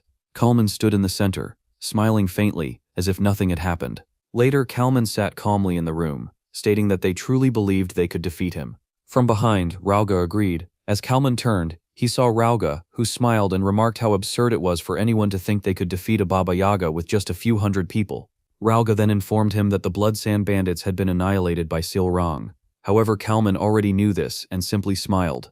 Rauga questioned whether the bandits' leader had been Kalman's younger brother. Kalman dismissed it, revealing that it had only been a rumor, one he had spread himself. He had kept the man around solely to maintain control over the underworld. The conversation then shifted to their next target. Rauga nervously asked if his expectations had been wrong. Kalman denied it, explaining that he had only held back because executing such a plan in a legitimate match between Baba Yagas would have been impossible. His expression suddenly darkened as he mentioned the one who had been interfering within the colony. He stated that the timing was now perfect. He added that avenging his brother would serve as the ideal excuse. Kalman understood that if Rauga had come to him personally, then he was ready. He then handed Rauga a box. Inside were 4 abyssal entities, a small gift from their benefactor, the Seeker. Kalman explained that Rauga could gain immense power by using them. With a cold smile, Kalman declared that after crushing that person and devouring the colony's underworld, they could even aim for the throne. Both of them were now ready to set their plan into motion. Their target was simple: Sulrang. 2 days later, Alan, now fully rested, left the guild alongside Sulrang in a carriage, heading toward the ancient city Kahara. After some time they arrived. Alan stepped out. After walking for a while, Evan pointed ahead and said he could see a faint light, suggesting that must be the place. Alan followed his gaze and stepped forward, only to be greeted by a massive fortress. Then suddenly, a voice echoed in his mind, one that no one else could hear. It called out to him, telling him he had finally arrived. Evan tried to follow, but Alan stopped him at the entrance and went inside alone, not out of bravery, but because the voice had specifically instructed him to come alone to the central tower of Kahara, and finally came face to face with something that could barely be called a figure. Its form was impossible to define. It looked human, beast-like, and monstrous all at once, as if reality itself refused to describe it properly. Instead, he explained that he came because of the words left behind by Wicked One. The entity seemed slightly intrigued and acknowledged that anyone who knew that name might be worth testing. It spoke of a test, calling it an opportunity, but immediately clarified that it had nothing to teach him, which only made things more confusing. Alan then brought up something he had heard before from the god of monster strength, asking about the meaning of divinity. The entity answered in a vague yet heavy tone, saying that divinity was the standard by which the world judged existence. Then it casually added something far more alarming. An outer god would soon descend, and Alan should deal with it. It spoke of it like a minor task. It continued, stating that once Alan handled that, he would meet the conditions to speak with it again.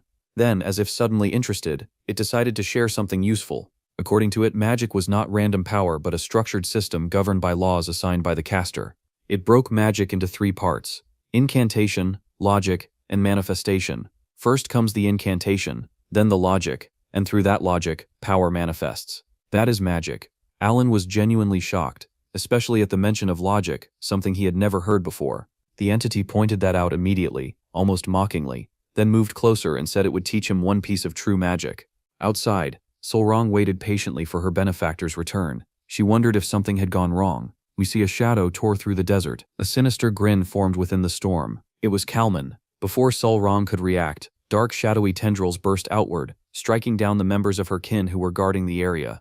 They collapsed instantly, completely caught off guard. He grabbed one of her kin members by the head, lifting him effortlessly with a cruel smirk. Solrang's expression twisted with rage. She shouted at him, asking how he dared to fight outside the Colosseum like a shameless coward. Kalman simply laughed, completely unfazed. He mocked her, pointing out that she had just wiped out the Bloodsand bandits herself. He then charged toward her remaining kin, claiming he was here to take revenge for his adorable little brother. Solrang responded instantly. Golden energy erupted from her body in a blinding shockwave. The sheer force pushed her backward through the sand, but she held her ground, shielding her people. But Kalman was breaking into a wider grin. He muttered that he had expected this. Solrang clenched her teeth, not understanding why he was smiling. A blade pierced deep into her side.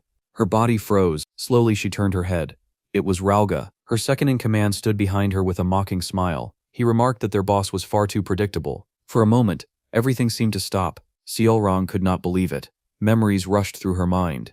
Days spent with her kin. The fragile happiness she had tried to rebuild after losing everything. The Golden Mane tribe. Her people. Her family. After the Black Dragon destroyed everything, all she had wanted was to find them again and belong once more. And now, she weakly asked why. Rauga scoffed and told her to stop pretending they were some kind of happy family. At the same time, Kalman moved in from behind. He ordered Rauga to finish her. An explosion erupted as sand scattered in all directions, but Solrang barely managed to dodge the attack. Kalman clicked his tongue and mocked her, saying she was still running away like a rat. Kalman stepped forward again, his grin widening as he declared that he had grown much stronger thanks to the abyssal entity, claiming his power had increased several times over. He lunged forward. Solrang met him head-on. Their clash sent shockwaves across the desert.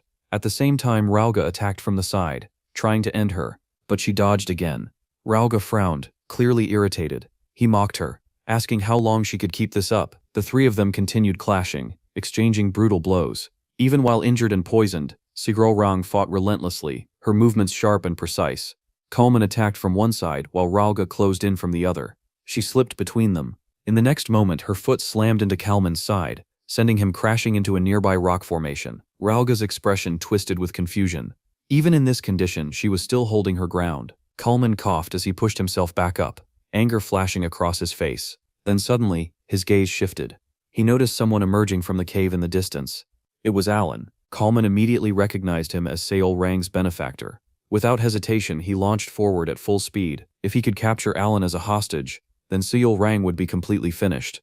On the side, Rauga noticed that Solrang had suddenly stopped moving. A slow smile spread across his face as he muttered that it looked like the poison had finally kicked in. He calmly informed her that he had coated his blade with poison, and now that he had stabbed her, she would not be able to move for about an hour. Then, with a mocking tone, he asked if she truly believed their tribe had gathered just to play family with her. They had all gathered for one reason: the authority granted by the essence of the Golden Man tribe. He told her that she merely held ownership over it, nothing more. His voice turned bitter as he admitted that watching her walk around with overwhelming strength, simply because she had gotten lucky, had driven him mad. Solrang weakly tried to remind him of the time they had spent together, insisting that it had all been real. Rauga scoffed and asked if she was still daydreaming. At that moment, the other members of her tribe stepped forward. Their expressions were filled with hostility. Rauga declared that he would show her just how much everyone hated her. Solrang's eyes widened in disbelief as she realized that all of them had betrayed her. Rauga raised his sword, ready to finish her and claim the essence of the Golden Man tribe. But before his blade could fall, the ground shattered. A sudden overwhelming attack struck the battlefield. Rauga's eyes snapped toward the source. Kalman had been pierced through the stomach by Alan's attack. Before anyone could react further, Evan moved. Rauga immediately leapt back, narrowly dodging the incoming strike, his teeth clenching in frustration as he tried to understand what had just happened. Alan stepped forward with authority, his senses sharp as he detected traces of black magic lingering in the air. He wondered if they were using an abyssal entity. From what he remembered in the psychedelia game, the abyssal entity was something that appeared mid-story, surrounded by mystery and endless speculation. Without wasting time, Alan poured a healing potion onto her. He calmly told her that she would be able to move again soon, and reassured her that the ones who betrayed her were nothing more than traitors. He added that from what he had seen, her guild had always been a happy place. Solrang looked at him with trembling eyes. Then her expression hardened. She stood up, ready to fight. Achan told her to hold them off for a moment until his spell was complete. Without hesitation, Solarng charged forward. Evan joined her, and together they began cutting down the traitors one by one. Meanwhile, Alan began chanting. He whispered, "Frost," and cold mana gathered around him as ice crystals began forming, surrounding his body. As he focused, memories surfaced. The words of a shadowy figure from the tower echoed in his mind. That phases were the key. Words could alter the laws of the world, but phases were what connected them. Yet, after losing that legacy, he had learned to use abbreviated forms instead. Alan muttered, "Renown of a snowy mountain," and the ice crystals reshaped into a magical crossbow. Then he continued, "Pen of the blind," and the weapon transformed again into countless icy spears. Pouring all his mana into the bracelet, he unleashed the attack. The frozen spears shot forward with overwhelming force. Ralga, who had been preparing to strike Solarng, suddenly found himself surrounded. The icy barrage slammed into him and the remaining traitors, freezing them in place. Yet even then Ralga growled that it did not matter. He only needed to kill Solarng. With brute force he shattered the ice and lunged toward her again, thinking that once he controlled the essence, everything would belong to him. But suddenly Alan stepped in front of her. The dagger pierced into his body. Ralga froze in shock. Blood spilled from Alan's mouth as he coughed. Solarng's eyes trembled with rage. Without hesitation she slammed her foot into Ralga with full force. Silence followed. The traitors were gone. Breathing heavily, Solarng turned to Alan and asked if he was okay. Achan sat on the ground, trying to steady himself. He wondered why his body felt so weak. The wound itself was not severe. It was only a shallow stab. Then he realized he had exhausted all his mana. The spell had been far more powerful than he expected. Kalman's earlier words echoed. "Father thinks you are an eyesore." Alan frowned, not understanding who this father or Shutro was. But for now, it did not matter. The battle was over. At the same time, something else had happened. Because his opponent had absorbed an abyssal entity, the third restriction had been triggered. When magic was used against something akin to a god, the laws of the world twisted, and Alan had grown stronger. As Solarng looked at him, her expression darkened. Tears welled up in her eyes as she asked why he had not dodged. Alan replied casually that he thought she could block it, though in truth, he knew he would not have been able to dodge it anyway. Then she asked quietly why he had saved her. Alan paused. In his mind, he thought that after raising someone like a daughter for so long, it had simply become instinct. But what he said aloud was simple. He did not need a reason to save family. Solarng immediately replied that her family was her kin. Then, her face turned red. Looking at him shyly, she said that she wanted to become family with him. Achan blinked in confusion, unable to understand what she meant. To him it felt like a long-awaited recognition, like being called father after years of silence. But then she placed her hand on his shoulder. She stated that she was a golden man, and he was a human. Then without hesitation she said, they should get married. Both Achan and Evan froze in shock. Neither of them could process what she had just said. 5 days later, news of Kalman's atrocities spread throughout the colony. The entire region was shaken, and most people expressed disgust toward the cowardly actions associated with Baba Yaga. In contrast, Solarng gained overwhelming support, enough to establish herself as the first true Baba Yaga. Yet despite everything that had happened, one thing had not changed. Solarng continued insisting on marriage. Achan looked completely exhausted. In his previous life, when he played the game, he could simply skip repetitive dialogue, but now there was no such option. He had to endure it every single time. At first he had found it amusing. He had thought her behavior resembled a child, declaring that she would marry her father when she grew up. But now, it had clearly gone far beyond that. With a tired expression, Alan reminded her that she had already said it 19 times. He told her that he already considered her family. Solarng responded seriously, that becoming family required marriage. She added, with absolute sincerity, that she would make him happy after they got married.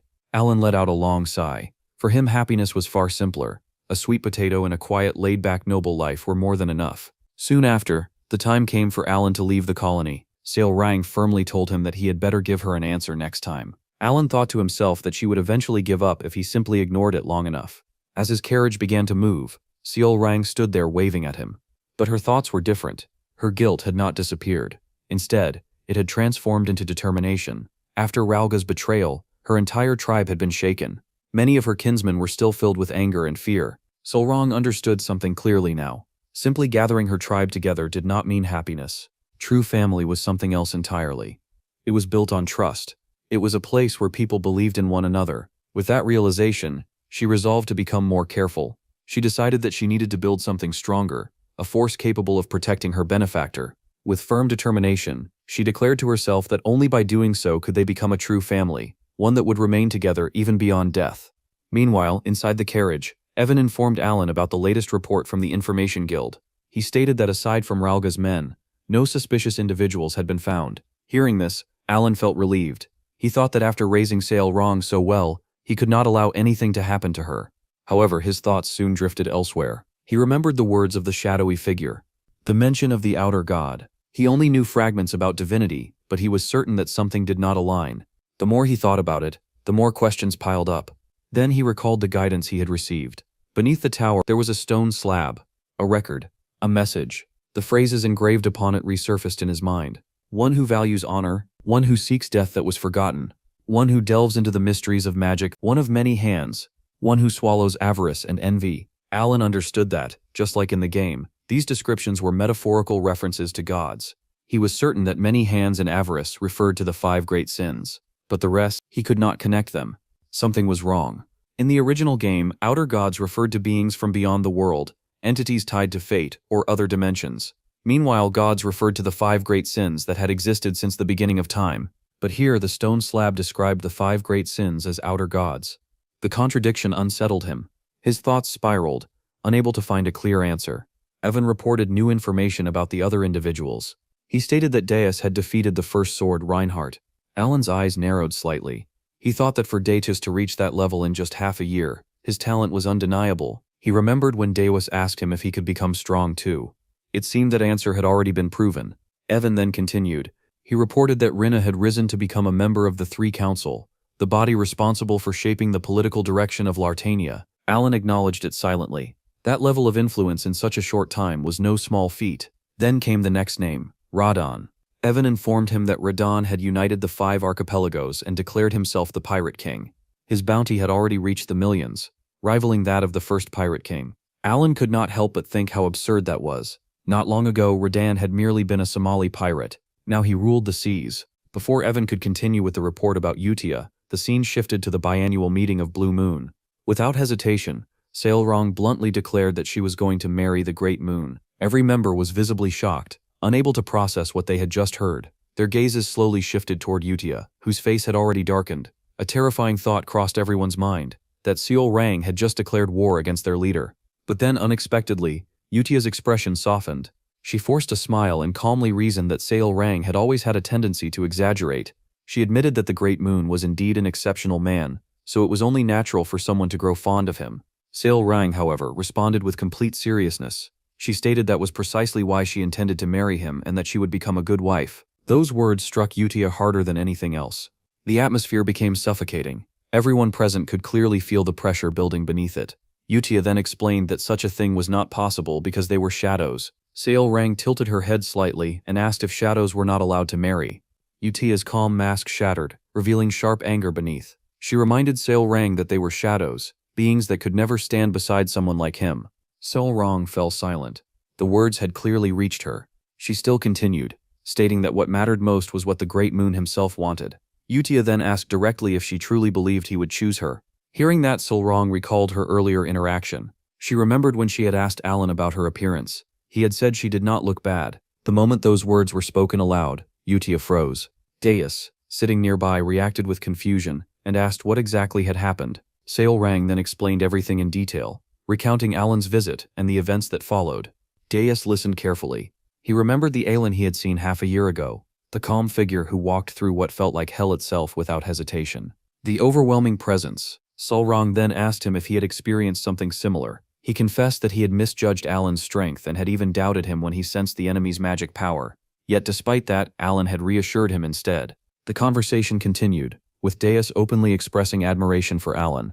Meanwhile, Sail Rang reacted dramatically to every single word, clearly fascinated. Nearly 2 hours slipped by as they continued discussing him. Eventually, Deus suddenly paused and questioned whether they had been talking about the Great Moon for far too long. Uta, however, showed no interest in that realization. She bluntly turned to Sail Rang and declared that she could not marry him. Sail Rang immediately argued back, insisting that she could.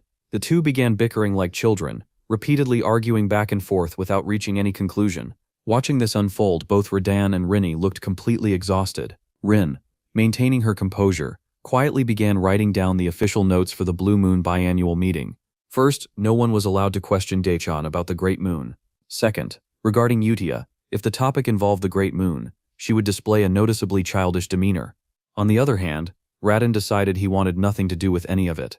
The scene shifted to the capital of the Asteria Kingdom, inside a quiet inn where two men sat facing each other. Marquis Filboid, leader of the aristocratic faction, calmly stated that the Cal faction's presence had become unsettling for both sides, so forming an alliance was only natural. Duke Rimgrave of the Royalist faction agreed and explained that he already had a plan. He said they would involve the Holy Kingdom of Rosario and use a reformation letter, one that could be issued by Rosario and spread across the nation to accuse targets of heresy. He added that such a letter required the support of at least 2 cardinals and carried immense authority once approved.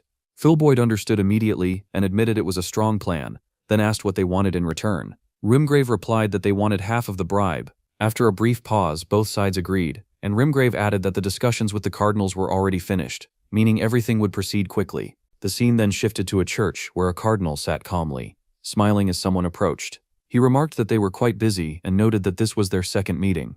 The girl addressed him as Cardinal Sergius. His expression changed slightly as he spoke, stating that lending her name to a reformation letter targeting Count Alan Palacio would not be difficult, and that he could easily create a pretext for heresy. The girl standing before him was Utia. She smiled faintly and asked if he truly wished to place her name on a letter meant to bury the Alan Palacio. Sergius continued confidently, suggesting they use the suspicious death of Cardinal Viantra as justification, while inwardly he thought about keeping the bribe for himself, and imagined wealth and harem awaiting him. Before he could finish that thought, his body was suddenly slammed to the ground. Utia's expression turned cold, as she asked if he truly wanted her to kill the man she worshipped. The atmosphere inside the church darkened instantly, an overwhelming pressure filling the space as everyone present froze, unable to move or hear anything clearly. Utia calmly told him to scream as much as he wanted because no one would come. Shadows began to rise from behind her, spreading across the room like living darkness. Time passed as Sergius was tortured, his body and mind breaking under the pressure. Eventually, he begged her weakly to kill him, but Utia did not stop. She told him there was something he must do first. She said that since he had tried to harm the one she worshipped, he must be punished properly. With a calm but merciless tone, she ordered him to recognize his sins so that he could be forgotten.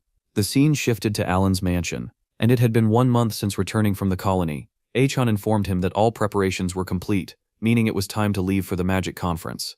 Alan let out a quiet sigh, thinking that since he was now the leader, he had no choice but to attend, even though he still needed to investigate the abyssal entities and the outer god. He raised the letter in his hand, and Evan asked if he was still holding on to the one he had received 2 weeks ago. For Achan, it was a certificate confirming his position as the leader of the Cal faction, along with a legal wage far beyond what he had expected.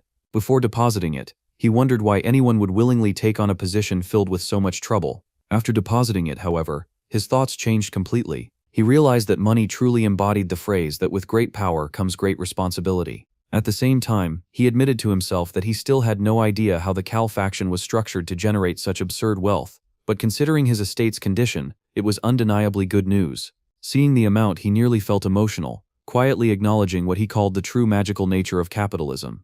The scene then shifted to the Vrittion Marquisate conference. Alan and Evan entered the venue where numerous influential figures had gathered, including warriors, mercenaries, and priests. As he stepped in, Kalia and Loria approached to greet him. Loria, with a cheerful expression, asked how he had been, but Alan simply responded briefly. Soon after, he was seen eating while Kalia and Loria stood in front of him. He felt slightly uncomfortable due to the misunderstanding surrounding him. Becoming the leader of the Cal faction while being associated with 2 major underworld figures had created an odd image around him. Internally, he wished they would finish their greetings and leave so he could eat in peace. At that moment, Evan approached and quietly informed him of new developments. He reported that the leader of the Royalist faction had received a reformation letter and had been taken to the Holy Kingdom. Hearing this, Alan felt relieved that he would not have to deal with him at the conference, and casually shifted his thoughts back to deciding his next meal. Then Kalia noticed someone approaching from the side, and questioned his purpose. The man was trembling as he stepped forward, and to everyone's shock, it was Marquis Filboid, the leader of the aristocratic faction. His body shook as he spoke, admitting that he had lost. He bowed deeply and begged Alan to spare him. The entire conference fell silent. Every attendee was stunned. Even Loria and Utia could not understand what was happening. The man standing before them was one of the most powerful figures in the political world, yet he had lowered his head without hesitation. Unlike the underworld, where power alone ruled, the political world functioned on cause and justification. Bowing like this was no simple act. It was equivalent to handing over one's authority. Realizing that while she knew Alan Palacio was extraordinary, This situation was on an entirely different level. Yet when she looked at him, she noticed something unsettling. Alan remained completely calm, as if he had expected this outcome from the very beginning. Meanwhile, in another scene, the chubby Sailrang is diligently learning to cook, determined to become a capable and caring wife. A few days earlier, Marquise Filboid had received a strange magical sphere along with a sealed letter. The contents immediately reminded him of the infamous Reformation letters that had recently shaken the political world. When he activated the sphere, a brief vision lasting only a few seconds appeared before his eyes. Within that vision, Duke Rimgrave could be seen screaming desperately, urging him to read the letter and travel to the Holy Kingdom to witness the sacred moon for himself. Before Filboid could fully process what he had seen, the sphere shattered into pieces. With trembling hands, he opened the accompanying letter and discovered what could only be described as a threat. The message made it clear that he would be the next target. A cold chill ran down his spine as he struggled to understand how the situation had spiraled so far out of control. Originally, the Reformation letter had merely been a political weapon designed to destroy reputations and careers. Anyone unconnected to heresy could survive the scandal with their life intact, but Duke Rimgrave had possessed no ties to heretics and had still met a horrifying fate. At that moment, Filboid became convinced that Alan Palatio had somehow orchestrated the entire situation. The thought left him shaken. He could not comprehend how Alan had managed to turn their own scheme against them so completely. But one fact mattered more than anything else. If Rimgrave had fallen, then his own turn would soon arrive. Driven by fear, Filboid collapsed before Alan during the conference and lowered his head all the way to the floor. He pleaded for the chance to spend the remainder of his life peacefully and promised to abandon politics entirely if only he could be spared from receiving a Reformation letter. Alan stood there utterly bewildered. He had no idea what Filboid was talking about, and instinctively glanced toward the women nearby, suspecting that one of them had done something behind the scenes. Meanwhile, those observing the scene interpreted it very differently. In their eyes, the true face of one of Asteria's hidden rulers was finally being revealed. The sight only reinforced the growing belief that Alan's appointment as deputy leader of the Cal faction had never been a matter of convenience, but rather recognition of overwhelming influence and power. 3 days after the conference began, Alan departed for the magical conclave in the eastern region. While walking through the streets alongside Evan, he learned that Marquise Filboid had also received a mysterious letter and had already traveled to the Holy Kingdom. Alan reacted with mild surprise, realizing that Filboid had ultimately been dragged into the situation after all. Evan looked completely confused, having assumed that Alan himself had arranged everything. Alan immediately denied the idea, explaining that he had never sent any such letter and had merely wanted to escape the awkward confrontation as quickly as possible. Meanwhile, deep within Lartania, the famous city of labyrinths, a powerful expedition was underway. The city was renowned for endless exploration and was dominated by 5 great guilds that controlled much of its influence. One of those organizations, Blood Iron, had entered the labyrinth under the leadership of the veteran explorer Alderic. As the group descended, newer members discussed exaggerated rumors about guildmasters slaughtering thousands of monsters alone. Alderic dismissed the stories and reminded them that such feats were unrealistic, though his confidence revealed that he considered the current mission relatively simple. The guild had accepted a lucrative request to capture a creature from the 20th floor alive. Since floors divisible by 5 were generally considered safer than the others, Alderic saw little risk in accepting the task. Even if it turned out to be a trap, someone who had explored beyond the 50th floor had little reason to fear danger on the 20th. The generous advance payment only made the decision easier, especially since failure would not require repayment. Upon reaching the designated area, one of the guild members spotted an unusual goblin and immediately pointed it out. The creature looked different from ordinary monsters, wearing strange clothing unlike anything typically found within the labyrinth. Several members joked about the reward they would receive for capturing what appeared to be nothing more than a pathetic goblin. To them, it looked like easy money. The goblin, however, seemed thoroughly annoyed by the noise. Turning toward the approaching adventurers, it regarded them with complete disdain before casually raising a hand. One after another, they fell before they could even understand what had happened. Realizing the threat, Alderic immediately drew his axe and launched himself forward with tremendous speed, but he suffered the same fate as the rest. This was no ordinary goblin. The creature was the king of hungry ghosts. Filled with arrogance and contempt for humanity, it calmly began its journey toward the surface, leaving destruction behind as it moved. Meanwhile, Alan finally arrived at the central tower. Even Evan found himself forced to crane his neck upward just to see the top of the enormous structure. Before long, Leon approached alongside several Red Tower mages and warmly welcomed them inside. During their walk through the tower, she explained that the main events of the convention would not begin until the following day, leaving Alan free to explore as he pleased. Alan immediately expressed interest in the library, prompting Lion to offer guidance. Since outsiders were not permitted within certain sections of the tower, Evan was forced to remain elsewhere while Alan continued deeper into the complex. Along the way, Lion explained that the opening day would feature presentations on a new Green Tower theory, along with a friendly magical duel between participants. Their conversation was interrupted by a loud argument echoing through the hallway. Lion sighed heavily, already recognizing the source of the disturbance. She explained that the deputy head of the Blue Tower had once again picked a fight with someone. According to Lion, Fenia possessed extraordinary talent, but was also infamous for her overwhelming arrogance and inability to get along with others. At that very moment, Fenia emerged into the hallway and immediately noticed Lion. Assuming she was facing another routine encounter, Fenia began speaking with her usual confidence. However, everything changed the instant she saw Alan. Her entire demeanor shifted in a heartbeat as she hurried forward and greeted him with surprising enthusiasm.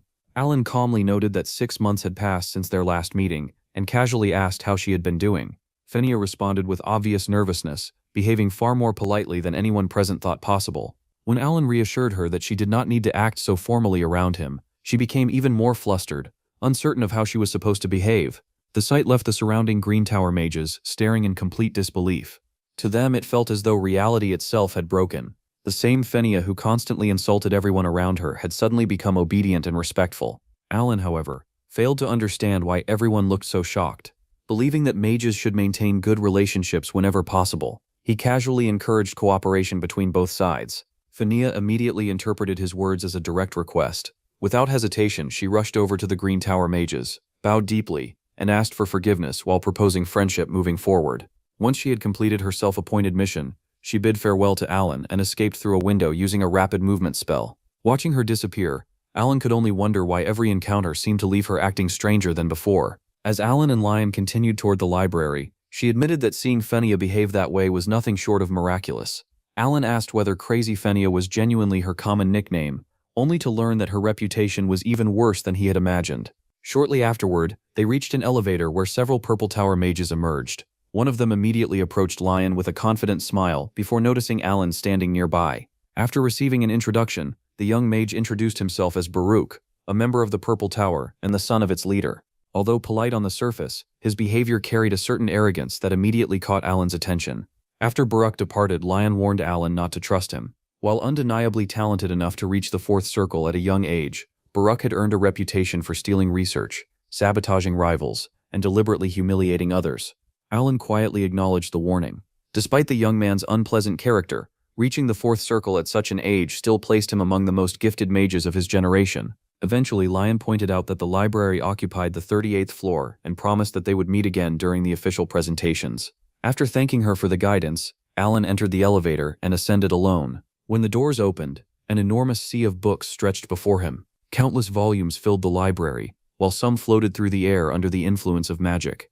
The sight was breathtaking, but Achan remained focused on his objectives. He needed to adjust every clock hand to 12 and locate a black book that lacked both title and author. Hidden within that seemingly ordinary book was a secret compartment. Reaching inside the concealed compartment, he successfully retrieved the Ring of Radiance. The following day, Alan received unexpected news. Baruch had officially challenged him to a friendly duel. He could not understand why people constantly dragged him into unnecessary conflicts. As he thought about it, one possible reason came to mind. Lian had previously mentioned that Baruch frequently pursued her and regularly brought up marriage whenever he had the chance.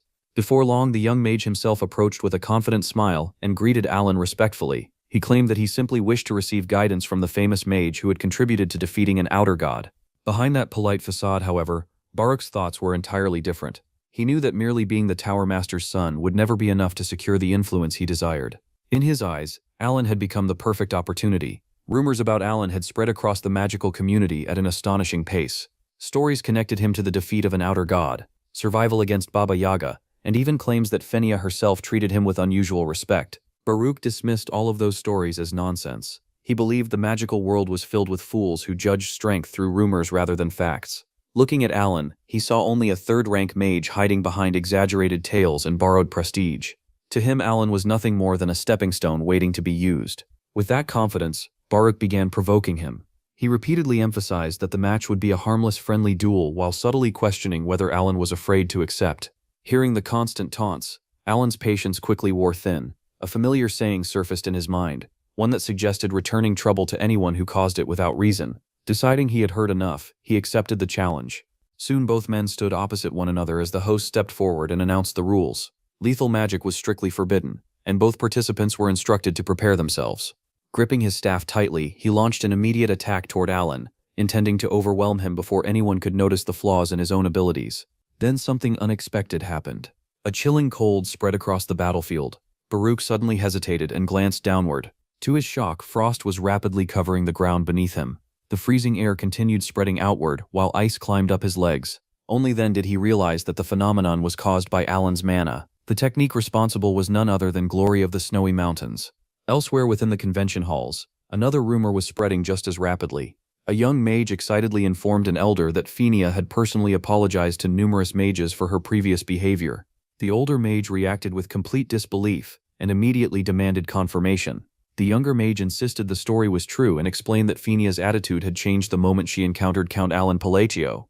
The revelation only fueled the growing curiosity surrounding Alan. More and more mages began discussing his reputation, questioning whether the stories about him were real. Many concluded that his mana capacity appeared too small to match the legends surrounding his name. Convinced that the rumors were exaggerated, they gathered near the arena to witness the duel for themselves.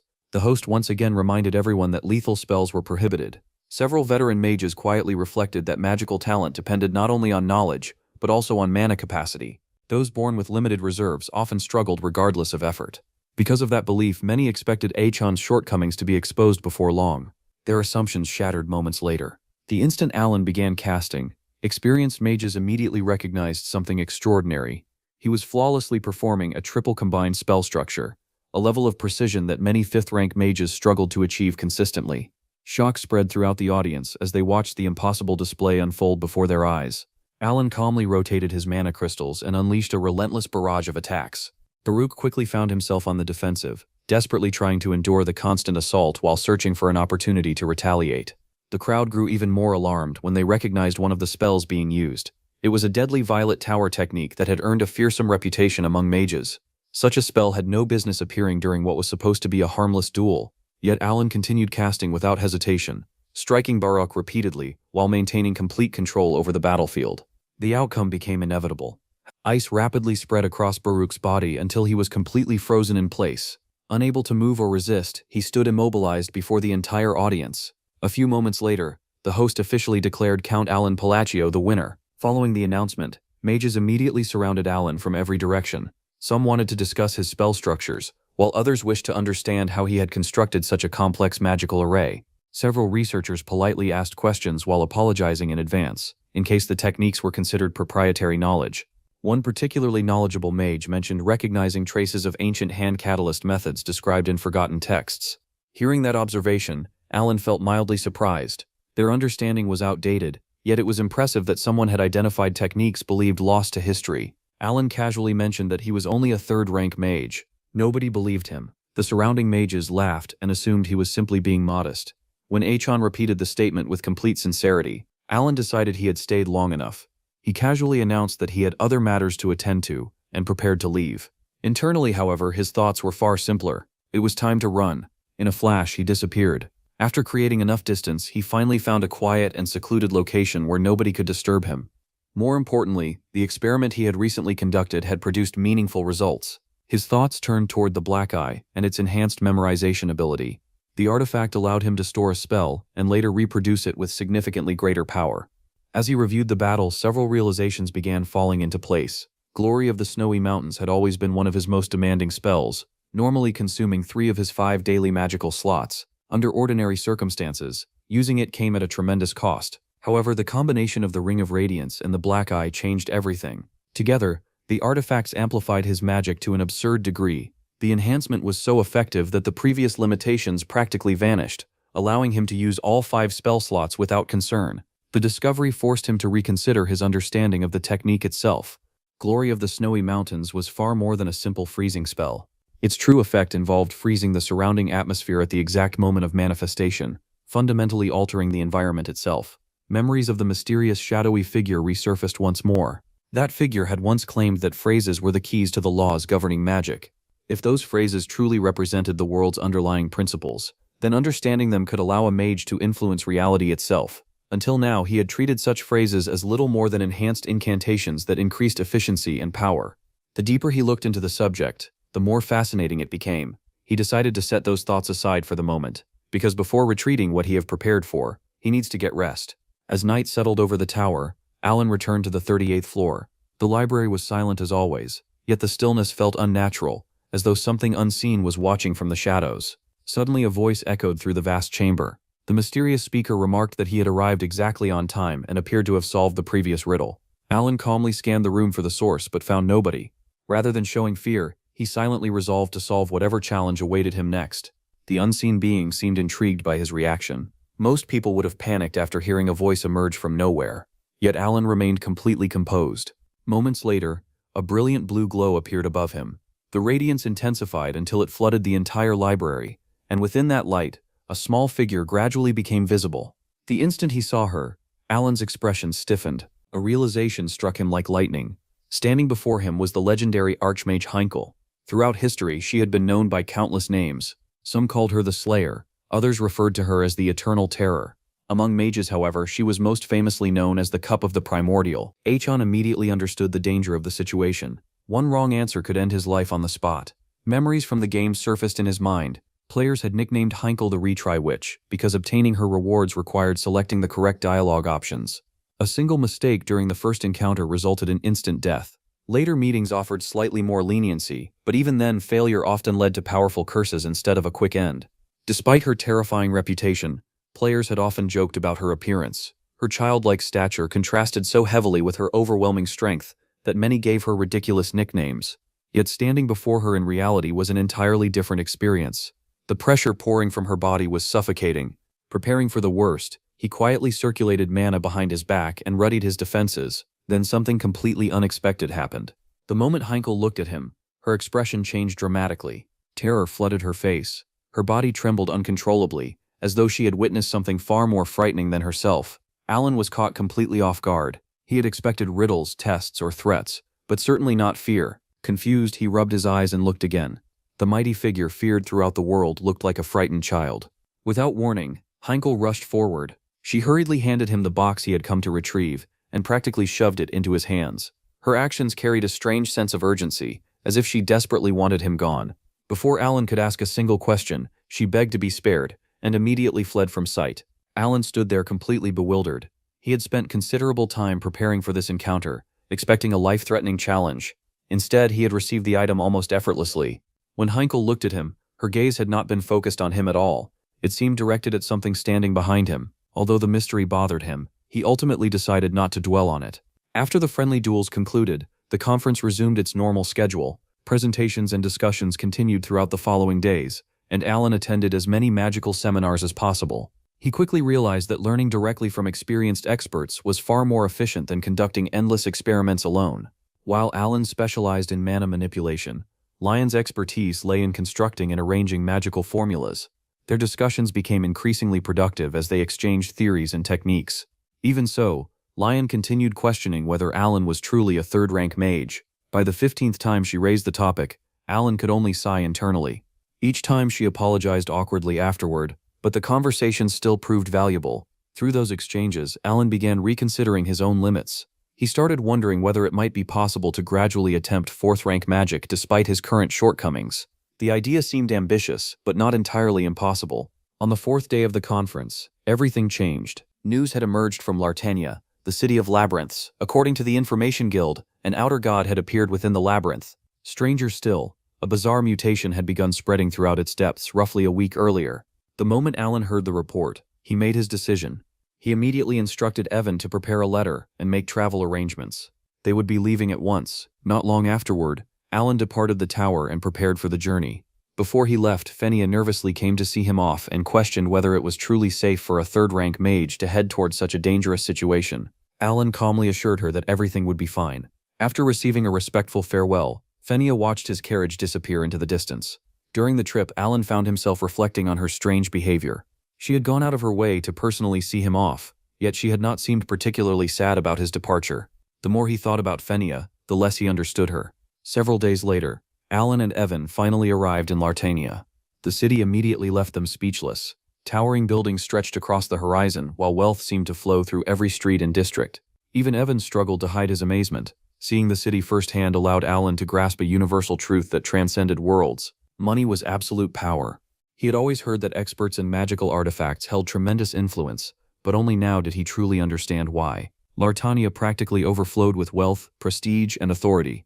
A guard immediately stopped them and asked whether they had a reservation. Evan quietly noted that even entering the building required an appointment. Alan politely requested that the guard announce the arrival of Count Alan Palladio, despite the unplanned visit. The guard nearly exploded internally. By his count, this was already the 325th person that day, claiming to be an important acquaintance of the owner, and coldly explained that even arranging a meeting without a reservation required a fee of 3,000 gold coins. The number nearly stunned Alan. That amount alone was enough to purchase an entire house. Curious, he asked when the next available opening would be. The answer only made things worse. The earliest appointment was approximately 10 months away. Before either Alan or Evan could respond, a new figure arrived, Labard Claystone, the son of Lartania's ruler. He ridiculed their appearance and questioned why they were lingering around the entrance. Even the guards appeared exhausted by his behavior. Labard continued acting superior, repeatedly insulting them while boasting about his family's influence. Then Rhine appeared. The arrogant noble immediately noticed something unusual. Rhine almost never greeted him personally. Before he could question it, however, her fist slammed into his stomach. The sudden blow left him speechless as she ordered him to leave immediately. Afterward, she greeted Alan warmly and revealed that she had been waiting for his arrival. The guards watched the scene with admiration. Regardless of whether someone was a prince or a commoner, Rhine always treated people fairly. Labard, meanwhile, burned with humiliation. Furious, he reminded her of his connections to the Council of Three and warned that she would regret insulting him in favor of outsiders. Rhine ignored every threat. Without hesitation, she invited Alan and Evan inside. Alan briefly wondered whether accepting the invitation might cause trouble. He had heard that the Lord of Lartania greatly favored his son. Rhine simply assured him there was nothing to worry about. In fact, she calmly remarked that he would probably never encounter Labard again. Once inside, the atmosphere became far more peaceful. The three finally had an opportunity to catch up properly. Sitting together once again, Alan found the situation strangely nostalgic as they shared a meal and discussed recent events. During the conversation, his curiosity eventually got the better of him. He asked why Rhine always referred to him as patron. Most of the others used titles such as benefactor or godfather. Her choice always sounded unusually formal. Rhine calmly explained that patron was simply the title she believed suited him best. The answer filled Alan with quiet satisfaction. Rhine had always been one of the most mature and dependable children he had guided. Looking at her now, it was obvious she had achieved remarkable success. Eventually, however, Alan shifted the discussion toward the real reason for his visit. He explained that influence had become increasingly important. If he wanted to continue moving forward, he would need allies. Because of that, he wished to join the strike force being assembled to deal with the Outer God. Rhine confirmed that an intervention team had recently been formed. Alan hesitated for a moment, mentioning the earlier incident with Labard. He worried that accepting his request might create unnecessary difficulties for her. Rhine immediately dismissed the concern and questioned whether he was truly worried about the ruler's son. Alan clarified that his concern was directed toward her, not Labard. Hearing that, Rhine confidently assured him that she could handle the situation without any issues. Relieved by her answer, Alan thanked her sincerely. Once the discussion concluded, Rhine personally escorted both Alan and Evan to their rooms so they could rest after the long journey. After she left, Evan commented on how much she had matured. Alan agreed wholeheartedly. In his eyes, Rhine possessed exactly the aura one would expect from a student who consistently ranked at the very top of every class. Later, Alan felt a sense of relief knowing that Rhine had agreed to help him. Even so, the uneasiness caused by the recent military incident in the north still lingered in the back of his mind. He decided that a short rest would help him organize his thoughts before reviewing everything carefully. Unfortunately, when noon arrived, he was still asleep until Evan woke him up. No matter how much he rested, the exhaustion clinging to his body refused to disappear. The two eventually headed to the dining hall, where Rhine was already waiting. While they ate, she casually revealed that the request Alan had made the previous day had already been taken care of. The strike force would be gathering that very day, and they would be heading there shortly. Alan was genuinely surprised by how quickly everything had been arranged. Then, with the same calm tone, Rhine added that there was no longer any reason to worry about Labard Claystone because she had already dealt with him permanently.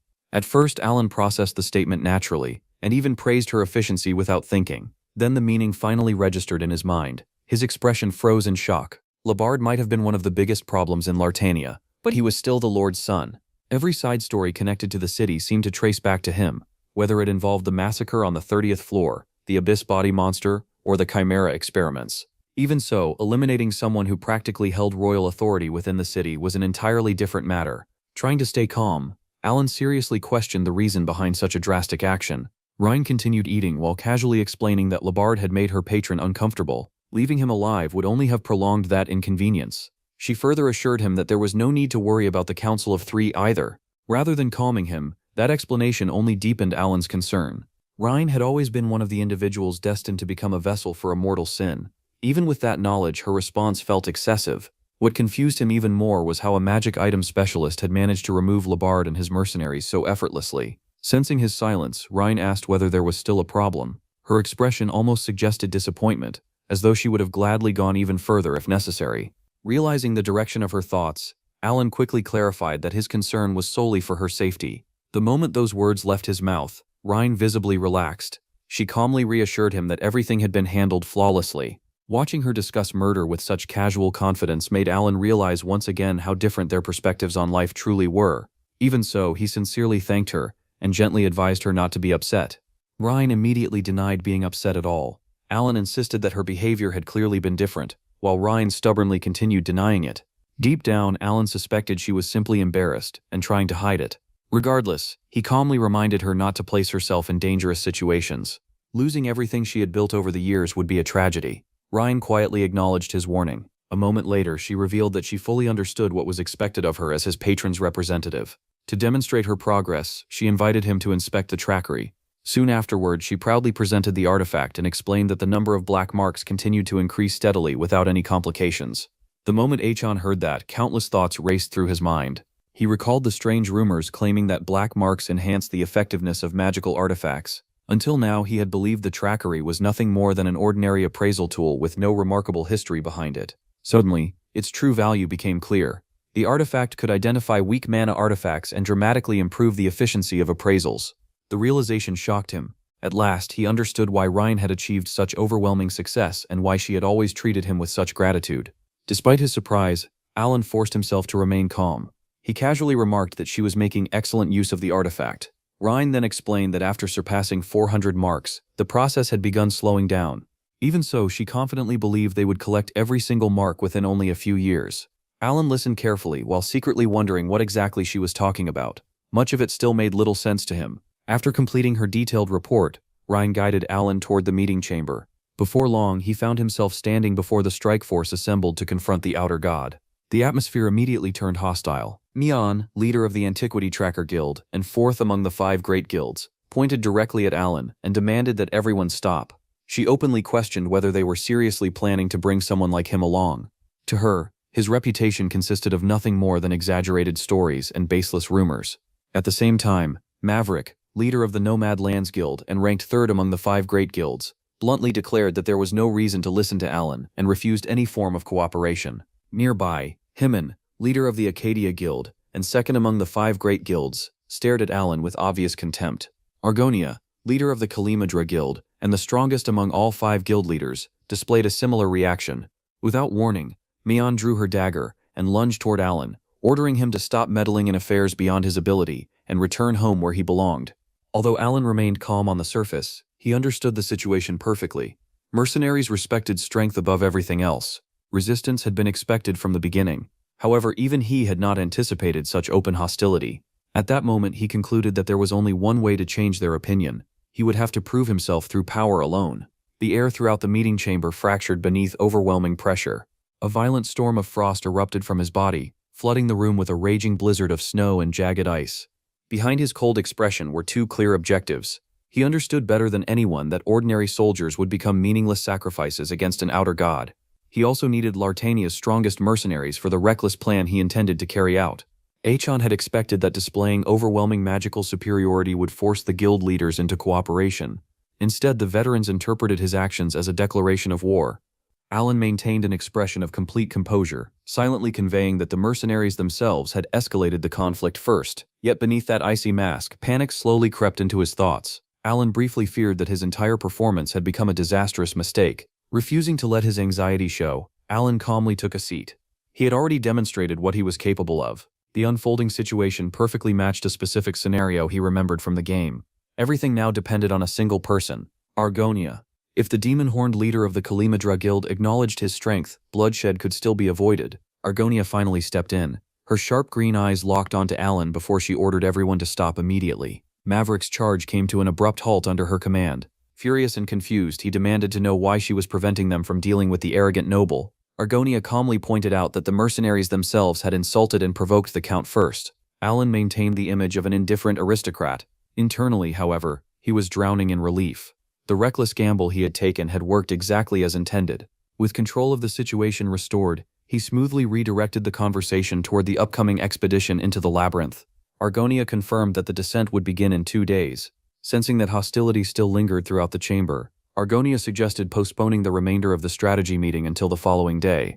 Recognizing the perfect opportunity to escape, Alan accepted immediately and departed with practiced elegance. The moment the massive doors closed behind him, his entire facade crumbled. Sweat poured down his face as he leaned against the hallway wall, clutching his pounding chest and silently swearing never to attempt such a suicidal bluff again. Back inside the frozen chamber, Maverick angrily questioned why Argonia had allowed the Count to leave unchallenged.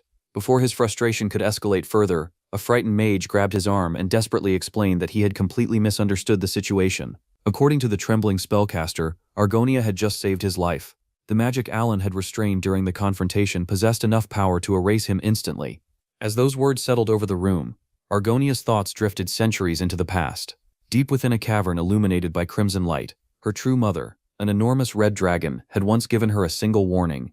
If a black eye ever appeared in the sky, it was to be ignored completely. Even surviving an encounter with such a being required forgetting it entirely. The ancient dragon had emphasized that whatever existed behind those eyes stood beyond all known existence. Back in the present, cold sweat trickled down Argonia's face. That warning had been the only genuine instruction her mother had ever given her. As she stared toward the doors Alan had passed through, horrifying images surfaced within her mind. A blood-red eye and a fathomless blue eye seemed to loom behind him like cosmic entities observing the world itself. Frozen by ancient terror, only one thought echoed through her mind. Who exactly was Alan Palacio? The following day, Alan entered the strategy meeting fully prepared for endless arguments with the mercenaries. Instead, he found himself completely stunned. Every guild leader accepted his battle plan without resistance. Even Mion remained unusually quiet, while Argonia offered no objections whatsoever. Internally, Alan celebrated his success while disguising his knowledge of the outer gods as information taken from ancient records. With preparations complete, the heavily armed strike force descended into the labyrinth beneath Lartania. Combat erupted almost immediately. Mutated raven-like creatures swarmed the expedition, while the guild leaders unleashed devastating combinations of steel and magic. Alan privately admitted that attempting this journey alone would have been outright suicide. After one particularly brutal battle, the group continued through the dark corridors in tense silence. Eventually, Mei-chan approached Alan once again. Her expression remained hostile as she demanded to know whether his earlier behavior had been motivated by prejudice against beastfolk. Realizing she was still bothered by their first meeting, Alan quickly clarified that his cold attitude had nothing to do with discrimination. The explanation transformed Mei-chan's demeanor instantly. Her hostility vanished beneath a playful grin as she openly admitted that his display of overwhelming strength had captured her interest. Alan was completely caught off guard. While trying to process her shameless boldness, he remembered that her tribe practically worshipped strength above all else. Understanding the reason behind her sudden attraction, he calmly rejected her advances. Mion accepted the refusal without the slightest disappointment. She casually remarked that his magic had made her heart race before skipping ahead and hinting that she might change his mind later. Ryan emerged from the shadows with eyes filled with murderous intent. She offered to eliminate the disrespectful beastfolk woman on his behalf. Alan immediately refused while nervously breaking into a sweat. Time passed, and the expedition entered its second day within the labyrinth. The strike force desperately searched for shortcuts leading deeper underground. Yet every opening revealed nothing but dead ends, leaving everyone increasingly frustrated after hours of exhausting effort. Alan could not help cursing the difference between reality and the game he remembered. In the game, moving between floors required nothing more than pressing a button. In reality, every descent demanded endless exploration through a seemingly infinite maze. Eventually, Argonia discovered a hidden portal concealed among the ruins. Passing through the swirling blue gateway, the expedition arrived on the 5th floor. Unlike the dark and ruined levels above, this area resembled a peaceful sanctuary bathed in sunlight. Vast green fields stretched toward the horizon. Alan recognized it immediately as a safe zone from the original game, and finally allowed himself to relax. Argonia revealed that the outer god had recently been sighted near the 12th floor. That meant they had very little time left before confronting the true nightmare hidden below. As preparations resumed, Alan's accumulated exhaustion finally caught up with him. He collapsed onto a nearby stone slab and struggled to catch his breath after the brutal descent. Maverick watched with open contempt. The fact that their strategist was already exhausted after only a few floors did little to improve his opinion of the Count. Then, without warning, disaster struck. A massive crescent of green energy tore through the sanctuary. Several mercenaries were sliced apart instantly before anyone could react. The survivors froze in horror. Atop a ruined pillar stood a dark-haired figure radiating overwhelming superiority. Looking down on the expedition as though they were insignificant insects, the stranger raised a glowing hand and unleashed another devastating wave of energy intended to finish them all. Alan reacted immediately. A colossal glacier erupted from the earth and intercepted the attack head-on. The violent collision shook the entire sanctuary, but Achan's frozen barrier held firm. Maverick stared at the enormous wall of ice in disbelief, unable to comprehend that the very man he had mocked moments ago had just saved everyone's lives. The dark-haired figure laughed with twisted amusement. The stranger seemed genuinely impressed that a human had managed to block his attack. The moment Alan saw the man's face clearly, recognition struck him like lightning. It was Kailas. Once, Kailas had been nothing more than a frail demon obsessed with gathering knowledge. But through endless effort and obsession, he had climbed to the peak of demonkind. Now he stood on the threshold of divinity itself. Landing casually atop Alan's glacier, Kailas remarked that it was amusing to see a human who actually knew his name. Outwardly, Alan's expression never changed, but inwardly everything was falling apart. The Information Guild had assured everyone that Kailas would not arrive at the safe zone for at least 3 more days. His sudden appearance shattered every calculation Alan had prepared. Amused by the humans' determination, Kailas generously offered the strike force one final opportunity to flee before he erased them. Alan immediately rejected the offer and ordered the surviving mercenaries to prepare for combat. The veterans snapped back to reality as Argonia raised her weapon and organized the remaining fighters into formation. Alan quickly assessed their situation. Unlike many previous catastrophes, they still possessed several advantages. More importantly, the labyrinth had not completely synchronized with Kailas's presence yet, preventing him from unleashing his full strength. The Demon King merely smiled wider. His eyes gleamed with excitement as he swung his arm lazily through the air.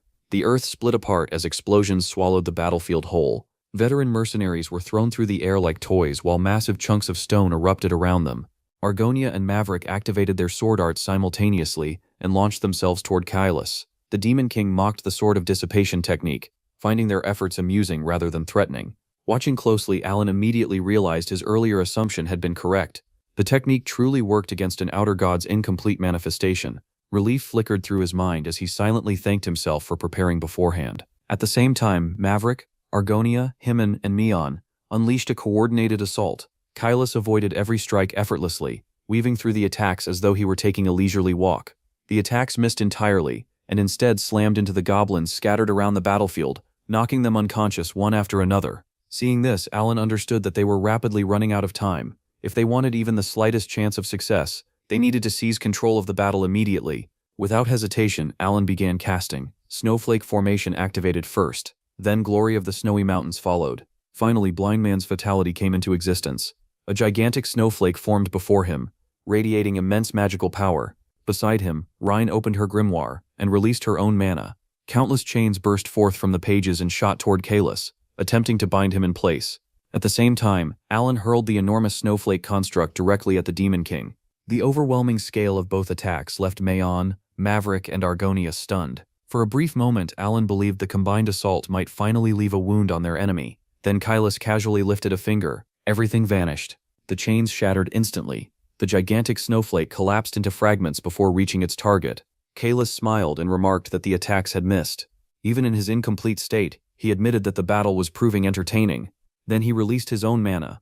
The atmosphere changed immediately. Kailas activated a principle he called the Path of the Nameless. A terrifying wave of power erupted outward and swept across the battlefield. Argonia and Maverick were instantly cut in half before they could react. Dust and smoke engulfed everything. When visibility finally returned, the sanctuary had been reduced to ruins. The shattered remains of the battlefield stretched endlessly in every direction. Himen stared at the devastation in disbelief. Before he could even process what had happened, Kailas flicked a finger again. A split second later, Himen's body was severed in two. Laughing openly, Kailas questioned whether anyone could dodge attacks descending from above. Himen's lifeless body crashed to the ground. The sight sent Mion into a panic. She screamed his name and rushed forward desperately. But Kailas struck her with a single blow and launched her across the battlefield. A cruel smile spread across the Demon King's face. He admitted that he had expected great things from them, and wondered how much longer they could continue entertaining him. Watching the slaughter unfold, Alan realized he was witnessing a level of magic unlike anything he had encountered before. Kalis could freely combine gestures, principles, and incantations while maintaining absolute control. The difference between them was overwhelming. It was not merely a gap in power, it was a gap in knowledge, preparation, experience, and understanding. Everything had collapsed. Alan understood that this was the worst possible outcome. Even so, surrender never crossed his mind. If victory existed anywhere, it would only be found by pushing his magic beyond every known limit. Determination hardened within him as he began casting again. Glory of the Snowy Mountains activated once more. Crystallization followed immediately after. Then rotation entered the sequence. As his fingers crossed together, an enormous ring-shaped mana surface appeared before him. Watching the structure stabilize, Alan realized the spell was functioning exactly as intended. At this stage, only speed mattered, and he could not accomplish it alone. Alan called for Rhine's assistance. Without hesitation, she synchronized her mana with his own. Yet even while casting, Alan understood a terrifying truth. The Demon King was not taking any of this seriously. Kalis watched their desperate struggle with the same amusement a cat might show toward a trapped mouse. Even then, he refused to stop. Again and again, he cast more spells. Again and again, Kalis erased them effortlessly. Alan's breathing grew ragged. His body trembled under the strain. He had already consumed 5 mana potions, and the symptoms of mana toxicity had begun spreading through his body. Every movement felt heavier than the last. Then suddenly, Kalis appeared directly in front of him. At that moment, Alan realized the opportunity Rhine needed had finally arrived. The two immediately combined their power once more, and launched another attack at point-blank range. As the spell formed, Alan focused on the final restriction hidden within his magic. The conditions lined up one after another in his mind. Magic had been used against the great god of duels, Ultus. Magic had been used upon snowy terrain. Magic had been cast at death's doorstep. Magic had been used against a godlike existence. Alan understood that adding one final condition could allow him to twist the world's laws even further. Yet deep down, he knew it still would not be enough. Desperately, he searched for an answer. There had to be something. A single clue capable of ending everything in one strike. Then Kailas's earlier words echoed inside his mind. The Demon King had repeatedly claimed that Alan understood nothing. At the same time, the words of the shadowy figure resurfaced. That mysterious being had explained that this world possessed both incantations and principles. Everything Alan had experienced until now was connected by those unseen laws. Suddenly he became convinced that the answer was hidden somewhere within those connections. If he could discover it, he might finally reach the next stage. Sweat poured down his face. His hands dug into his hair as he forced himself to think beyond his limits. Then a breakthrough arrived.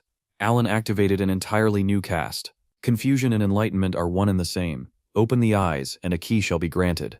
The moment the phrase took shape, mana erupted from his body. A gigantic spear-like construct materialized in front of him, radiating an entirely different level of power than before. The Demon King narrowed his eyes and tried to understand exactly what Achan had just created. Seeing Kalis momentarily distracted, Rhine seized the opportunity and attacked him with chain spears. The demon's expression darkened slightly as he attacked back toward her with terrifying precision. Before it could reach Rhine, Alan stepped forward without hesitation. The impact tore through his arm, severing his hand instantly. Achanizing pain shot through his body, yet at that very moment a realization struck him. The instant he had formed the Wisdom Fist Mudra, his spell had transformed into something entirely different. It had become a key. When that key turned within the crystal, it unlocked a completely new form of magic. The answer was the Ice Crystal Halberd. An overwhelming surge of power erupted from the spell. Ice spread across the battlefield at an absurd rate, swallowing everything in sight. Kalis suddenly found himself trapped within an enormous prison of frozen crystal. The entire sanctuary transformed into a colossal glacier as endless layers of ice consumed the landscape. Alan explained that magic followed the pathways of the land itself and obeyed the laws established within that domain. The laws of fate, which moved according to the Creator's will, were merely transformed versions of natural laws where ordinary logic ceased to function. Among those countless laws existed the Ice Crystal Halberd, a manifestation capable of freezing everything standing before it. The power activated fully, surrounding Kalis within an enormous cage of crystalline ice. As he observed the phenomenon, Kalis immediately recognized what he was witnessing. This was a manifestation of essence. At the same time, he understood that Alan had only touched the very edge of such advanced magic. Even so, the young mage had already achieved his goal. Soon afterward, cracks spread across Kailas's body. His form slowly began breaking apart as fragments dissolved into the wind.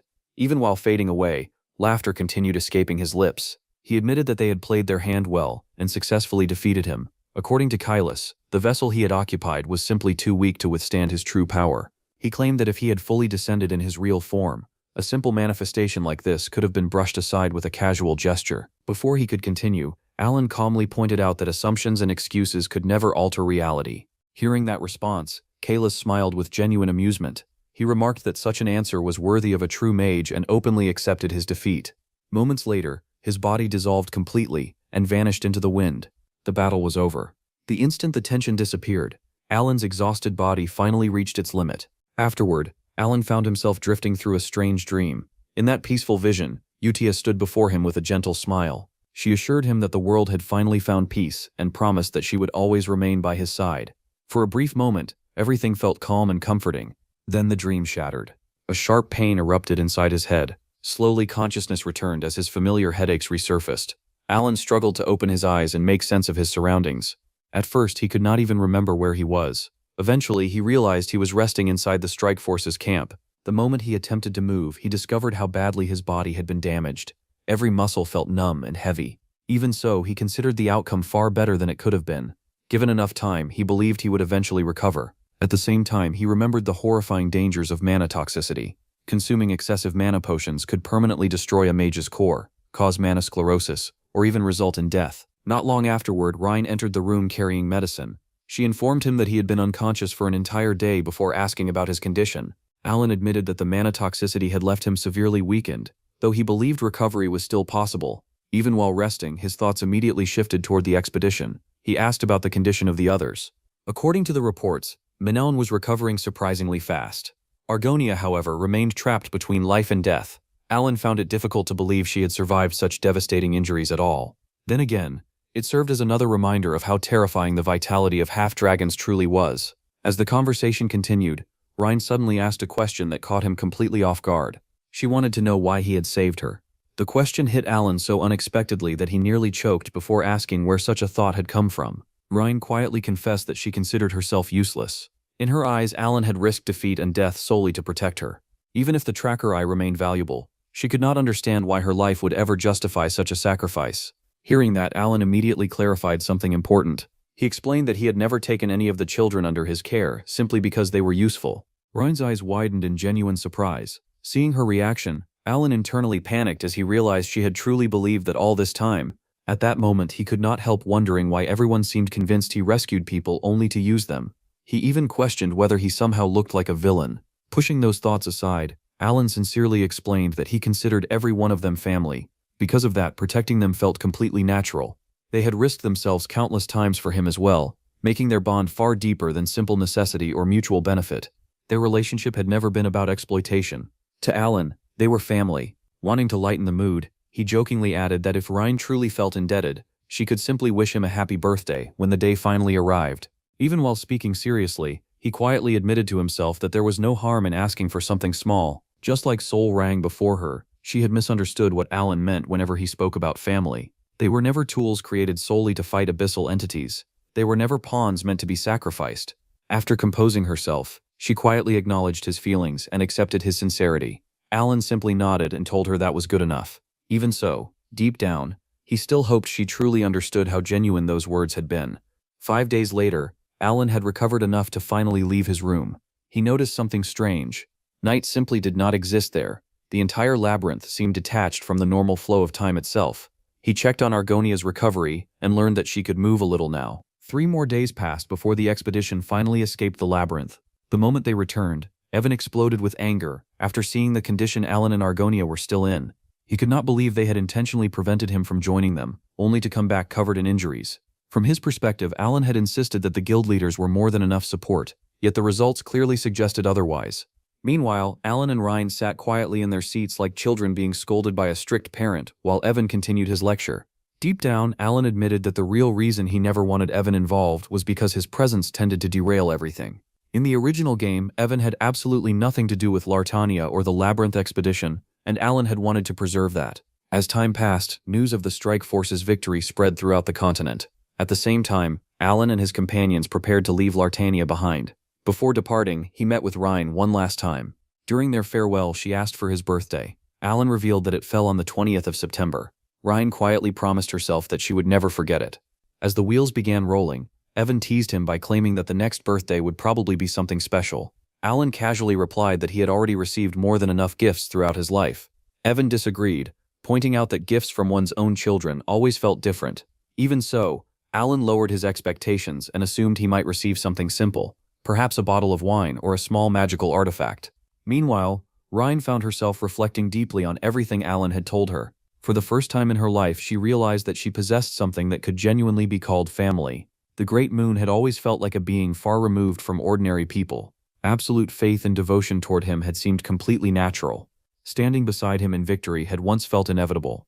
After receiving Alan's recognition, however, the word family began carrying an entirely different meaning. Something that had once felt empty and distant suddenly became real. Even the title patron, which she had originally chosen out of pure respect, gradually transformed into a symbol of genuine emotional attachment. At that moment, Rhine sincerely wished to remain by Alan's side more than anyone else. She even resolved to answer immediately whenever her patron called for her. The thought alone caused her face to redden. A smile appeared before she could stop it. As she considered Achan's upcoming birthday, she wondered what kind of gift could possibly satisfy someone who already considered her family. After considerable thought, she eventually concluded that gifting him the Lord of Lartania's castle would be a reasonable starting point. As the months passed, summer slowly faded away and winter settled over the Palladio estate.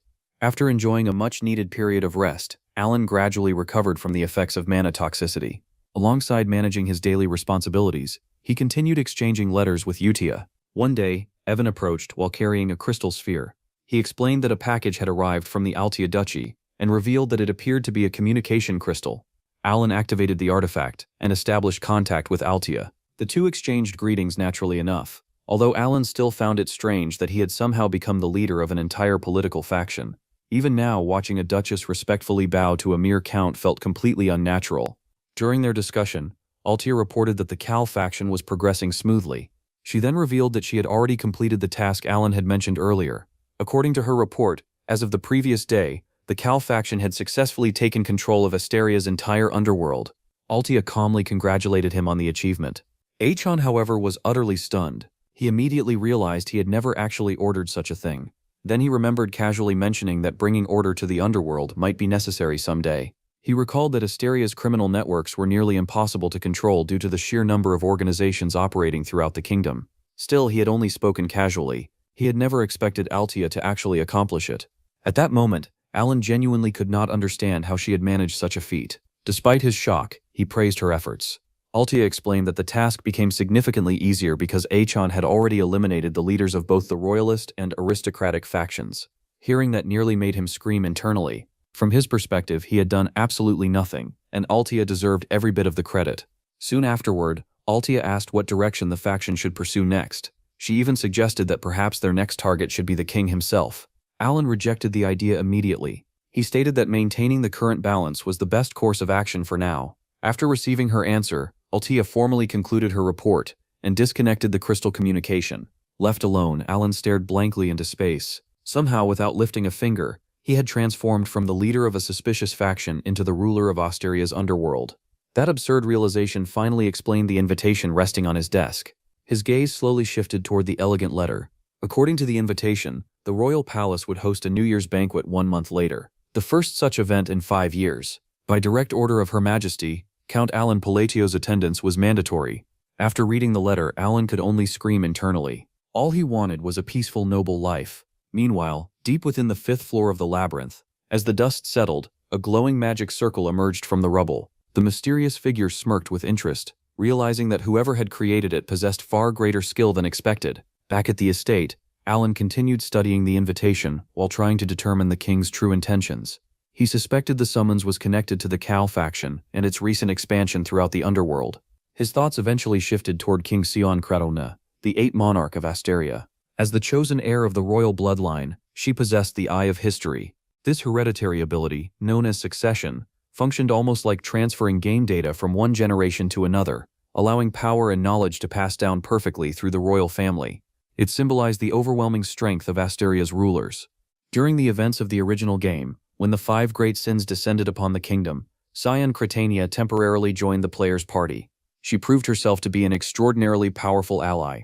Despite that strength, however, she showed remarkably little interest in governing her own nation. Because of this detached personality, players had given her a nickname, the Sleeping Dragon. As Alan reflected on her reputation, he remembered how many people admired her calm demeanor and extraordinary beauty. The more he considered the situation, the more he believed this invitation might actually benefit him. If he could use the opportunity to weaken the Kal-Au faction's apparent influence while maintaining a balance with the Queen, she would have no reason to view him as a threat.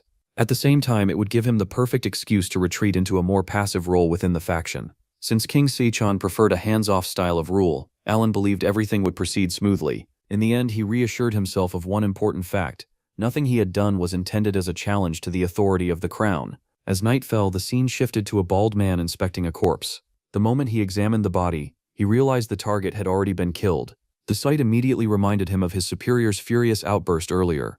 His boss had been enraged by the complete failure to make progress on the contract involving Count Alan Palladio. He had loudly questioned the organization's competence, accused them of disappointing their clients, and demanded to speak with someone higher up. Back in the present, the bald man kicked the corpse. The body immediately dissolved into the air. From that reaction, he realized a preservation spell had been placed on it to prevent decomposition.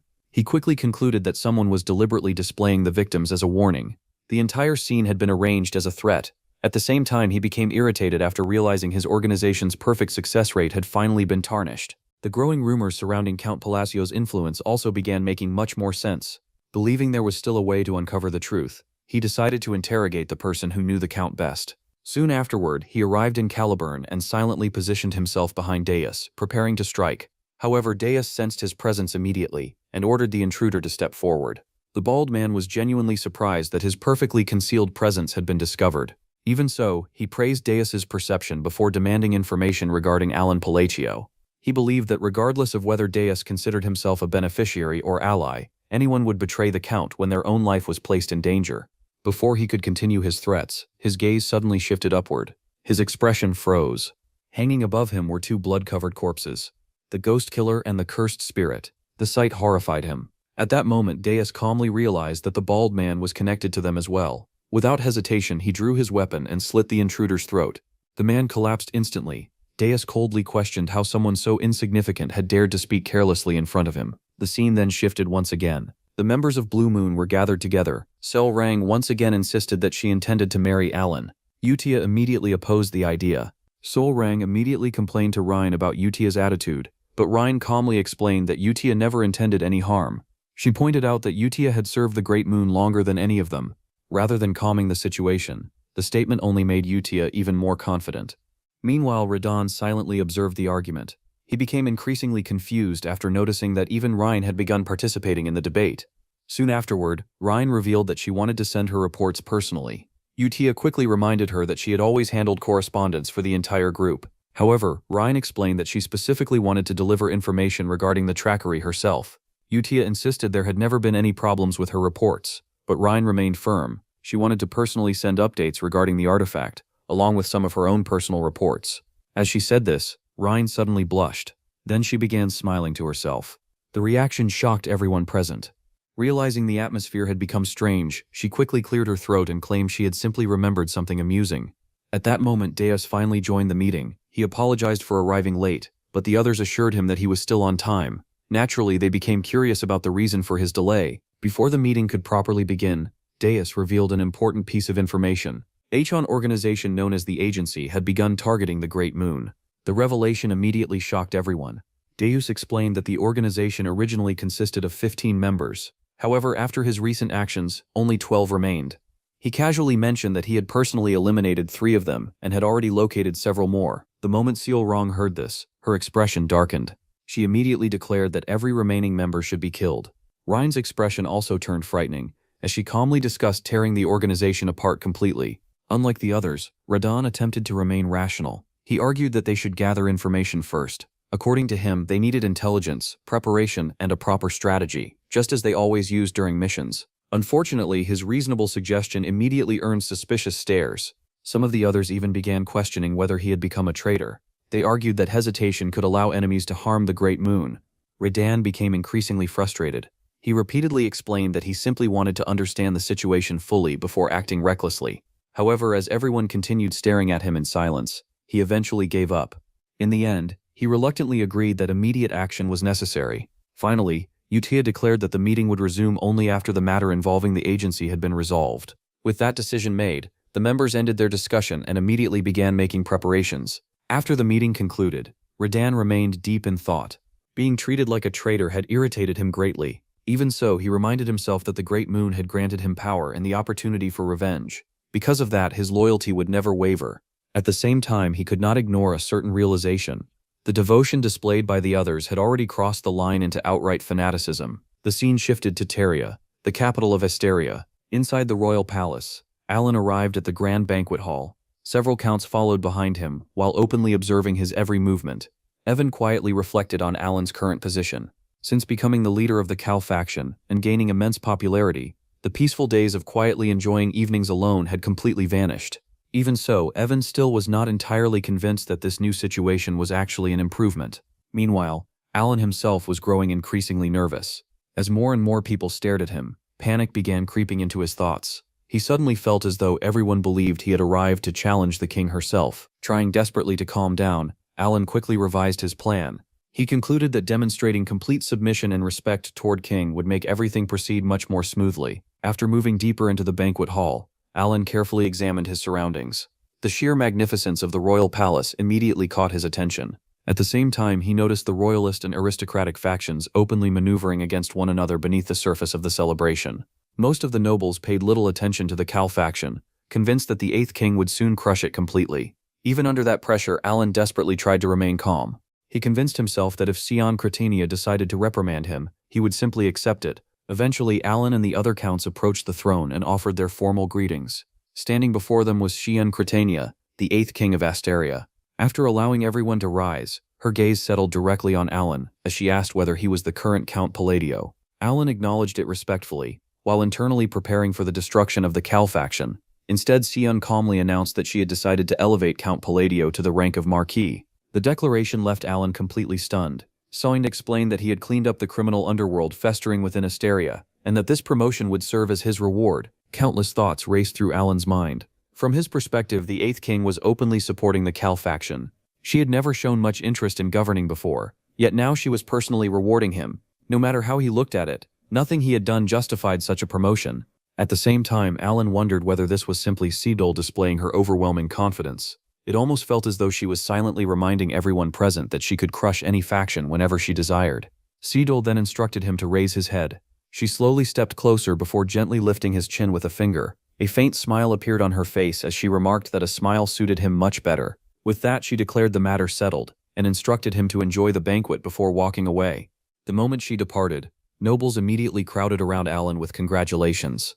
Kalaya was shocked that even the Eighth King had smiled at him. Altia admitted that Alan continued to exceed expectations. While everyone celebrated, however, another figure watched from afar with growing resentment. The scene shifted to the slums of the Ashtalon kingdom. Marquis Filboid walked through the streets while struggling to suppress his fury. He recalled how he had desperately begged for mercy, only to spend an entire month suffering inside solitary confinement within the Holy Kingdom.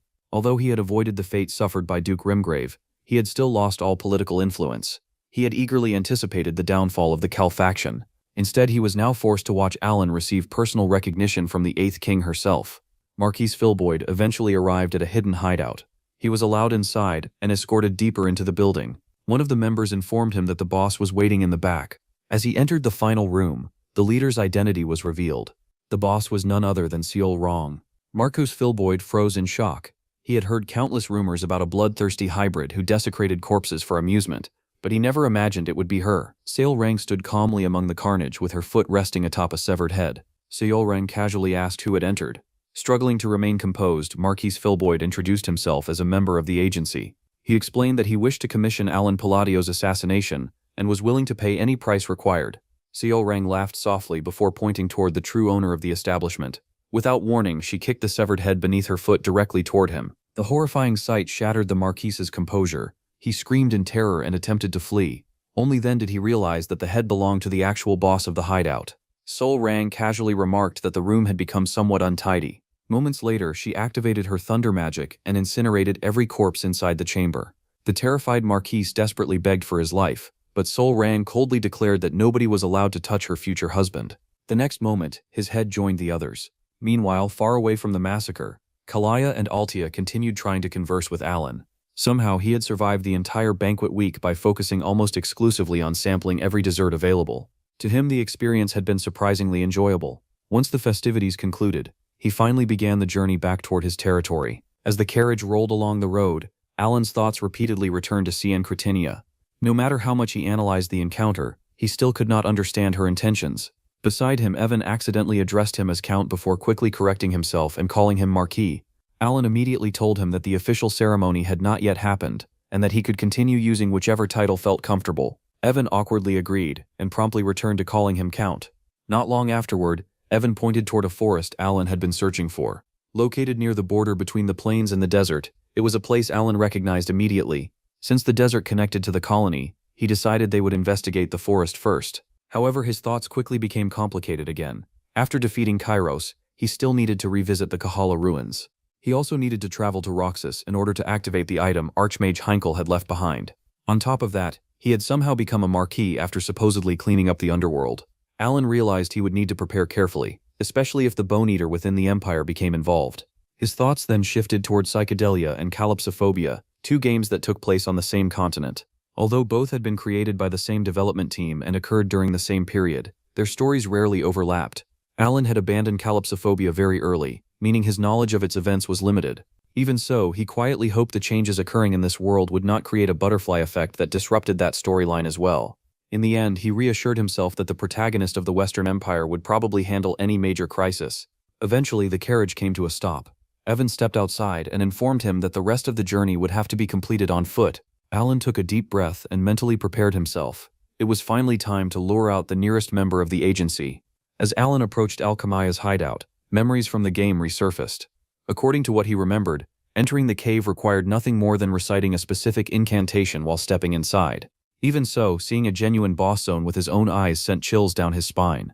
Back in the game, players constantly mocked the agency's leader and referred to him as the Spine Slicer. Inside, Alan confidently began reciting the ritual words needed to summon Alchemai, the leader of the agency. He followed the sequence exactly as he remembered from the game, intending to request a favor once contact was established. Before he could finish, however, Evan pointed out that something was obviously wrong. Several hours earlier, Utia had personally appeared before Alchemai, the legendary leader of the agency and the strongest assassin on the continent. Alchemai initially assumed she had come to kill him. He angrily declared that he had already obeyed the pilgrim's will and withdrawn from worldly affairs long ago. The mere thought of someone doubting him filled him with rage. For nearly 3 centuries he had hunted and beheaded powerful warriors, and he could not tolerate being looked down upon. Before his anger could erupt any further, blood suddenly burst from his head. Agonizing pain spread through his mind as though his own thoughts were tearing themselves apart. Screams echoed through the chamber. At the same time, Utia released her long hair, which expanded like countless living threads.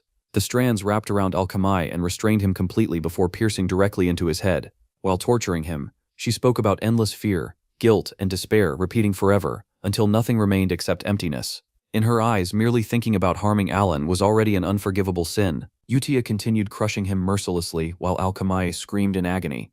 Watching his suffering, she coldly remarked that even such a painful death was still too merciful. She added that he should feel grateful toward Sailrong. Moments later, Utia read a letter sent by Sailrong and realized she needed to leave immediately. Soon afterward, the agency, an organization that had once controlled the shadows of the underworld, vanished forever without leaving a trace behind. Back in the present, Evan questioned whether the cave was truly the place Alan had been searching for. Nothing seemed to be working. Alan confirmed that the location was correct, yet even he could not understand what had happened. Evan quickly pointed toward the mountains of gold and suggested taking everything with them. He hoped Achan would not suddenly claim that touching the treasure was forbidden. Hearing that, Alan quietly realized that if Alchemai were still alive, nobody would have been allowed to take even a single coin. That fact alone confirmed that something terrible had happened to the Assassin Lord. A grin slowly spread across Alan's face. He agreed that they should take everything, especially the valuable potions and jewelry. Evan could hardly believe his ears. Before long, both men were hauling away ridiculous amounts of treasure. Their carriage became so overloaded with gold that some of it began spilling out during the journey. After completing the journey, Alan returned once again to Sailrang's kingdom in the colony desert. The moment Sailrang saw him, she became unusually affectionate and refused to leave his side. As they traveled toward her palace, she suddenly announced that she needed a favor from him. Without any hesitation, she produced an official marriage certificate and calmly requested his signature. Meanwhile, in the Ashkelon kingdom, events were unfolding within the Kamlan Duchy.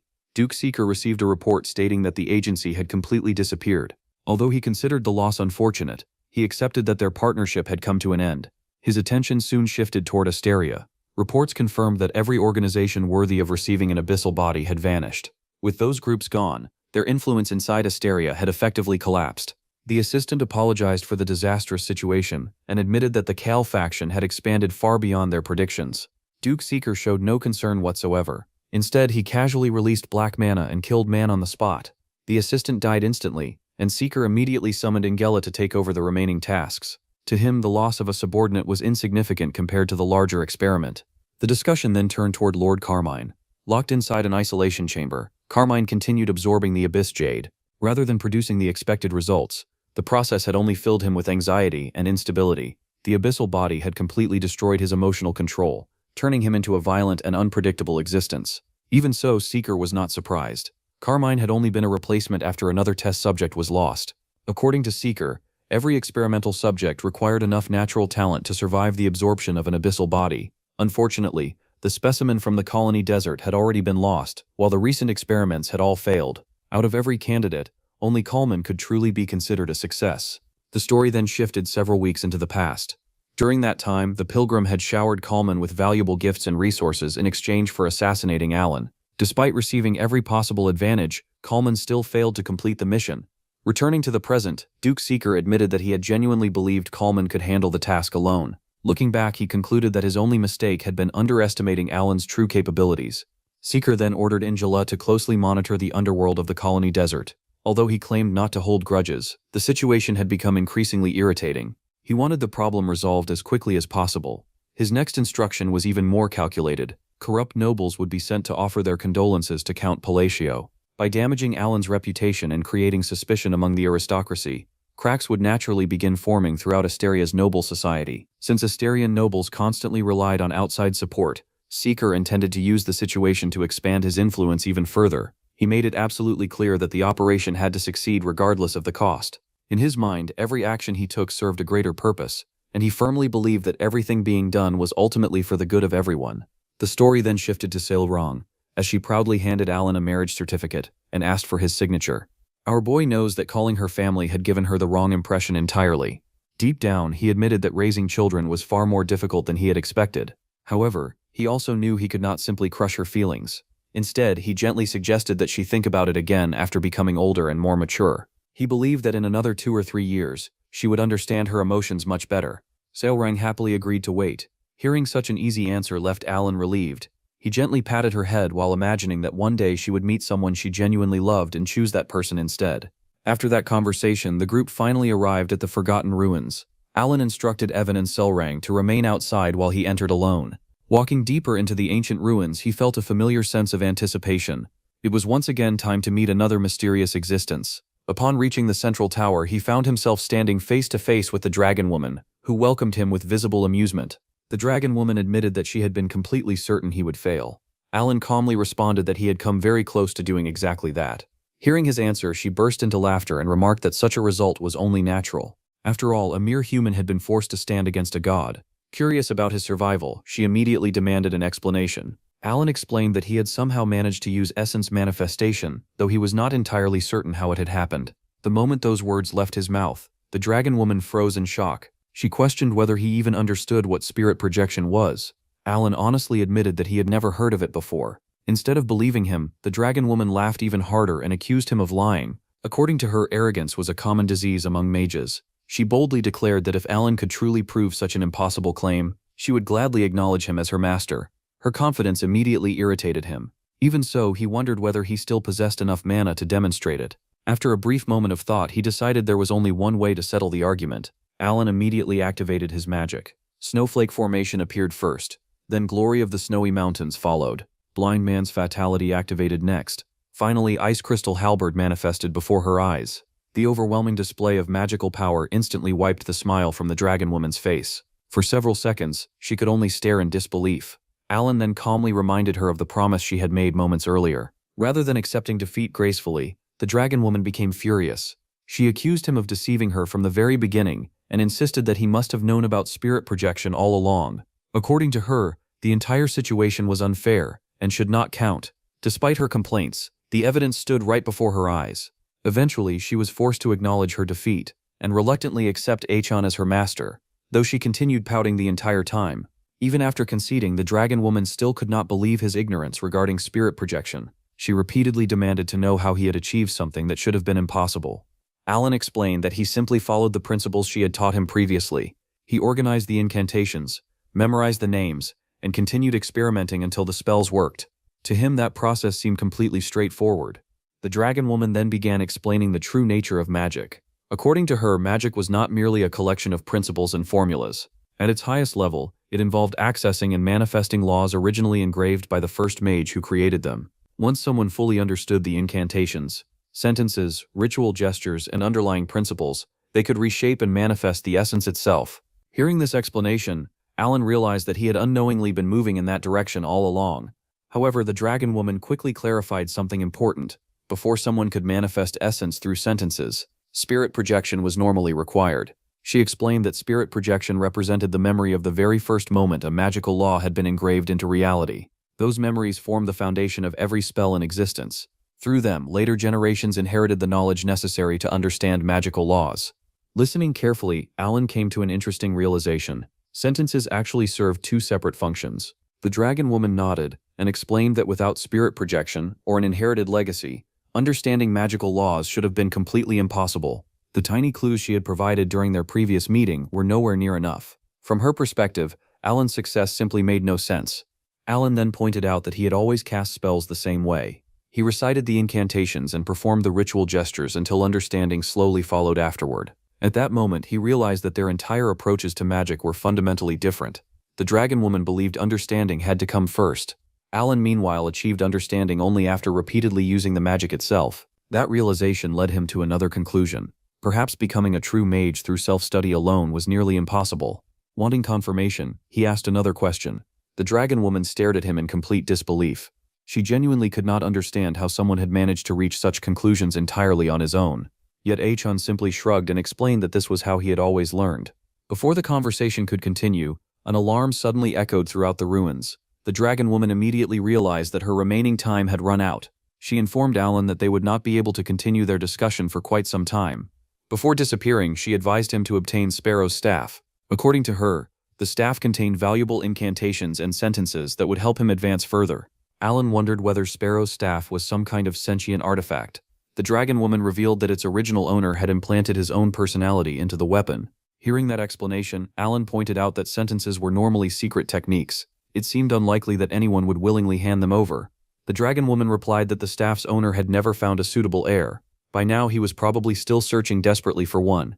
Finally, she told Alan that she would be waiting for him. If everything he claimed was truly genuine, then he would eventually become capable of wielding the magic of a true mage. She even suggested that one day he might possess enough power to push back the mysterious beings threatening the world. After leaving the forgotten ruins, Alan returned to the carriage and resumed his journey. His mind remained occupied by everything he had learned. Meanwhile, Silrong repeatedly demanded head pats throughout the trip, forcing him to indulge her again and again. While enduring that constant attention, Alan focused his thoughts on Sparrow's staff and the path ahead. He eventually remembered where the staff was located. It rested inside the royal treasury connected to the Colosseum. To obtain it, he would need to register as a fighter and earn enough victories in the tournament. Only then would he receive the right to select an artifact from the treasury. In previous playthroughs, he had completed this quest many times, but he had always ignored Sparrow's staff because it appeared completely worthless. Now, however, he knew that obtaining it was absolutely necessary. As the carriage continued forward, the driver suddenly announced that the road ahead was completely blocked.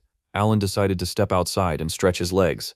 Everywhere he looked, people whispered and speculated about what was happening. Even Alan found himself becoming curious about the source of such excitement. Before he could investigate further, Solrang suddenly grabbed his hand and dragged him toward another section of the street. At that exact moment, a familiar voice called out to him by the title of Godfather. The person standing there was none other than Utia. She smiled warmly while holding onto his hand. Her striking red eyes immediately captured his attention. For a brief moment, Alan simply stared in shock. He had not expected to meet her here, yet there was no mistake. The woman standing before him was undoubtedly Utia herself. Seeing her in person left him stunned because she felt completely different from how she had appeared in the game. The crowd also erupted with excitement at her arrival. A small child pointed at her with sparkling eyes and innocently exclaimed that the beautiful saint had arrived. Utia chuckled softly and gently corrected the boy, explaining that she now held the position of cardinal and should be addressed as Your Eminence. Hearing that title left Alan speechless. The little boy, however, simply offered her a flower while happily calling her a beautiful eminence. Embarrassed, the boy's father hurriedly tried to apologize, but Yutia accepted the flower with a warm smile before suggesting that she and Alan continue their conversation somewhere private. The flustered father quickly carried his son away while Solrong enthusiastically agreed with the suggestion. Their group boarded an extravagant carriage and traveled directly to the guild headquarters. Once inside the luxurious lounge, Evan noticed Solrong sulking alone in a corner and curiously asked Alan what had happened. Rather than answering, Alan asked how important the rank of cardinal truly was.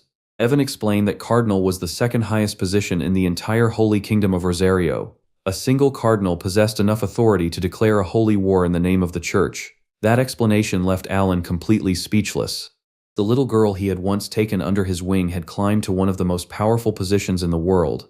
Even Evan admitted that the promotion had caught him completely off guard. Since the Holy Kingdom of Rosario remained isolated from the outside world, news rarely escaped its borders. There had been no way for either of them to learn about Yutia's rise. Alan smiled to himself. He was genuinely relieved to see Yutia flourishing, and having someone with such tremendous influence on his side certainly wasn't a bad thing. Yutia and Seorong then guided everyone into an elegant private room. The moment they entered, Seorong cheerfully told her godfather to relax before happily jumping onto the sofa beside the exhausted Alan. Unfortunately, her happiness lasted only a few seconds. Across the room, Yutia fixed her with a terrifying glare. Her crimson eyes glowed ominously, releasing enough pressure to freeze Seorong in place. Instantly, the lively girl became completely silent beneath Yutia's overwhelming presence. A moment later, Yutia turned back toward Alan, her gentle smile returning so naturally that it seemed nothing had happened. She explained that she simply wanted to personally inform him about her promotion. Watching her flawless smile, Alan couldn't help admiring how convincingly she looked like a genuine saint. Anyone meeting her for the first time would immediately believe she was kindness incarnate.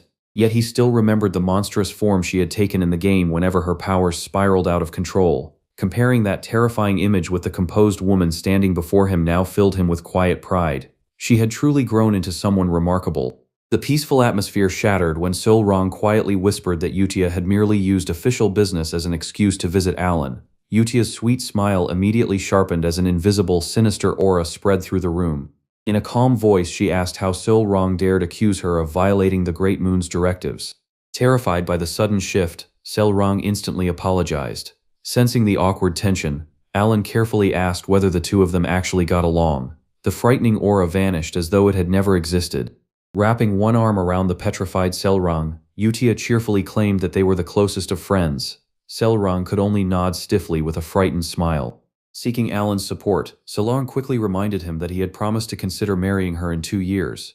Alan gave an intentionally vague response, hoping to calm her down without hurting her feelings. Unfortunately, Seorong interpreted that answer as complete agreement. Puffing out her chest proudly, she announced to the stunned Yutia that her godfather had promised to seriously consider their marriage. Alan simply stared blankly while Seorong celebrated her imaginary victory. Yutia observed the scene with a knowing smile and immediately understood what had really happened. She realized Alan had merely surrendered to Seorong's childish persistence to avoid making her cry. Alan also noticed that Yutia behaved much more maturely than the others, likely because she was the eldest among them. However, beneath that maturity lurked something far more frightening.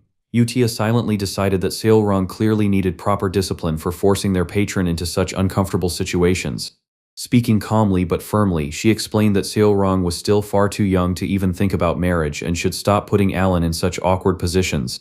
Seorong immediately protested, insisting that her vice chief had already told her their age difference didn't matter. She then boldly insulted Yutia by calling her an old hag. Remaining perfectly composed, Yutia corrected her by saying she was only 2 years older.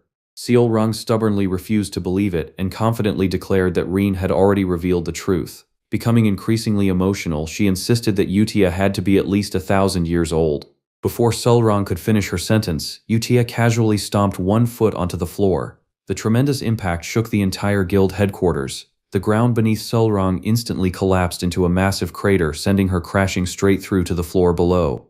Wearing an innocent smile, Yutia calmly blamed the damage on poor construction. Cold sweat rolled down Alan's neck as he silently reminded himself of one absolute rule. No matter the situation, never question a woman's age, especially if that woman happened to be one of the 5 mortal sins. After that brief interruption, the conversation continued peacefully. Eventually, Yutia had to return to her duties at the royal palace. Before leaving, she promised to visit Alan frequently during his stay and correctly guessed that he had come to participate in the Colosseum tournament. She also offered to confirm whether the reward he wanted still remained inside the royal treasury. Alan explained that he was searching for Sparrow's staff, confidently believing no one would willingly choose such a seemingly worthless artifact. Utia gave her beloved godfather one final warm smile before boarding her carriage and departing. Watching her disappear into the distance, Alan remarked that he should head to the registration office before the lines became unbearable.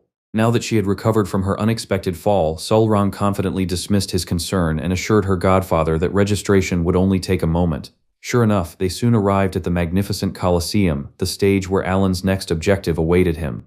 Just as Solrang had promised, her influence allowed Alan to bypass the enormous line of aspiring gladiators. His registration was completed in less than a minute. After receiving a standard F-rank gladiator tag, he carefully examined it.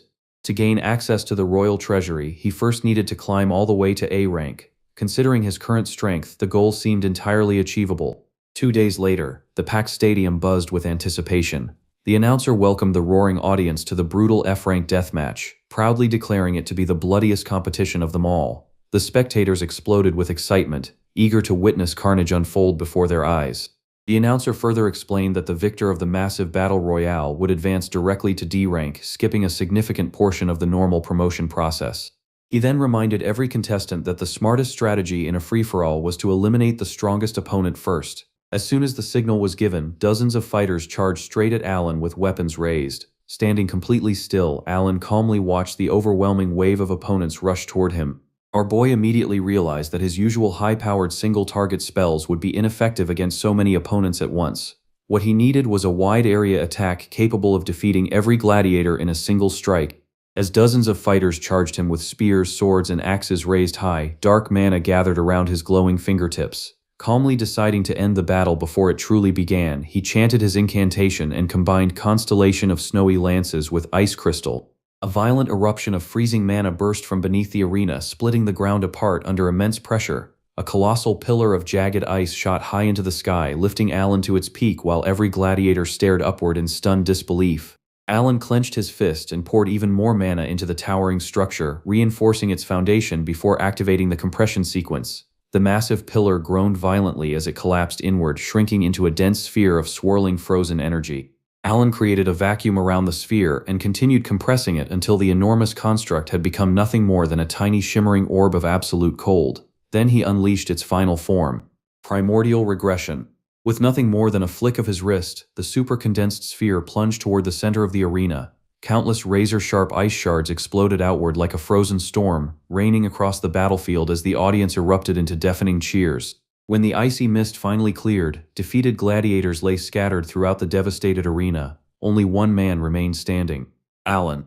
The stunned announcer declared Alan Palladio the victor, confirming that his overwhelming display had promoted him directly to D rank. With his green cape fluttering behind him, Alan calmly walked out of the arena before disappearing into the corridor. The instant he was out of sight, however, his dignified facade completely collapsed. Leaning heavily against the wall, he gasped for breath as his heart pounded wildly inside his chest. Expanding such an enormous spell had consumed nearly all of his mana in a single attack. Slumping onto the floor, Alan realized he desperately needed to improve his mana flow control. A few moments later, Evan arrived with a wide smile, congratulating him on the spectacular victory. Too exhausted to respond, Alan simply raised a weak hand in acknowledgement. Evan then revealed that Utia had sent him a gift. Opening a velvet case, he presented Sparrow's staff. Alan stared at the artifact in complete disbelief. He asked how Utia had managed to obtain something from the royal treasury when access was supposed to require climbing through the Colosseum ranks. Evan merely shrugged and explained that she simply thought Alan would like it.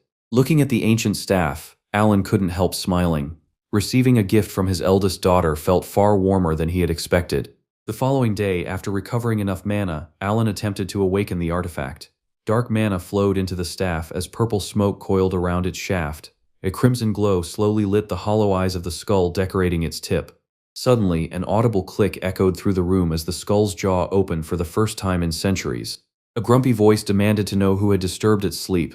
Alan calmly introduced himself and explained that a dragon woman had told him the staff once belonged to a legendary mage. The skull scoffed, muttering that apparently there had been at least one fool among the dragons after all. Ignoring the insult, Alan politely requested that Sparrow teach him the arts of magical incantations and sentences. Sparrow rejected the request immediately.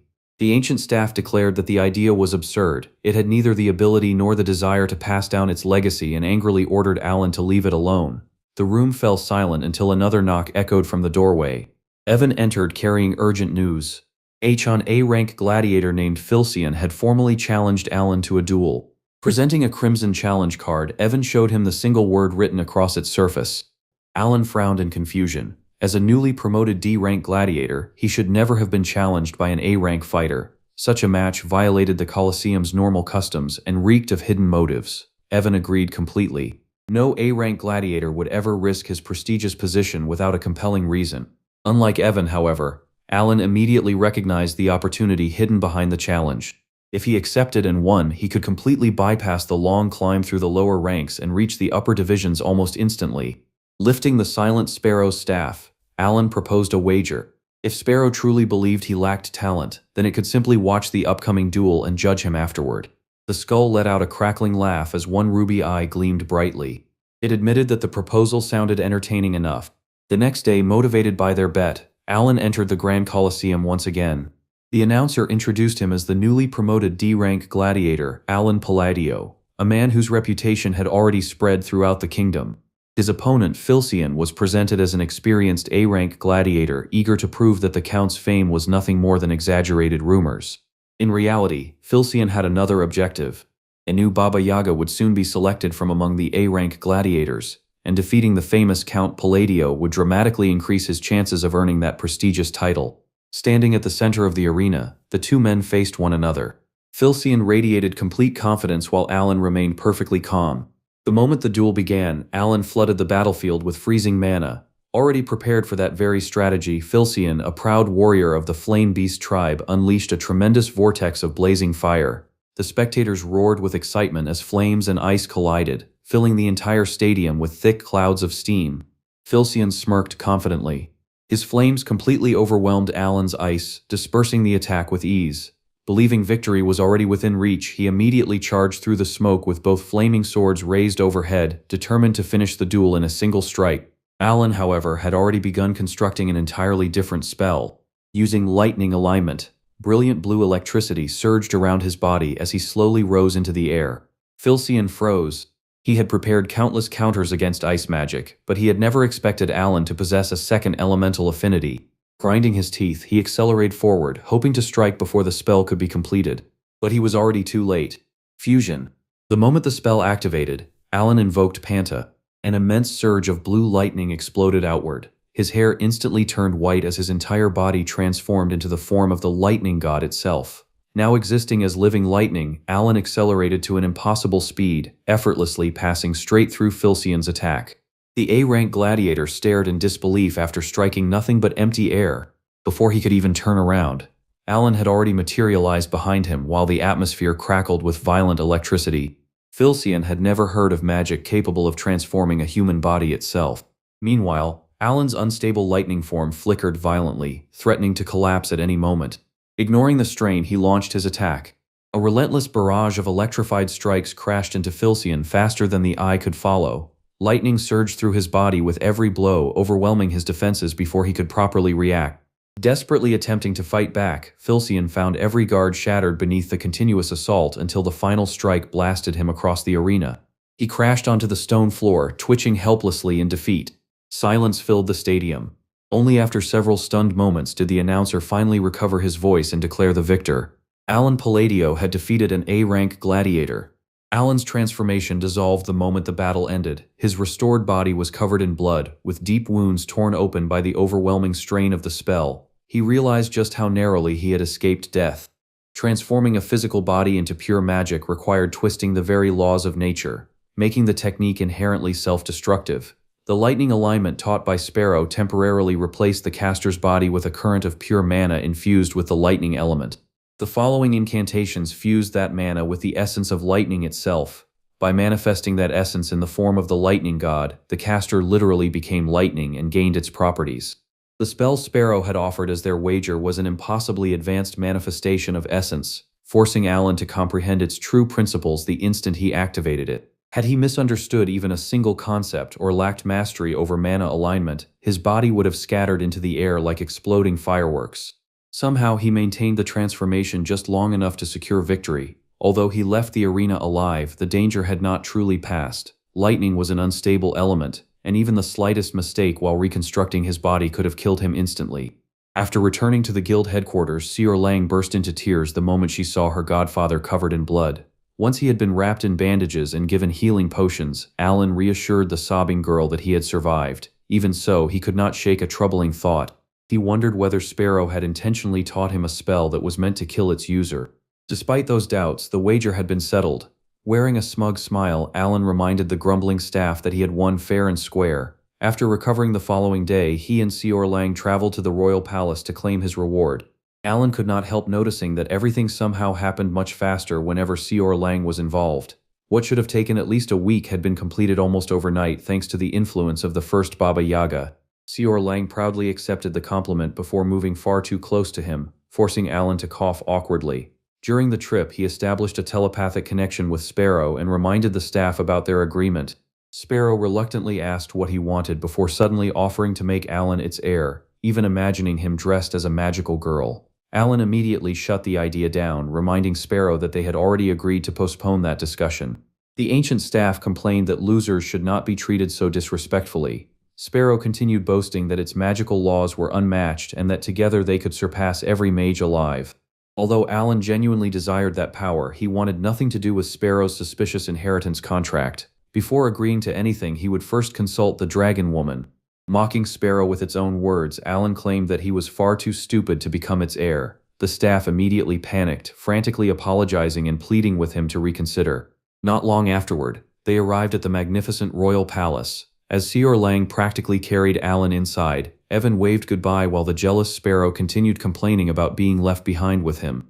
Inside the throne room, Alan respectfully knelt before King Carmaxus III of Colony. The king ordered him to rise and praised the incredible performance he had displayed in the Colosseum. He admitted that Alan's duel had left a powerful impression on everyone who witnessed it. After confirming that Alan had requested permission to enter the royal treasury, the king explained that according to Colony's ancient traditions, only a proven champion could receive such an honor. Alan respectfully thanked His Majesty. Then, without warning, the king casually mentioned that he had a daughter. Completely confused, Alan assumed the king simply wanted to boast about his child, something he could understand as a father himself. The king then ordered his attendant Maxim to escort Alan to the treasury. The stoic guard warned him that he could choose only a single item, and hoped he would not regret his decision. Alan understood the warning well, knowing many visitors had probably tried to cheat the system in the past. He spent nearly 30 minutes searching through countless priceless artifacts before finally locating the object he truly wanted, a plain, unimpressive sword called the Oath of the Blindfolded One. To everyone else, it looked like nothing more than an ordinary decorative blade, but Alan knew its true value. After claiming his reward, he eagerly left the treasury, hoping to avoid another awkward conversation about the king's daughter. Outside, Sior Lang happily waved at him and asked whether he had finished. Alan immediately noticed that both she and the king were acting strangely, laughing nervously while sweating. Following proper etiquette, he presented his chosen reward and thanked the king once more. King Carmaxus III wished him a safe journey home before awkwardly insisting that his earlier remark about his daughter had only been a joke. Before Alan could even process what had happened, Sior Lang grabbed him and sprinted out of the palace, leaving both the bewildered king and Maxim standing behind. While being carried on her back, Alan nervously asked whether leaving without properly saluting the king would cause problems.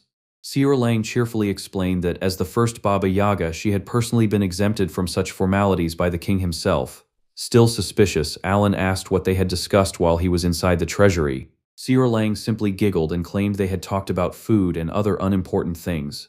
Alan remained unconvinced. The atmosphere between them had clearly been anything but ordinary.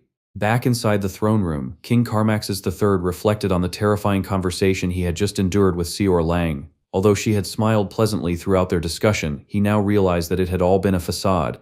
The moment Alan disappeared into the treasury, her true nature had surfaced. She released enough killing intent to threaten even the king himself. Only then did Carmaxus realize that although Sior Lang constantly called Alan her godfather, he had never truly understood the depth of her devotion. Before the king could recover, a guard announced that the cardinal had arrived. Moments later, Yuchia entered the throne room wearing an elegant black lace dress. She silently approached the throne, and although the king welcomed her respectfully, his expression immediately stiffened. Her usual gentle smile had vanished, replaced by cold crimson eyes that revealed nothing. Yuchia politely informed him that she had heard about certain recent events and wished to ask him a few questions. King Carmaxes III could only sigh bitterly. First, Sior Lang had openly threatened him, yet he could not punish her because Colony desperately depended on the strength of its two remaining Baba Yagas. That dependence was exactly why he had attempted to use Alan, Sior Lang's godfather, for political advantage. From the king's perspective, offering his daughter in marriage had been the perfect strategy. If Alan rejected the proposal, he would likely feel indebted to the royal family. If he accepted, the crown would gain influence over the unpredictable Baba Yaga while also benefiting from Alan's rapidly growing reputation. On top of that, Alan shared close ties with Utia Bludia, the powerful cardinal of the Holy Kingdom. No matter which outcome occurred, the king believed he would benefit. Instead, his carefully prepared scheme had completely backfired. After surviving Sior Lang's murderous hostility, he now found himself facing Utia's emotionless gaze. Unable to refuse her request, King Carmaxes III silently recalled that he had relied on Utia's support from the very beginning and had even promised her one of Colony's royal treasures in exchange for her assistance. He had believed their relationship was steadily improving, but now he could no longer understand where everything had gone so terribly wrong. Our baddie suddenly approached King with chilling politeness and quietly asked whether His Majesty had truly intended to burden her professor, Count Palacio, with such a troublesome gift. The king's face instantly turned pale. The warmth in Utia's smile had vanished beneath a suffocating aura that left him unable to breathe. Trembling under the pressure, Carmaxes could only wonder what kind of man Count Palacio truly was to inspire such absolute devotion from two of the world's most terrifying women. Meanwhile, Alan dragged Sparrow into the library despite the staff's frantic protests. Sparrow screamed that it refused to go any farther and begged to be taken back, but Alan ignored every complaint. At the center of the endless library, the dragon woman floated gracefully in the air, smiling as she welcomed him. She pouted slightly before saying she had been wondering whether he had forgotten their promise, then generously declared that she would forgive his delay. Without wasting another moment, she eagerly asked whether he had discovered the staff's magic. Alan raised Sparrow and explained that he had successfully manifested its essence, although the process had nearly killed him. The dragon woman stared at him in complete disbelief before turning toward the trembling staff and asking whether his story was true. To Alan's surprise, the usually arrogant Sparrow immediately confirmed every word while shaking in fear. Watching the scene unfold, Alan could not understand why the prideful staff suddenly seemed so terrified. Satisfied with the answer, the dragon woman agreed to continue teaching him. She reminded Alan that their previous conversation had ended because he lacked the qualifications to understand the truth. Choosing his words carefully, Alan asked what she had meant when she claimed his caliber was too low. Smiling knowingly, she revealed that she had been referring to his divine caliber. Alan was stunned. He admitted that he had once considered the possibility but rejected it because the structure of the universe prevented humans from absorbing divine caliber simply by defeating gods. Since he had only destroyed the manifestations of outer gods, there should have been no way for his caliber to increase. The dragon woman nodded, explaining that such reasoning would normally be correct. However, Alan was never an ordinary human. She explained that humans could not naturally possess divine caliber because they lacked a vessel capable of containing it. Such a vessel was not created through strength, slaughter, or magical talent. It was born through faith. Among humans, that concept could simply be described as piety. Suddenly, countless mysteries began connecting inside Alan's mind. He realized that humans could obtain divine caliber through the devotion others placed in them.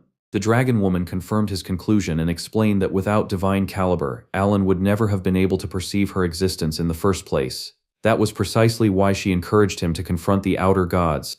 Raising his meager caliber enough to see her had been the true objective all along. Frustrated, Alan felt as though every answer only created several more questions. He could not imagine who possessed enough faith in him to grant such power. His thoughts immediately shifted toward another possibility. If divine caliber truly resembled the authority possessed by gods, then could it also grant supernatural abilities? The dragon woman compared his current state to that of a minor regional deity worshipped in an isolated corner of the world, explaining that divine caliber existed in countless different levels. Alan protested that he had already defeated two outer gods. She calmly corrected him. He had never absorbed their full caliber. He had merely destroyed temporary manifestations. In truth, possessing divine caliber beforehand was what had allowed him to challenge them at all. She even wondered whether Alan had unconsciously inherited fragments of the outer god's will, making his situation unlike anything she had ever witnessed. Fascinated by his unusual existence, she encouraged him to continue asking questions. Alan immediately unleashed every mystery that had been troubling him. He asked about inheriting another being's will, the true names of the outer gods, the forgotten god, and the purpose of the archives hidden beneath the tower. Unfortunately, the dragon woman's answers remained frustratingly vague. She explained only that the archive served as a record of the world's current state and refused to elaborate further. Regarding the great forgotten god, she merely stated that the title had once belonged to a certain mage. Feeling no closer to the truth, Alan finally asked whether obtaining divine caliber served any real purpose. The dragon woman quietly answered that every question he asked ultimately pointed toward the same destination. The answers he sought all rested within the deep depths. When Alan demanded to know why she could not simply explain everything herself, her expression became unusually serious. She revealed that certain beings were constantly listening. Those entities had gnawed through the very roots of history, swallowing the past into absolute darkness. They were responsible for ending the Age of Gods, and now they were slowly rising toward the surface once more. A heavy silence filled the endless library. Breaking that silence, the dragon woman handed Alan a special necklace and asked him to deliver it to the last mermaid living on the eastern coast. She explained that the mermaid would guide him into the deep depths where every answer he sought awaited him. Alan readily accepted because he already intended to travel to Rexus to release the artifact he had recently obtained. Before leaving, he remembered another mystery and asked whether the giant blue and black eyes watching him were real. The dragon woman confirmed that they were, and advised him to regard their attention as recognition from beings even greater than ordinary gods. Before he departed, the dragon woman requested that Sparrow remain behind with her. She promised to return the staff in 2 years after making it genuinely useful and recovering enough strength for their next meeting. Sparrow immediately began screaming in protest, but Alan casually handed the staff over without hesitation. Ignoring its desperate cries for mercy, he simply turned and walked away. Just before his body completely faded from the library, the dragon woman stopped him one final time. Since neither of them knew when they would meet again, she decided to leave him with one final lesson regarding his magic. Returning to reality, Alan called for Evan and Sior Lang. He found them happily sitting beside a campfire while eating freshly made tornado potatoes. Staring at the carefree pair with a blank expression, Alan remarked that they had become remarkably talented at wasting time. Later, the three returned to the guild headquarters and prepared for their journey to Rexus. Alan casually enjoyed another tornado potato while Evan struggled beneath an absurd mountain of luggage, confidently assuring him that they had packed everything necessary for traveling with the caravan. The following morning, they arrived at Colony's city gates. Sior Lang cheerfully waved goodbye to her godfather while reminding him not to forget signing the marriage certificate she had given him. Just as Alan prepared to leave, he suddenly noticed a familiar figure approaching. Cardinal Utia greeted him with her usual warm smile, saying she was glad she had caught him before his departure. Alan thanked her politely, only to become even more confused after noticing King Carmax's Tharid standing quietly beside her. Utia explained that His Majesty had personally come to see him off. She then smiled toward the king and gently reminded him about the gift he intended to present to Count Palacio. Carmaxes visibly flinched before forcing an awkward laugh and claiming he wished to present it personally. Alan scratched his head in complete confusion. He had always believed no one should refuse free wealth, yet the so-called gift waiting before him was an entire carriage overflowing with treasure. The generosity felt far too excessive to be an act of simple goodwill. Realizing there were undoubtedly political obligations hidden behind such an extravagant present, Alan politely tried to decline, insisting that he had done nothing deserving of such a reward. The king immediately panicked. Grabbing Alan's hands with both of his own, he desperately insisted that the mountain of treasure carried absolutely no hidden intentions. According to the king, it was nothing more than a sincere gift with no political strings attached. Completely overwhelmed by Carmax's unusual desperation, Alan reluctantly accepted the offer. As the treasure-filled carriage finally rolled through Colony's city gates, Utia turned toward the exhausted monarch with a satisfied smile and calmly remarked that their negotiations had concluded successfully. Carmaxes could only nod weakly. Watching Count Palacio disappear into the distance, he silently swore that he would never involve himself with that terrifying man again. The entire experience had been so traumatizing that he suddenly found himself craving the magical herb he had quit 13 years earlier. Inside the carriage, Alan carefully divided his newly acquired fortune into small money bags, hoping the simple task would calm his nerves. He admitted to Evan that life had not felt this peaceful in a very long time. More importantly, the king's unexpected generosity would finally erase the county's financial problems. Evan glanced toward him with an amused smile before asking whether a peaceful life was really possible for someone constantly surrounded by extraordinary events. Alan immediately insisted that peace was exactly what he wanted, claiming he was merely busy for the time being. Evan raised a cheerful thumbs up and predicted that Alan's temporary busy period would probably continue for several more years. Alan's eyebrow twitched at the teasing remark. As revenge, he calmly announced that Evan would be making sweet potatoes for dinner. Evan stared at him in horror before reminding him they had eaten the exact same meal yesterday. Realizing Alan was completely serious, he let out a miserable wail at the thought of cooking sweet potatoes once again. 2 weeks later, Alan finally returned to his own territory. The first task awaiting him was unloading the enormous carriage overflowing with treasure that King Carmaxes III had supposedly gifted him out of pure kindness. Although the wealth would greatly improve the county's finances, Alan barely had time to enjoy being home. Once everything had been secured, he and Evan departed immediately, traveling toward Lartania on their way to Rexus. During the journey, Evan noticed Alan repeatedly falling into deep thought and finally asked what was troubling him. Alan recalled the dragon woman's final explanation before they had parted ways. According to her, the way he used magic completely violated the fundamental laws of the universe. Normally, every mage required spirit projection before manipulating magical laws and manifesting an essence. Somehow, Alan accomplished both without ever possessing spirit projection, contradicting what should have been an absolute rule. The dragon woman had reached only two possible conclusions. Either Alan was actually a supernatural being far greater than he understood, or he had somehow lost his memories. Neither explanation felt believable to him. He found it impossible to accept that he was secretly an omnipotent god suffering from amnesia. Had he truly possessed such overwhelming power, he would never have struggled through countless life or death battles. Alan also dismissed the mystery surrounding the Great Forgotten God as little more than elaborate game lore that conveniently granted him additional strength. As far as he understood, those mysterious titles merely increased his attack power. Even so, the growing pile of unanswered questions continued frustrating him. Evan quietly asked whether the matter was really that serious. Alan tried brushing it aside, saying that everything would probably become clear once he reached the deep depths. Until then, his greatest concern remained discovering whether an even greater catastrophe was approaching their world. Evan assured him that, whatever happened, Alan could always rely on him. Touched by such unwavering loyalty, Alan rewarded him with a luxurious dessert. Laughing, he accused Evan of shamelessly fishing for compliments, but Evan insisted his encouragement had been completely sincere. A few moments later, Alan noticed Evan sitting quietly with his hands clasped together. Curious, he asked whether his servant had invented some strange new prayer before meals. Evan nodded solemnly and admitted he was praying for one simple miracle, that dinner would contain anything except sweet potatoes. Alan blinked in confusion before asking whether he actually disliked sweet potatoes that much. Completely broken, Evan cried that anyone would eventually hate a food after being forced to eat it every single day. Several days later, the pair finally arrived in Lartania, where Alan entered an expensive gift shop. While browsing through the displays, he remembered seeing Ryan tirelessly working with an old, worn fountain pen during his previous visit. Realizing he had rushed away without bringing her anything, he decided to buy her a proper gift this time. As Alan and Evan continued looking around the shop, they overheard two nearby men discussing the Council of Three. According to the latest rumors, another council member had died. The men dismissed both Bhima and Riot as corrupt scoundrels who had deserved their fate. With both of them gone, Ryan had become the council's only surviving member. Even more shocking were the rumors claiming the three chosen ones had turned against each other.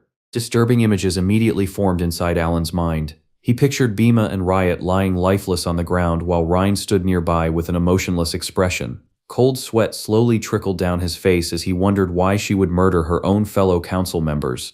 Before he could imagine anything worse, the gossipers answered the question themselves. According to them, Bhima and Riot had insulted Ryan's patron. The moment Alan heard those words, the entire situation became painfully clear. Meanwhile, inside an annex palace of Caliburn, second Prince Tyrion sat fuming with rage over a certain rabid dog that had repeatedly ruined his plans. That troublesome individual was none other than Deus Michaelian, Caliburn's legendary second blade. Although rumors already claimed that Deus had once defeated Reinhardt the First Blade, an even stranger reputation had recently begun spreading throughout the kingdom. According to numerous reports, Deus had developed an obsessive fascination with magic. Every night he secretly practiced elaborate hand gestures while attempting to imitate spell casting. Worse still, whenever anyone mentioned mages during official meetings, Deus immediately launched into passionate speeches praising Count Palacio. He enthusiastically described Alan's elegant magic, his overwhelming strength, and even the time he confronted an outer god. His admiration had long since crossed the line into outright fanaticism. According to Deus, Alan was handsome, brilliant, powerful, and magnificent beyond words. Listening to such endless praise had become unbearable for everyone around him. Tyrion crushed the report in fury. He vividly remembered the humiliating day when Deus had interfered after the prince struck his sister. Having no understanding of modern noble customs, Dias interpreted Tyrion's actions as a grave insult and challenged the prince to a duel. The result had been a disastrous public defeat that severely damaged Tyrion's political standing. Public support shifted toward his brother, leaving Tyrion's claim to the throne hanging by a thread. The only reason he remained a serious contender was the backing he received from the Ashkelon underworld. Now that same organization had presented him with an irresistible opportunity. They wanted him to pressure Count Palacio, and had even supplied both a valuable gift and enough fabricated information to justify his actions. Tyrion smiled with satisfaction. At last he had discovered a perfect opportunity to torment the man Dias admired so obsessively. Since Dias could never attack a prince without the king's direct authorization unless he had completely lost his mind. At that exact moment, the study doors exploded inward beneath a blast of violent purple energy. A lone figure stepped through the smoke while impatiently tapping one foot against the floor. It was Deus Macallion, the second blade of Caliburn. Tyrion froze in disbelief, seriously questioning whether the legendary swordsman had actually gone insane. Deus calmly introduced himself before explaining that defamatory rumors targeting Count Palacio had spread throughout the kingdom for the past 2 days. Every report pointed directly toward the second prince as their source. His glowing eyes locked onto Tyrion as he quietly asked whether those accusations were true. Struggling to regain his composure, Tyrion slowly smirked before asking a single question. "What exactly would you do if they were?" Deus coldly replied that they were not, then ordered Tyrion to stop spreading those rumors. Tyrion mocked him by bringing up his previous act of rebellion, but Deus refused to argue. Instead, he casually remarked that one should always be cautious about an accidental collapse of the Annex Palace. The prince frowned and asked whether he was being threatened. Deus calmly claimed that he was merely concerned about the quality of the building's materials. Tyrion narrowed his eyes, finally realizing the warning hidden behind those words. Deus asked one last time whether the prince intended to correct the rumors. Still convinced it was nothing more than a bluff, Tyrion arrogantly asked what would happen if he refused. Deus simply sighed in disappointment. Purple threads extended from his fingertips, and the entire palace began groaning violently. The walls cracked apart, the floor split beneath Tyrion's feet, and the Annex Palace started collapsing around him. As chunks of stone crashed down, Deus calmly explained that the 8th support pillar had developed a crack 18 years ago and had finally become unstable. While the prince desperately struggled to keep his footing, Deus casually added that Tyrion's tragic death would serve as a valuable reminder about the importance of proper building maintenance. Tyrion screamed in absolute terror as the palace continued crumbling around him. The destruction only stopped after Tyrion completely broke. Crying in panic, he begged Deus to spare him and promised to put an end to the rumors immediately. The shaking ceased at once. Although the room had been reduced to ruins, the palace itself remained standing. Looking around calmly, Deus remarked that perhaps the crack had only been superficial after all. Walking toward the trembling prince, Deus claimed that he had simply been worried for his safety and was relieved to discover that the building had survived. He even complimented the architect responsible for constructing such a sturdy palace. Tyrion could only stare at him in horror, convinced that the second blade had completely lost his mind. Even so, another scheme quickly formed inside his head. He decided to use this entire incident as an excuse to eliminate Deus permanently. Before leaving, however, Deus destroyed that plan as well. He calmly warned Tyrion that unless he wanted the king to discover his ties to a foreign criminal organization and have him imprisoned, he would be wise to abandon every dangerous thought. With those final words, Deus walked away, leaving the prince kneeling among the shattered remains of his office. The moment he disappeared, Tyrion exploded in rage and smashed everything that was still intact. The following day, a strange rumor spread throughout Caliburn. According to the story, the troublesome second Prince Tyrion had attacked Deus Macallion. Meanwhile, Alan arrived in Myrd, one of the major cities of Lartania, where Ren welcomed him warmly. She revealed that she had already obtained the artifact he requested, the special necklace needed for the mermaid's mission. Although Ren insisted that no payment was necessary, Alan refused to accept it for free since the necklace was intended as a gift for someone important. After paying for the necklace, Alan presented Ren with the elegant fountain pen he had purchased during his travels. Ren's expression immediately brightened with genuine happiness. Watching her smile, Alan quietly regretted not giving her something sooner. She was simply too kind for him to believe the rumors claiming that she had murdered the other members of the Council of Three. As Alan prepared to leave, he noticed that Ren had become far more expressive than before. She admitted that she felt disappointed by his early departure but understood that he was in a hurry. Smiling more naturally than ever, she assured him that he could always rely on her whenever he needed help. Alan thanked her sincerely before climbing back into the carriage, still wondering what had caused such a dramatic change in her personality. Ren quietly watched the carriage disappear through the city's massive gates. 5 days after leaving Lartania, Alan and Evan continued traveling along the coastline. The sight of the sea confirmed that Roxas was finally close. Their peaceful journey came to an abrupt halt when someone suddenly blocked the road. Evan stepped out of the carriage to investigate and found a small boy wearing a wizard's hat standing boldly in the middle of the path. Pointing dramatically at them, the child demanded food as though issuing a royal decree. Curious about the commotion, Alan stepped outside. The boy immediately puffed out his chest and proudly introduced himself as Felon, the third-ranked genius of the Blue Magic Tower. Neither Alan nor Evan looked particularly impressed. Completely misunderstanding their silence, Felon generously offered them the rare opportunity to earn his favor in exchange for a simple snack. Before anyone could respond, an angry girl with bright blue pigtails burst out from the nearby forest and scolded Felon for repeating the same embarrassing stunt once again. The instant she noticed Alan, however, her anger disappeared completely. Alan immediately recognized her as Fenia. Felon hurriedly tried to defend himself, insisting that he had only been trying to secure food for both of them. Fenia had already lost her patience. She smacked her younger brother onto the ground before bowing deeply to Alan and repeatedly apologizing for his behavior. She explained that Felon had grown up in complete isolation and knew absolutely nothing about proper manners. Alan simply smiled and assured her that no harm had been done. Relieved, Fenia laughed awkwardly and commented on what an incredible coincidence it was to meet him there. Meanwhile, Felon stared in complete disbelief. He had never once seen his sister behave so politely toward anyone.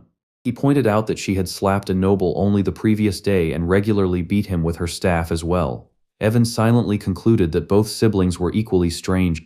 Felon even expressed surprise that Fenia knew how to act politely at all, earning himself several more blows before she ordered him to stay quiet. Turning back toward Alan with another cheerful smile, Fenia resumed apologizing while her unconscious brother remained sprawled across the road behind her. Watching the bizarre siblings, Alan could only conclude that this world contained far too many unstable mages. He remembered that Fenia had possessed an equally twisted personality in the game, though considering the unpleasant master of the Blue Magic Tower, her behavior was at least somewhat understandable. Realizing the siblings were stranded, Alan generously offered them a ride since they were all traveling toward Roxas anyway. He added that they were free to decline if they wished. Fenia looked completely baffled by the very idea of refusing and immediately accepted the offer with overwhelming gratitude. With two unusually energetic companions now aboard, the carriage resumed its journey. Once everyone had settled in, Alan asked why they had been begging for food beside such an isolated road. Fenia explained that the Tower Master had assigned them an important mission, but after a serious disagreement with the previous merchant caravan, they had been forced to leave unexpectedly. She awkwardly claimed they had merely punished a dishonest swindler, though her hesitation made it obvious the situation had escalated far beyond that. Deciding not to elaborate any further, Fenia quickly changed the subject. As thanks for Alan's kindness, she shared some troubling information about Roxas. Ships had recently begun disappearing near the Relic Coast, dragged beneath the sea without leaving any trace behind. According to treasure hunters, the attacks might have been the work of the merfolk. However, the merfolk were supposed to have vanished long ago, so no one knew for certain. Alan thought to himself that, in the original story, the existence of the merfolk wasn't supposed to be revealed at this point. Even considering the butterfly effect, unlike the outer gods, whose appearances in the game were left deliberately vague, the merfolk had their own well-defined storyline. They weren't supposed to appear yet.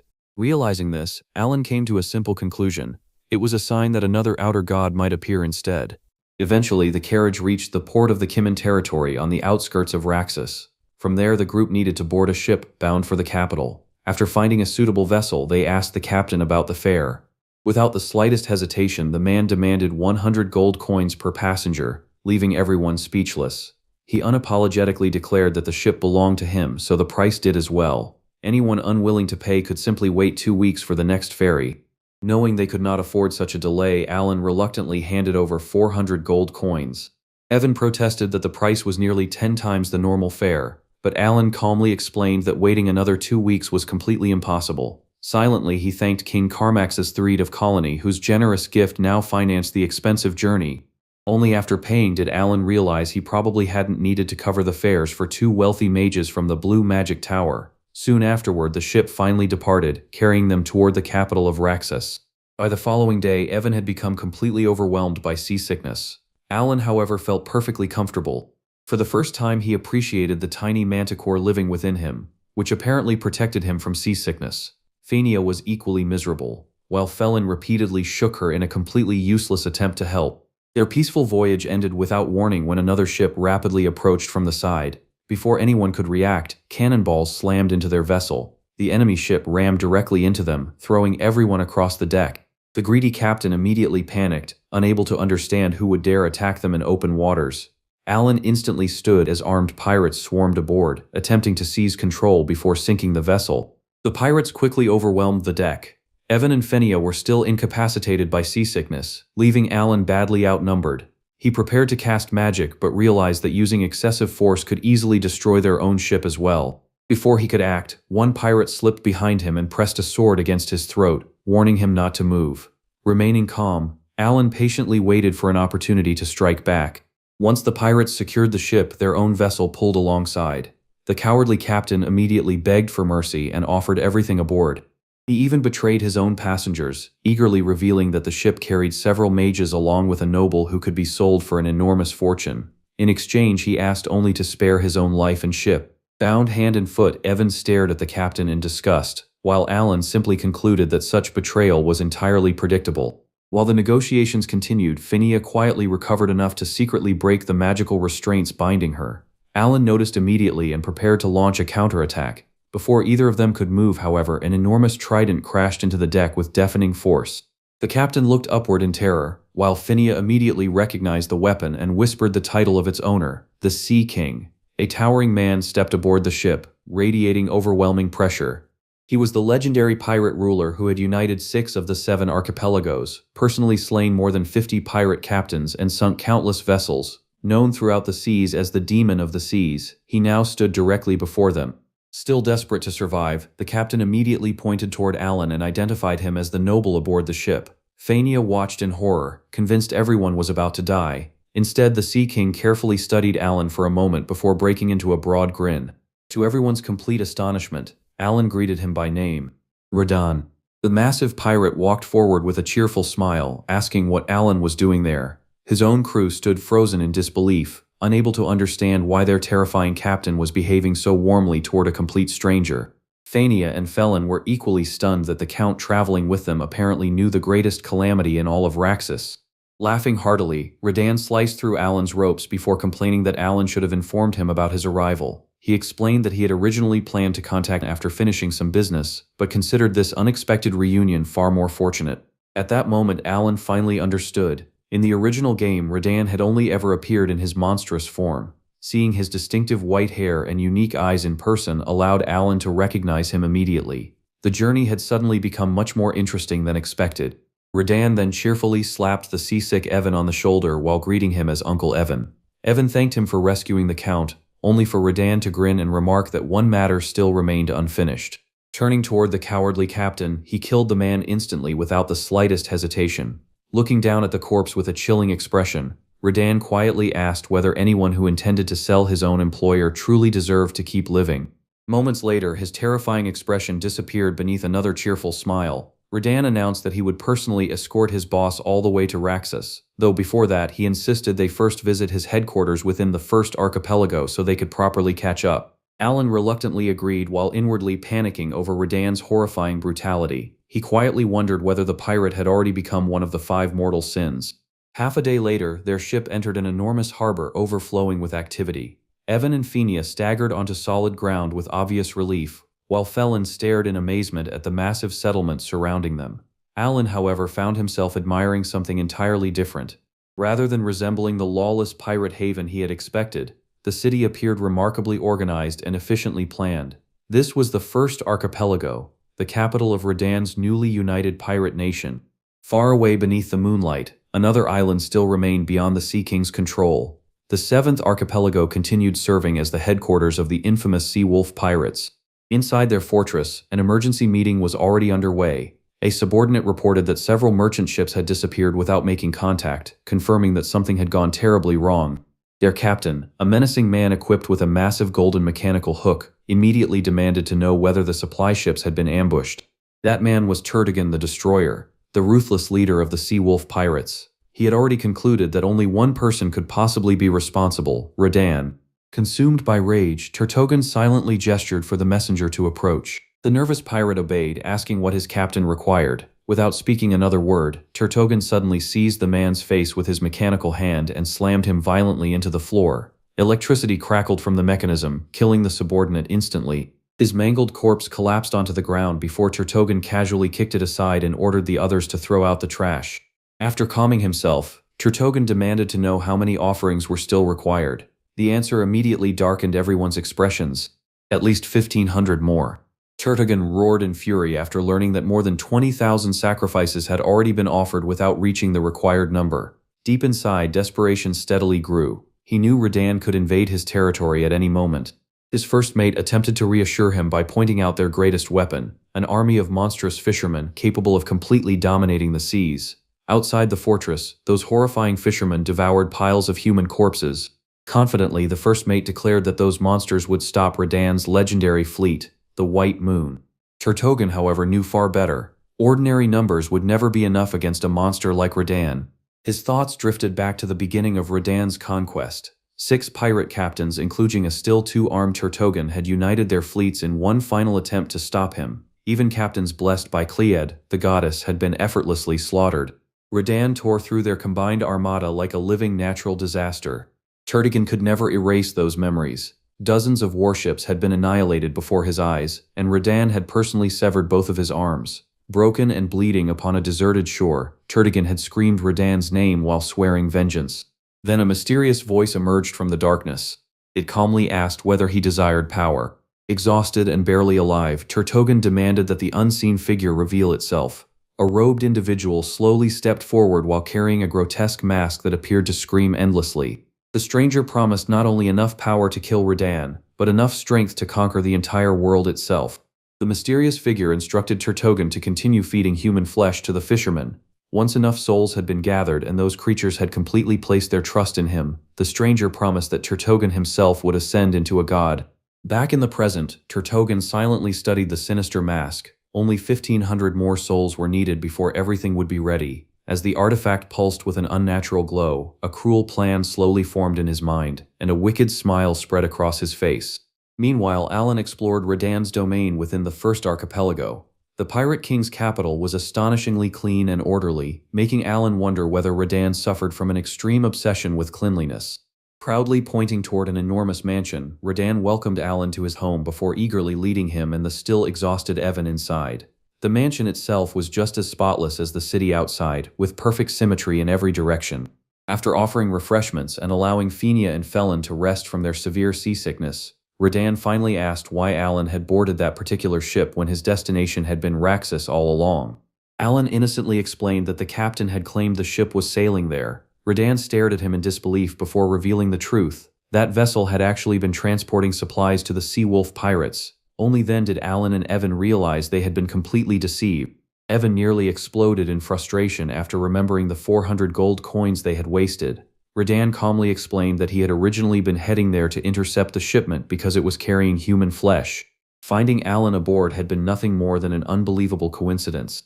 The words human flesh immediately froze Alan in place. That subject had always been strictly forbidden within the game's lore. He quickly asked whether the Sea Wolf pirates were connected to the fishermen. Redan confirmed that they had begun using those creatures shortly after he nearly completed his conquest of the 7 archipelagos.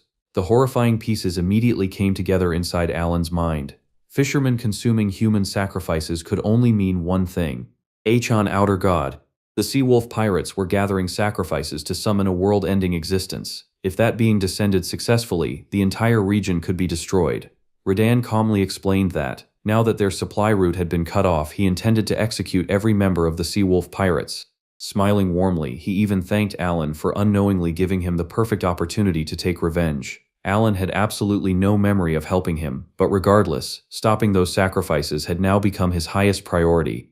Since his own mission required traveling into the deep sea anyway, Alan asked whether he could accompany Redan's assault and personally interrogate the pirates. Redan happily agreed, provided he was allowed to remove their heads afterward. Disturbed by the pirates' enthusiasm, Alan cautiously asked about the terrifying rumors describing him as a demon who killed purely for pleasure. Redan laughed before calmly denying those accusations. He explained that the previous captain had only died because he had attempted to sell Alan as property. His bloody reputation mainly came from slaughtering pirates during his revenge. Hearing that explanation surprised Alan. He had expected a complete psychopath, yet Radan appeared remarkably reasonable. Relief quietly settled over him. He remembered the lore of psychedelia, where the 5 mortal sins were created after a dark god fused with deeply traumatized children known as sin candidates. Radan had once been one of those children. Thankfully, it seemed the rumors surrounding him had been greatly exaggerated, and he had not yet lost himself.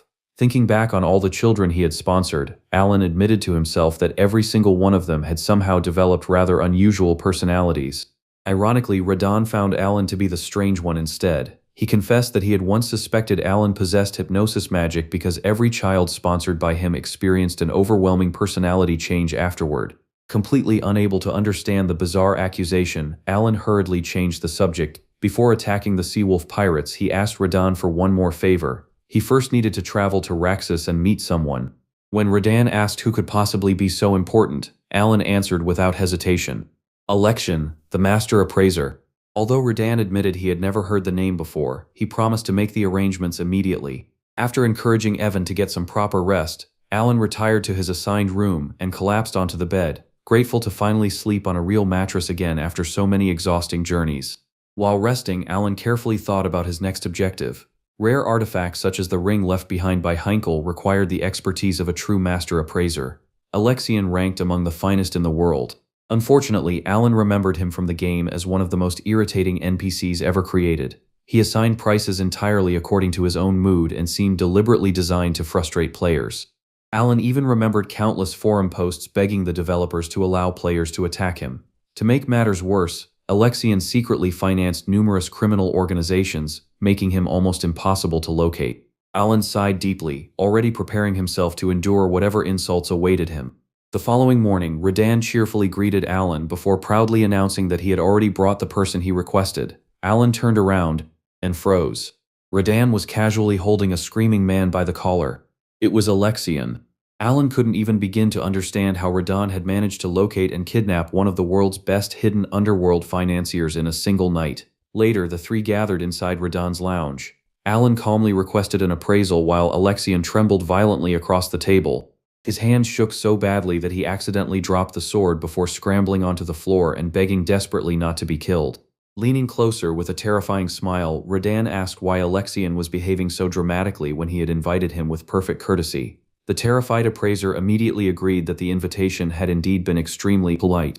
Curious, Alan asked how Radan had managed to locate someone famous for remaining hidden. Still smiling pleasantly, Radan explained that he simply ignored Alexian's bodyguards and brought the appraiser with him. Alan's blood instantly ran cold. If no conversation had taken place with the bodyguards, then Radan had almost certainly killed every single one of them. Breaking the awkward silence, Alexian suddenly announced that the appraisal was complete. Presenting both the ring and the sword, he revealed their identities after only 10 minutes of examination. Alan knew perfectly well that artifacts of this caliber normally required at least 2 full hours to analyze. Alexian had clearly worked at impossible speed out of sheer terror. Radan slowly leaned toward him again and asked whether he planned to hold a grudge. Alexian frantically swore that he absolutely would not. Feeling slightly sorry for the trembling man, Alan told Radan to release him now that the work was finished. As he was escorted away, Alexian repeatedly thanked them for sparing his life. Several days later, the group once again sailed aboard Radan's magnificent flagship. Evan happily celebrated on deck after discovering that Fenia's magical medicine had completely eliminated his seasickness. Alan was genuinely impressed by her incredible talent for alchemy. Watching her effortless success only made him wish that his own mana capacity were at least half as large as hers. Elsewhere, inside a gloomy chamber illuminated by flickering firelight, another criminal organization faced complete destruction. The hideout belonged to Pagul, a notorious syndicate responsible for manufacturing illegal drugs while also serving as one of the largest suppliers of human flesh. Deep within one of its dark storerooms, the organization's leader, Dart, suddenly sensed an unseen intruder and immediately panicked. Begging desperately for mercy, he insisted that he had merely been following orders. His pleas ended the instant sinister purple energy burst throughout the room. Glowing threads spread across the chamber like an enormous spider's web, trapping Dart and every one of his subordinates in place. Standing calmly at the center of the web was another of Alan's sponsored children, Gaius McCallion.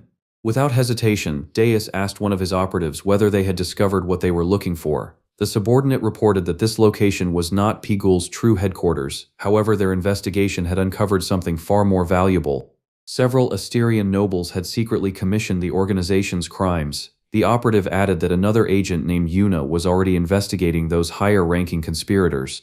Removing his disguise, the operative revealed his true identity: Haydn, a member of Alan's secret organization known as the Blue Moon. He explained that their intelligence network operated so efficiently because every member possessed absolute devotion toward the Great Moon himself. Hearing that, Deus quietly narrowed his eyes. He knew better than anyone that Blue Moon's members never showed mercy toward anyone they considered an enemy of their patron. With their mission complete, Deus and Haydn calmly departed beneath the full moon. As they walked away, countless purple threads spread across the entire mansion. One final surge of mana followed. The entire Pigul hideout collapsed into rubble behind them.